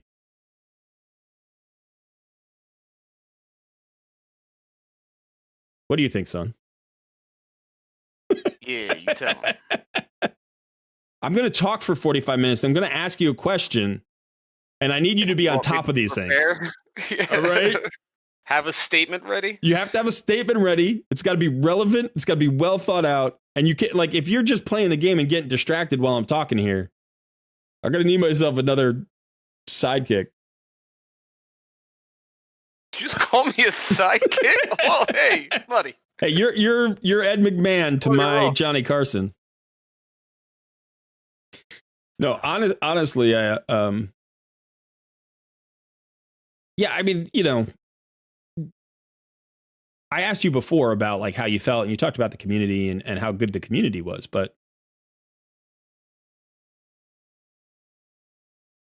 have you like, okay, so here's something. Like, I think that Riot, we talk about League of Legends a lot, and it's a game that we've played together the most. I think that Riot has sort of a lukewarm relationship with its community. They tried being community builders early on. They got really big. The methods that they were using didn't really fit. And they've made some interesting business decisions over the years that I think were kind of cold, especially when it came to like their shoutcasters and stuff like that. But community building was always and has always been at least some aspect of their focus. Yeah. But the one thing, and I think this is actually the single most important thing, in almost any game that I've ever played, I think the number one way to build a good relationship with the community, and I'm going to ask you if you agree with me here, is to address game issues in a timely manner. Like, forget about the community building stuff. Forget about like the cosplay and the contests and, you know, like the community liaisons. If something in game is broken and players don't like it and you fix it inside a week, your players will appreciate you as a game creator. Oh yeah, absolutely. Like, even without all the other stuff, I think that's probably the number one thing, right? Yeah, make a good game and keep it going. Yeah, for sure. But what I mean is, like, if we complain about something, if we're like, hey, this is broken, and then it gets patched 3 days later, we're like, yeah, they're listening. Yeah. Right? Well, it's you feel like you're being heard as a community. Right. And that the gameplay experience is of paramount important. Yeah. So we know Plarium doesn't do that. They're awful at that. That's one of the things that they're worst at. So barring that getting better, which hopefully it does, but barring that getting better, what would you say that the community could use from Plarium? What could Plarium do? What practices that could they employ, or what, you know, changes could they make that would make us as a community feel like the game was moving in a good direction again? Like, what else would it take? Because if they just did that, it would help the community. Yeah, I mean, if they just listen to people, that would be right. But forget that for a second. Forget that for a second. Let's assume that they never become one of those development companies that like is just dropping hot patches three days a week. Like, they don't do that. They clearly don't like nerfing or buffing champions. They do like 1 or 2 every quarter. You know, it's like they never get into that, and they hate doing it. They don't buff or nerf gameplay that often. They make typically one adjustment. Yeah. They launch the game. They launch the game content. And then like a month later, they'll patch it one time. And then you have to wait a year for the second patch on that game content. You know, like Hydra was awful at the start, and they patched it like twice in the first 3 months. And they patched it maybe once since, you know, so it's like they really don't. They don't like doing that. They're like, we gave you a great game. Shut up and take it. But assuming that doesn't change, what could they do to make the community feel like it's being respected without actually changing the way they approach like the game development side? Like, what is it that they need to do? Because Jay Giggs is calling for a spending strike. But the thing that I would want changed even more than like the money thing would be, every month, give me quality of life. Every month, have a focus on quality of life. Show me that as a player, I matter. And if you continue to charge me what you're charging me, at least I know that you're charging me because that's what the market says, and not because you're just trying to be a dick. Right? Yeah, that would be fair. I mean, like, I guess the way I look at it, that would fall under the updates thing to me. Like, there's so many just minor improvements that they could make that would be good quality of life, and that would be awesome for players, and people would appreciate it. Yeah. But it's funny because the concept of barring out listening to the community, that locks out so much. It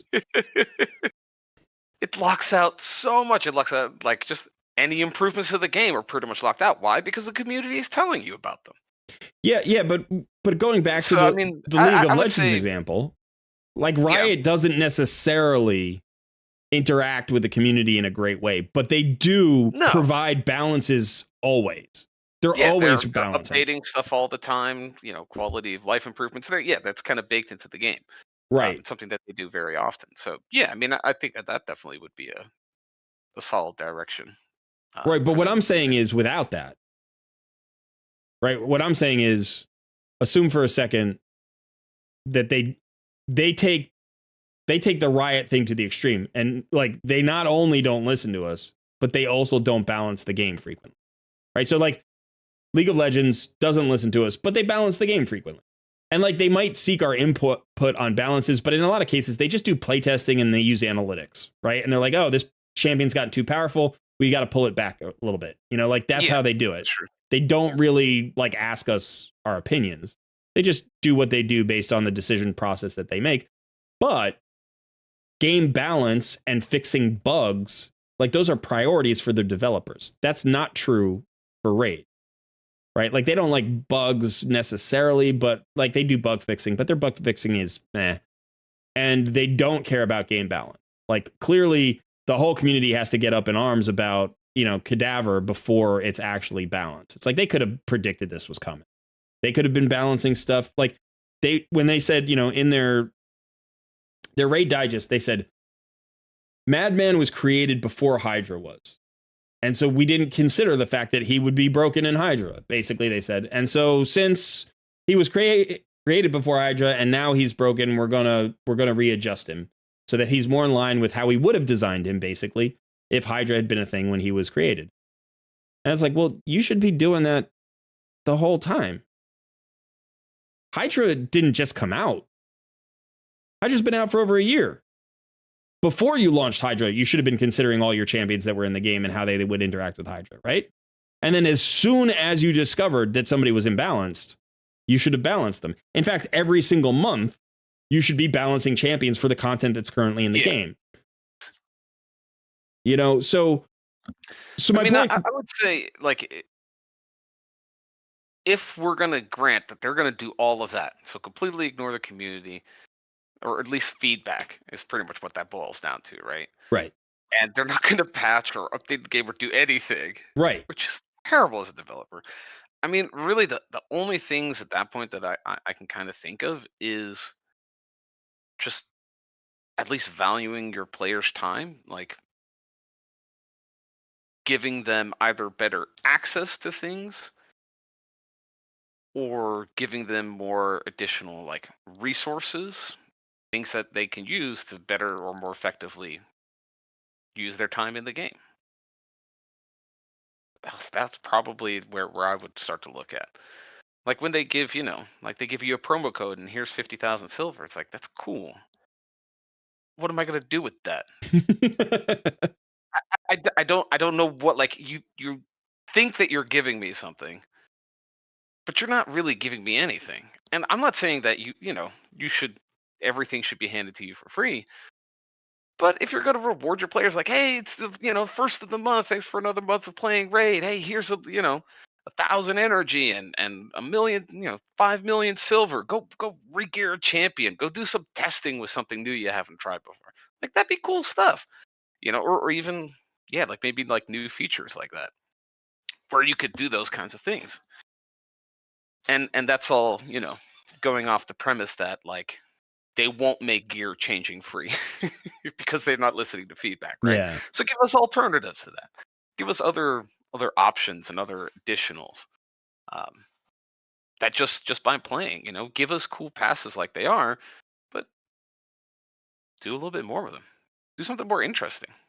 Make events, Not like, hey, go run Doom Tower. Or not Doom Tower doesn't really have super raids, but Dragon has super raids. Like, that's cool. That's nice. Well, some cool events would be neat. I'm just spitballing now. I don't even know where I'm going. But. So we've got some suggestions here in chat, and I did want to open it up to chat. So, barring the two things that we think Plarium is not likely to do. Plarium's not likely to do anything that we don't force them to. But say that the things that they've shown us that they're not really willing to do is, one is they don't actively patch the game. They just don't do that. They're not constantly addressing quality of life needs and changes in the game. They're not doing that. They kind of do it periodically and they're like, hey, praise us. We did something for you. It's like, dude, we've been asking for something for 2 years and you did you gave us. You did a different thing. I mean, when they gave us clan insignias, I was like, you gotta be kidding. Like, first of all, it should have been in the game on day one. The fact that you didn't have clan insignias and it took you almost 4 years to get them is stupid. I'm not talking about like stupid, like unintelligent. It's like stupid and like, what the hell is going on? Like, no way am I praising you for introducing insignias. No way is that changing my opinion of the game. Good. You added them. Good. It's like wearing your underwear on the inside of your pants. Like, great. You figured it out today. Like, dude, I honestly don't give a shit. Like, there's so many things wrong with the game, and you gave us clan insignias, and you were like, yay, look at us. It's like, shut the hell up. It's insulting. It's insulting. I did a video on it, and I wanted to try to I tried not to laugh during that video. I wanted to present like the information to players and let them make their own decision. It's like the insignia maker, by the way, is good. The fact that you can only make 2 insignias and then you have to start paying gems for it is absurd. And the fact that they did this instead of, I don't know, fixing arena is infuriating. You know, so it's like, all right. But yeah, so what I want to ask chat is the same thing I asked you. Like, barring the 2 things that we know they're not going to do. One is they are not going to focus on player satisfaction. They're not going to like address our concerns, right? They're just not going to listen to us in that way, in an ongoing way. You know, like if we have a strike and we force them to listen because we stop spending and they come to the table and they're like, what are the 10 things you need? And we list the 10 things and they give us the 10 things. They're going to go right back to ignoring us. Like that's what's going to happen. But at least the game will have improved. So let's assume they're not going to change the culture of their company to engage in a more friendly relationship with players. They're not going to do that. And the second thing is they're not going to patch every day. They're just not going to patch every day. So if we take those 2 things off the table, what do we need as players? What do we need as a community to feel like, yes, I want to spend money in this game and continue playing this game? Like, is it just coming down on the price points? Is it the inclusion of different kinds of events? Is it new content expansion? Anything at all that you feel is valuable other than those 2 things. And so there are already some answers in chat. So I'm going to read out a couple of the answers.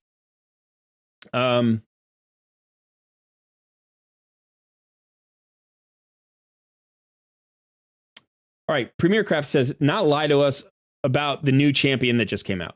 I think stopping lying is a good requirement. I think if pretty good. I understand spin, I understand PR. Like you're not going to tell us exactly what's going on every single time, but not blatantly lying to us. Not doing one thing and then saying you're doing something else. Like the thing with the auto battles. Like not saying, "Hey guys, we got your back." You know, like when you're clearly spitting in our face. Like that's not okay. So yeah, stopping the lying, that would be an improvement. That would be a major improvement.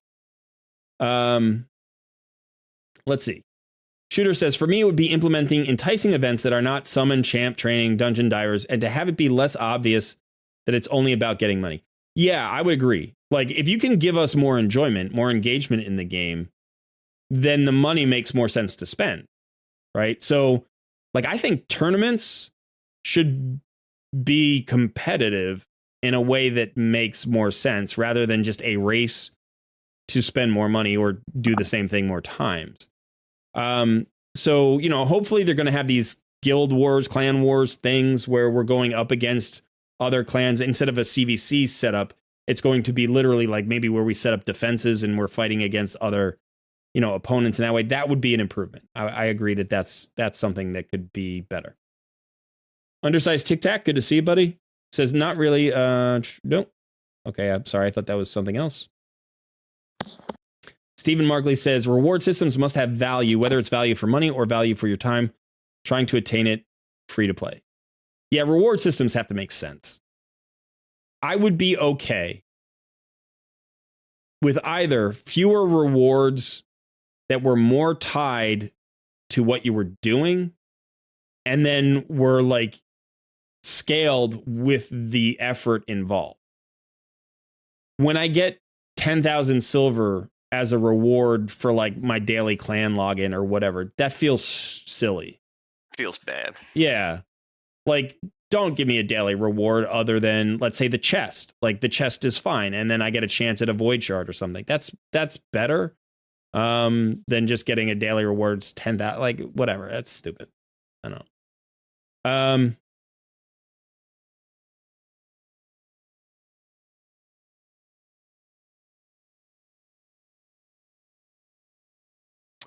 Yeah, Marco says something. They didn't nerf the problem. They nerfed Cadaver when it was a problem for them. They don't nerf the real problem. Yeah, and so this is the thing that I was just talking about. Like they don't do that. They don't patch their game. They really don't patch their game very often. But we're kind of taking that off of the table. Stephen Markley says, Colred, 100 people could easily give you 100 answers to that question. Yes, that's what we're looking for. I want 100 answers to this question. Because if we're going to engage as a community, in some form of aggressive negotiation with Plarium, where we're holding their money hostage, right? We're saying we're not spending. That's what we're doing. We're trying to ding your profit. And that brings them to the table. We need to have something to say. And so I want everybody's answer. I want to hear everybody's answer. And then we'll pick the top 10 or 20 most important answers to the community. It might not be your answer, but until you tell me your answer, I won't know what your answer is. Simeon says, I would like epics alongside legendary fusions. Legos are now too real money. That's not a bad idea. So either going back to the fusion, the classic fusion events, which are friendlier than the fragment events, right? Because fusions, they have consolation prizes. You can go and get one epic. If you're in the game 2 months, you can go and get one epic, and that epic could potentially improve your account, and then you don't feel so bad about missing out on the legendary. I think that would be better. I don't like fragment events. I think the fusion events are better.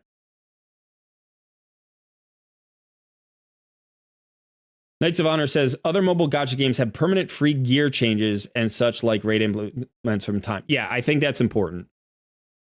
I think streamlining the game is important. That kind of falls under the category of patching the game. I'm not sure they'll do that, but I do think that's something that should be on the list, right? Any kind of streamlining to the game in terms of functionality, in terms of systems, that's good. Marco says, free gear removal, lower all prices off packs, lower the cost of upgrading your champion slots.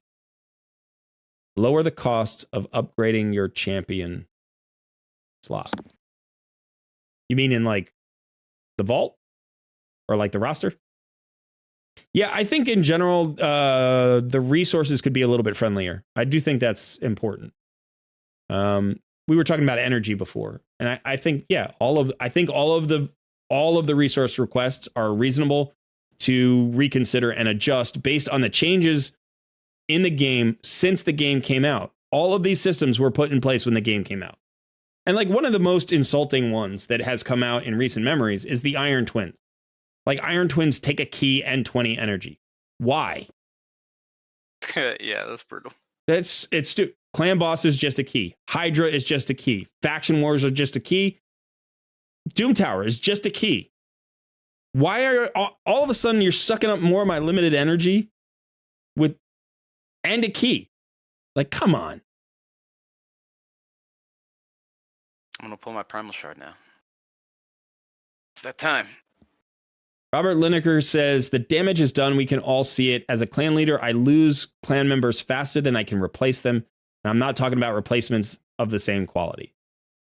If you're having that kind of overturn, then yeah, that's a problem. We're not in our clans. Now, granted, my clan is probably not typical because I'm a content creator. So there's an extra reason to stay with my clans, right? So if you watch my content, you like my content, you come to my Discord community. If you enjoy the Discord community and interacting with me, interacting with Sun from time to time, like you may feel an additional reason or an additional identity to the clan. Like, yeah, we're Colreds, we're Team Colred, we're Team Sun. Like people identify that way and they like that. They have chosen to join our clans, not for the typical reason that you would join a clan, right? Like there's a personal attachment to the clan.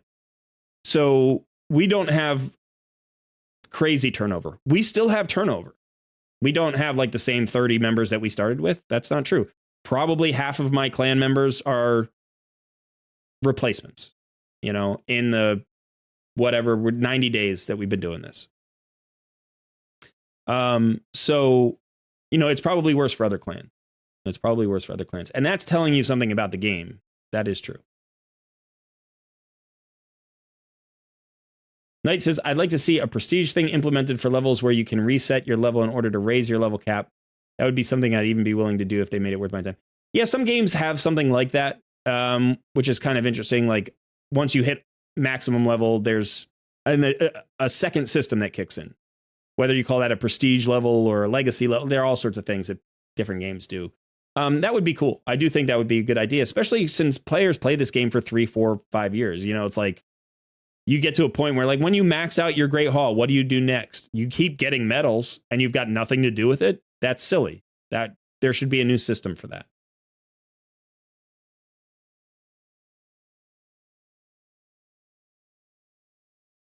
Dial down the points needed in fusions. That would be good. I agree, Great Dane. Yeah, that I would definitely agree with.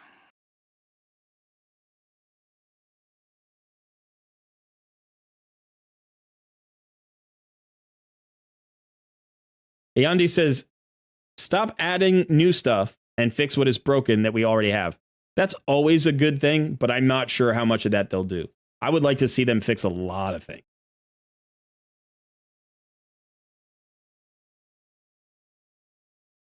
Dave says, I would just say making things more realistic for people to achieve, i.e. new fusions, totally unobtainable for me.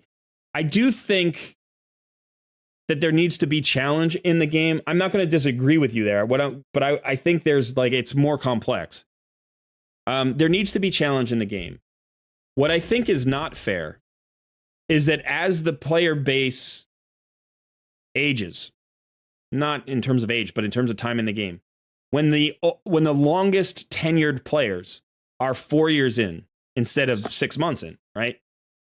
What happens is you've got a greater distribution of players. Now you've got some players who are here for 4 years and some players who are here for 4 days and every day in between. So balancing stuff for the end game players and the new players that are just joining the game gets harder and harder. And one of the mistakes that Plarium has made is they have made aspects of the game that used to be enticements for early and mid game players. They have made those harder because the end game players have gotten stronger. And so this is what we were talking about with the fusion before. The fusions are harder than they used to be because players have more access to resources than they used to. Not the early game players, but the end game players. And so for me, as a free-to-play player, 2.5 years in, almost 2.5 years in, I'm doing 5 out of 6 fusions. And the reason I didn't do the 6th one is because I was burned out, not because I couldn't do it with the resources that I had. So I could do 6, 10 a year, easy. Absolutely. I could maybe do all 12 every year at this point of the game. They don't like that. They don't want me getting that much free stuff. So they've made it harder. And it is harder. It's significantly harder than it used to be. I can still do it, by the way. They haven't actually reduced my ability to do it. They've reduced my desire to do it. So maybe that's all that they were hoping for. But they've also made it harder for new players to do fusions. And that means new players are more frustrated with the game. They're more likely to leave than they used to. So I think understanding that if you want to bring in new blood to a game, you have to continue to look at the early game. You have to continue to look at the free rewards for early game players. You have to continually manage the difficulty levels for new players. That has to be an ongoing effort. I think that's a fair request.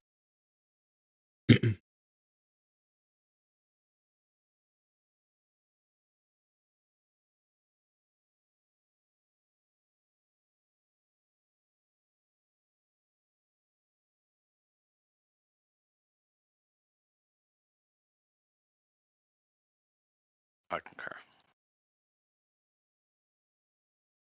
Steven says, remove PvE content that is walled behind PvP. Medals to improve dungeon areas should be attained by doing PvE content.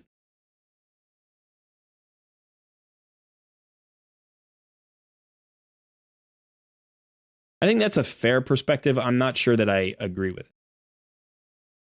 I think you want to have a connection between the PvE and PvP in a game. There are a lot of games that I've played where PvE is a completely separate system and PvE engagement only rewards PvP engagement. Meaning like you win PvP battles, that gets you stronger PvP gear that you can then take into PvP battles that just gets you stronger gear. It's like, and it doesn't matter. Like you could literally play the game with 0 PvP and it would never affect your game. Or you could entirely play PvP and not partake in the rest of the world. And I'm not sure that that's healthier. I don't think that necessarily benefits a community. I think the best option is when PvE and PvP are tied together loosely, enough to influence each other without making it burdensome, without requiring players who hate PvP to engage in PvP to accomplish PvE goals. But it should have some kind of tie. It should reflect some advantage of partaking in all of the aspects of the game. I think it would be better if there was like a non-competitive ladder or something like that. Not non-competitive, but like non-ranked ladder. You know, where like you could just go in and play your 10 battles a day. You know, it's like here are 10 teams. Fight them. You know, see how you do. And if you beat 3 of them, you get your, you know, reward. If you beat 7 of them, you get a bigger reward. You beat all 10, you get a bigger reward. But if you just do all 10, you basically get what you need to progress. You know? So like you can take it on as a big challenge, or you can take it on as a grind, like a PvE grind, and that would be fine. You know? And take a bit of the difficulty control away from the players. You know, there are other games that do that. It's a ladder. So that means you're always surrounded by teams that are very much like yours. You know, the crazy thing about this, like I can be in Gold 4 and I can have 100k power, and I'm looking at a team with 300k power. And we're both in Gold 4. We shouldn't be matched up together. And the problem is they do this half power, half tier ranking system that just screws everybody. Right? Like, if I'm in Gold 4, it shouldn't matter what my power is, and I've just like ascended to the point where I'm not strong enough to go further, and that's fine. Or just match me up with other teams that are my power, and then let the better team win. Like either one would be better than this, right? But they do it half and half, and that screws everybody, I think.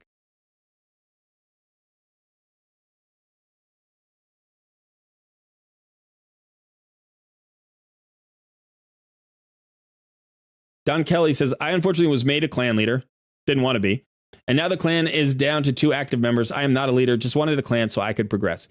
That's, yeah, you need to join a clan. But that happens at every game, right? Like clans start dying. And the people who initially built the clans up don't want to just close the clan. They feel like they're losing something somehow. They want it to continue.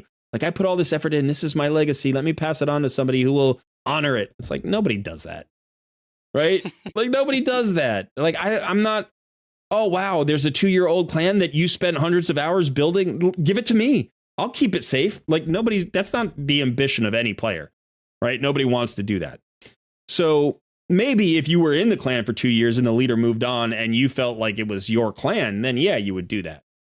But, you know, I think that's partially just a gamer issue. That's not really a raid issue. That's just us, right? The fact that raid clans die so quickly, that is on the game a little bit, but the leadership issue, what you should do is just shutter that clan, take your 3 members and join another clan that's also only got half a squad, right? And then who cares what the name of the clan is, whatever. Come join ours.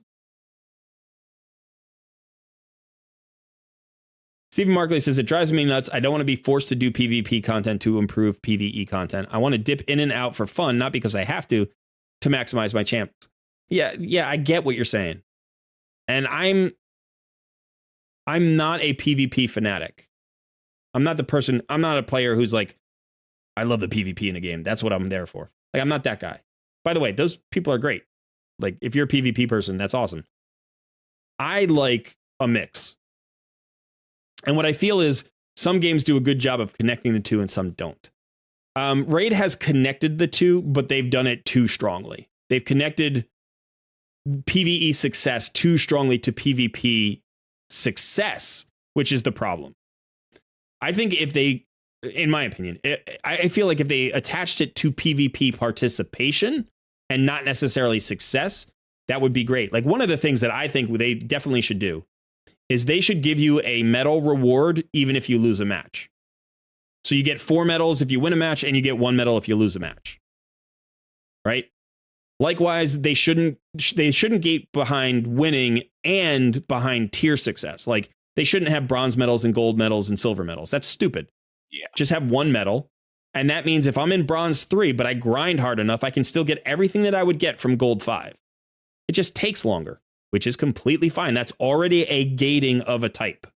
You don't need to gate that way and then simultaneously gate by changing color like requirements. That's just mean.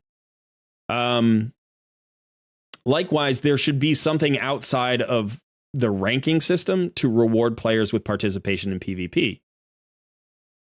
When you think about it, if you enter PvP, like if you enter the arena, you're just fighting a bot battle anyway. The defense has been supplied by a person. It's been thought about, but they're not actively in it unless it's live arena. So PvP content, arena content is the same as PvE content. You're just fighting a battle. That's all you're doing. The thing that makes it feel different is the ranking system. You know, so if it were more in line with PvE content, if you're like, hey, I'm just fighting a bot anyway, just reward me when I complete the battle. That's all you need to do. Just reward me when I complete the battle. Like when you beat stage 20 of Dragon, it doesn't tell you you have to go fight stage 21. It allows you to choose to fight stage 21. It opens up that possibility, but you can just stay there at 20 if you want, right? Whereas in PvP, it ranks you up. You now have to fight harder. You have to. You don't have an option. You know, it's like, well, that's not the best PvP system. Like, ranking systems are great. They motivate people. But people who don't like PvP don't like to be forced into that ranking system when all they want to do is get the rewards.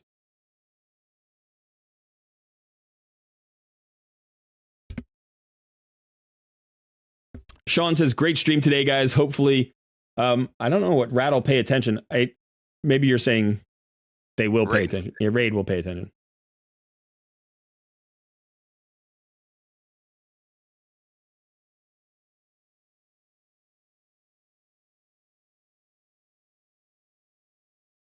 Stephen Markley says, it's absolute.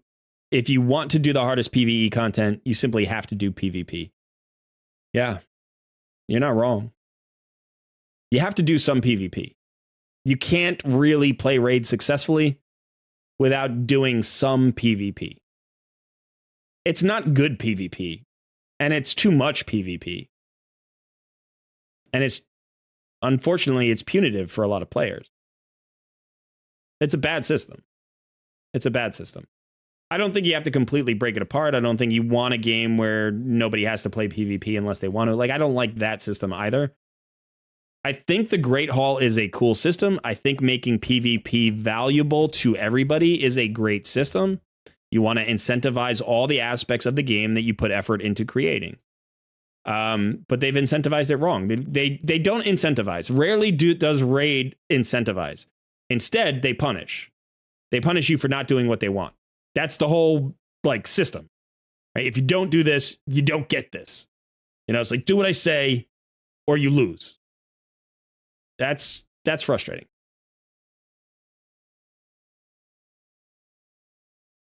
Dave says, I would love to see a ladder type progress system of some type. I remember the ladder from Diablo 2. It was cool. Yeah, I agree. I think a ladder system would be an improvement. Raid is not a PvP game. It is a gambling casino where the biggest spenders win or lose. That's a perspective. I mean, every game is a kind of game. Every game has winners and losers if it's competitive in any way, shape, or form. You know, you could look at the Premier League in England and say, well, the Premier League is just a money-making machine for billionaires to feel good about themselves and make more money on the backs of working people. You know, yeah, that's always true.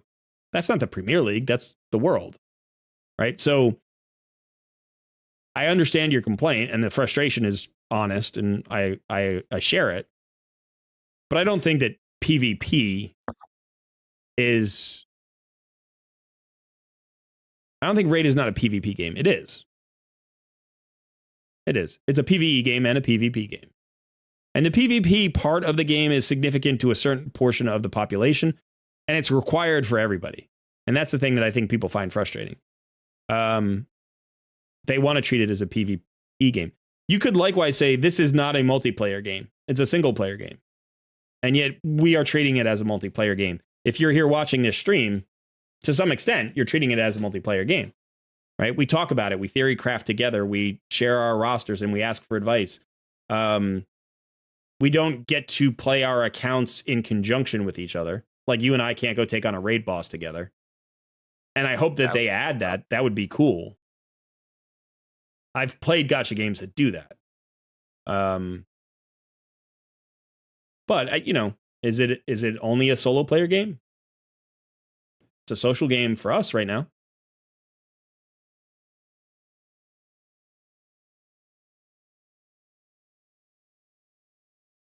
I agree with the win-lose medal system, but we will just have to agree to disagree about the rest. Yeah, and you know what? That's part of what the discussion that J Gigs, I think, is calling for, and what I would like to also call for, which is that we need, as a player base, to talk about it. Somebody said before, you know, if you ask 100 people, you get 100 different answers. That's great. And we can't get everything. But when 50 of the people say, you know, if everybody lists 100 things, but 50 of them all list the same thing in their top 5, you're like, well, that's one we're going to go for. You know, I think we would all agree. I don't think anybody in this stream or anybody in the raid community that I know of would disagree that quality of life issues in this game are a major concern. That we need to reduce the amount of time it takes to play the game, and we need to streamline the systems in the game to better improve or like streamline or execute the player experience. Right? It's not the fights that are the problem. It's not the bosses. It's not the champion. It's the systems that you have to go through every day to get all that stuff done. Right? The fact that you have to fight potentially 20 3v3 arena battles a day. Like, that's just the normal amount of medals you get. You get 10 a day, and then you get a refill of 10 every day. And you're trying to collect those gold bars, and you're trying to climb all that. Like, 20 of those battles? Are you freaking kidding me? Can we reduce it to 5?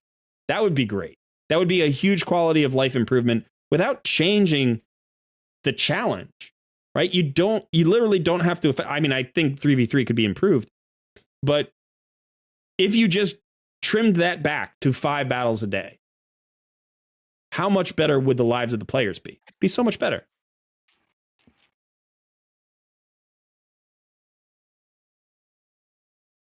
Dougzilla asked, who was my favorite fusion, or who are my favorite fusions? I would have to say that Helicath was my favorite fusion. I was so psyched to get that character, and it absolutely transformed my account. I don't remember the actual event that much. It was a while ago, so I can't say like it was the most fun fusion. But getting that champion and actually implementing that champion in the game, that has been the biggest, most influential fusion. And I really like the champion. I like his aesthetic. I like his kit. I like the things you can do with him. I think he's a great champion. I've enjoyed Pythion, Mighty Uko. Newt is awesome. Newt's really fantastic. I can't wait to get Islan really going, because I think Islan's going to be super fun. I'm trying to think of what other fusions I have. Nishak was pretty cool. I mean, most of the fusions that I've done because I thought the champions would be good, and for the most part, they are. But if I had to like create a tier list, I would say Helicath's alone at the top. That's God tier. S tier would be Pythion and Newt.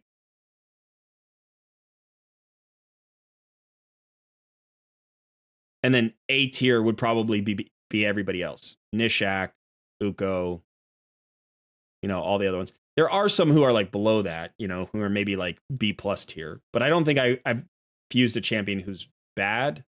Timid may be the worst champion I've ever fused. I don't know. I haven't actually built him up and played him yet. Poor Timid. But so much hate, that guy. But Emic, and Islan, I think, are good fusions. I did Walking Tomb Drang. He was good. I mean, I've gotten value out of every fusion. The only fusion that I haven't gotten much value out of is the very first one I did, which was Tatura Rhymehide, who is a very good champion, but I've just never gotten the opportunity to actually 6-star that champion in a meaningful way and like at a good time for me. So I think he's the only fusion that I haven't 6-starred. Yeah, that might be true. Brogni was also good, but I didn't get Brogni. I wasn't here for that one.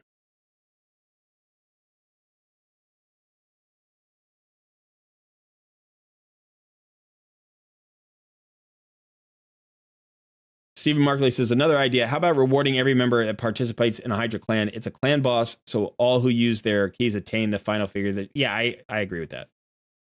Hydra Clash needs to be improved. The Fatal Virus says, day 80 free to play, just achieved gold 5. Congrats. That's fantastic. That's really good.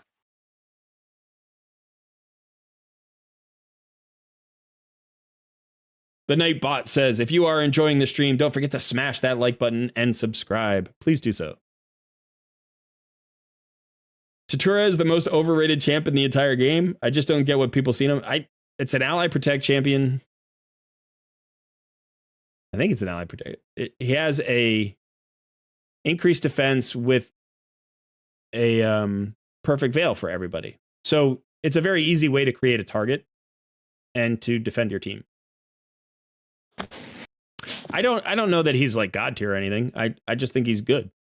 I think he's a solid champion to have, and he's kind of unusual. So he creates tactical opportunities that a lot of champions don't. And that's always nice to have a champion who, fills sort of an unusual role is always useful. There are only a few champions that really do what he does.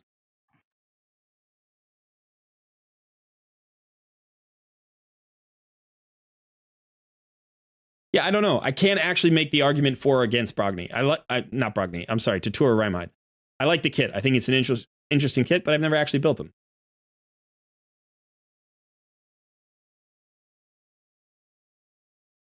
Yes, Brogni is awesome. Yeah, but Shooter, I think you have to recognize that for different players who have different rosters and at different times of the game, they're going to feel differently about Tatura. It's entirely possible. I can easily see a situation where getting Tatura could transform your account. There are champions who you can't say that about, who are still usable, right? So I think potentially, when you get a champion like that on a roster, that's saying something about that champion. That's attaching value to that champion that is above the norm, beyond what you would just say is an okay champion, a usable champion. Yeah, if I build them out someday, I'll let you know. I will. All right, so we just hit 4 p.m. here, and that is the end of my time today. So I want to thank everybody for hanging out. I want to thank people for all the feedback they gave. There was some really good feedback. It sounded like most people watched Jay Giggs' video. If you haven't watched Jay Giggs' video, you should go check out his video. He's going to do a follow-up. At least he's mentioned that he will. He hadn't posted it as of the beginning of the stream. Maybe he's already posted it today. He didn't do a video yesterday.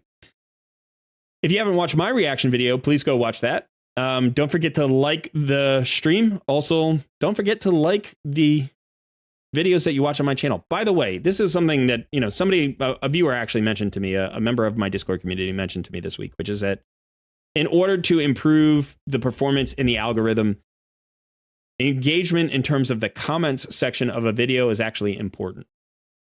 So if you care to help me out, to help out me and Sun and building the channel, we are trying to get to 5,000 subscribers by the end of the year. We are falling behind the pace. We would need to get 2,300 or something in the next month and a half. I don't think that's going to happen, unfortunately. But I would love to get to 4,000. 4,000 would be really great. And we have an outside chance at that. So if you'd like to help us do that, there are a few things that you can do. One is make sure you like every video, including the live streams that you watch and actually like. If you don't like it, you don't have to hit the like button. Second thing is drop a comment. It's really great when you drop a comment. I respond to as many comments as I can. Even if the comment is just like, hey, thanks for the video. That's all you have to say. You don't have to come up with a huge question or make a, insightful observation. That is also helpful. If you're willing to do that, that'd be great. I'm not going to be mad if you don't. We all have limits on our time. So, but if you're trying to, if you're willing to help us out, that's great. And then just incur my wrath. Yeah. And then Sun's wrath, burning and glorious. And then I would say, if you are looking for additional community, if you like the game and if you like our stream, you might like our Discord community, consider joining it. It's really fun. We've got something like 600 players there now, or close on 650, I think. So yeah, come join us, come say hello, come hang out. It's a good place to be. And the bigger our community grows, I think the stronger that we are. So thanks so much for hanging out today. Sun, why don't you say goodbye to the nice people here? Have a good one, everybody.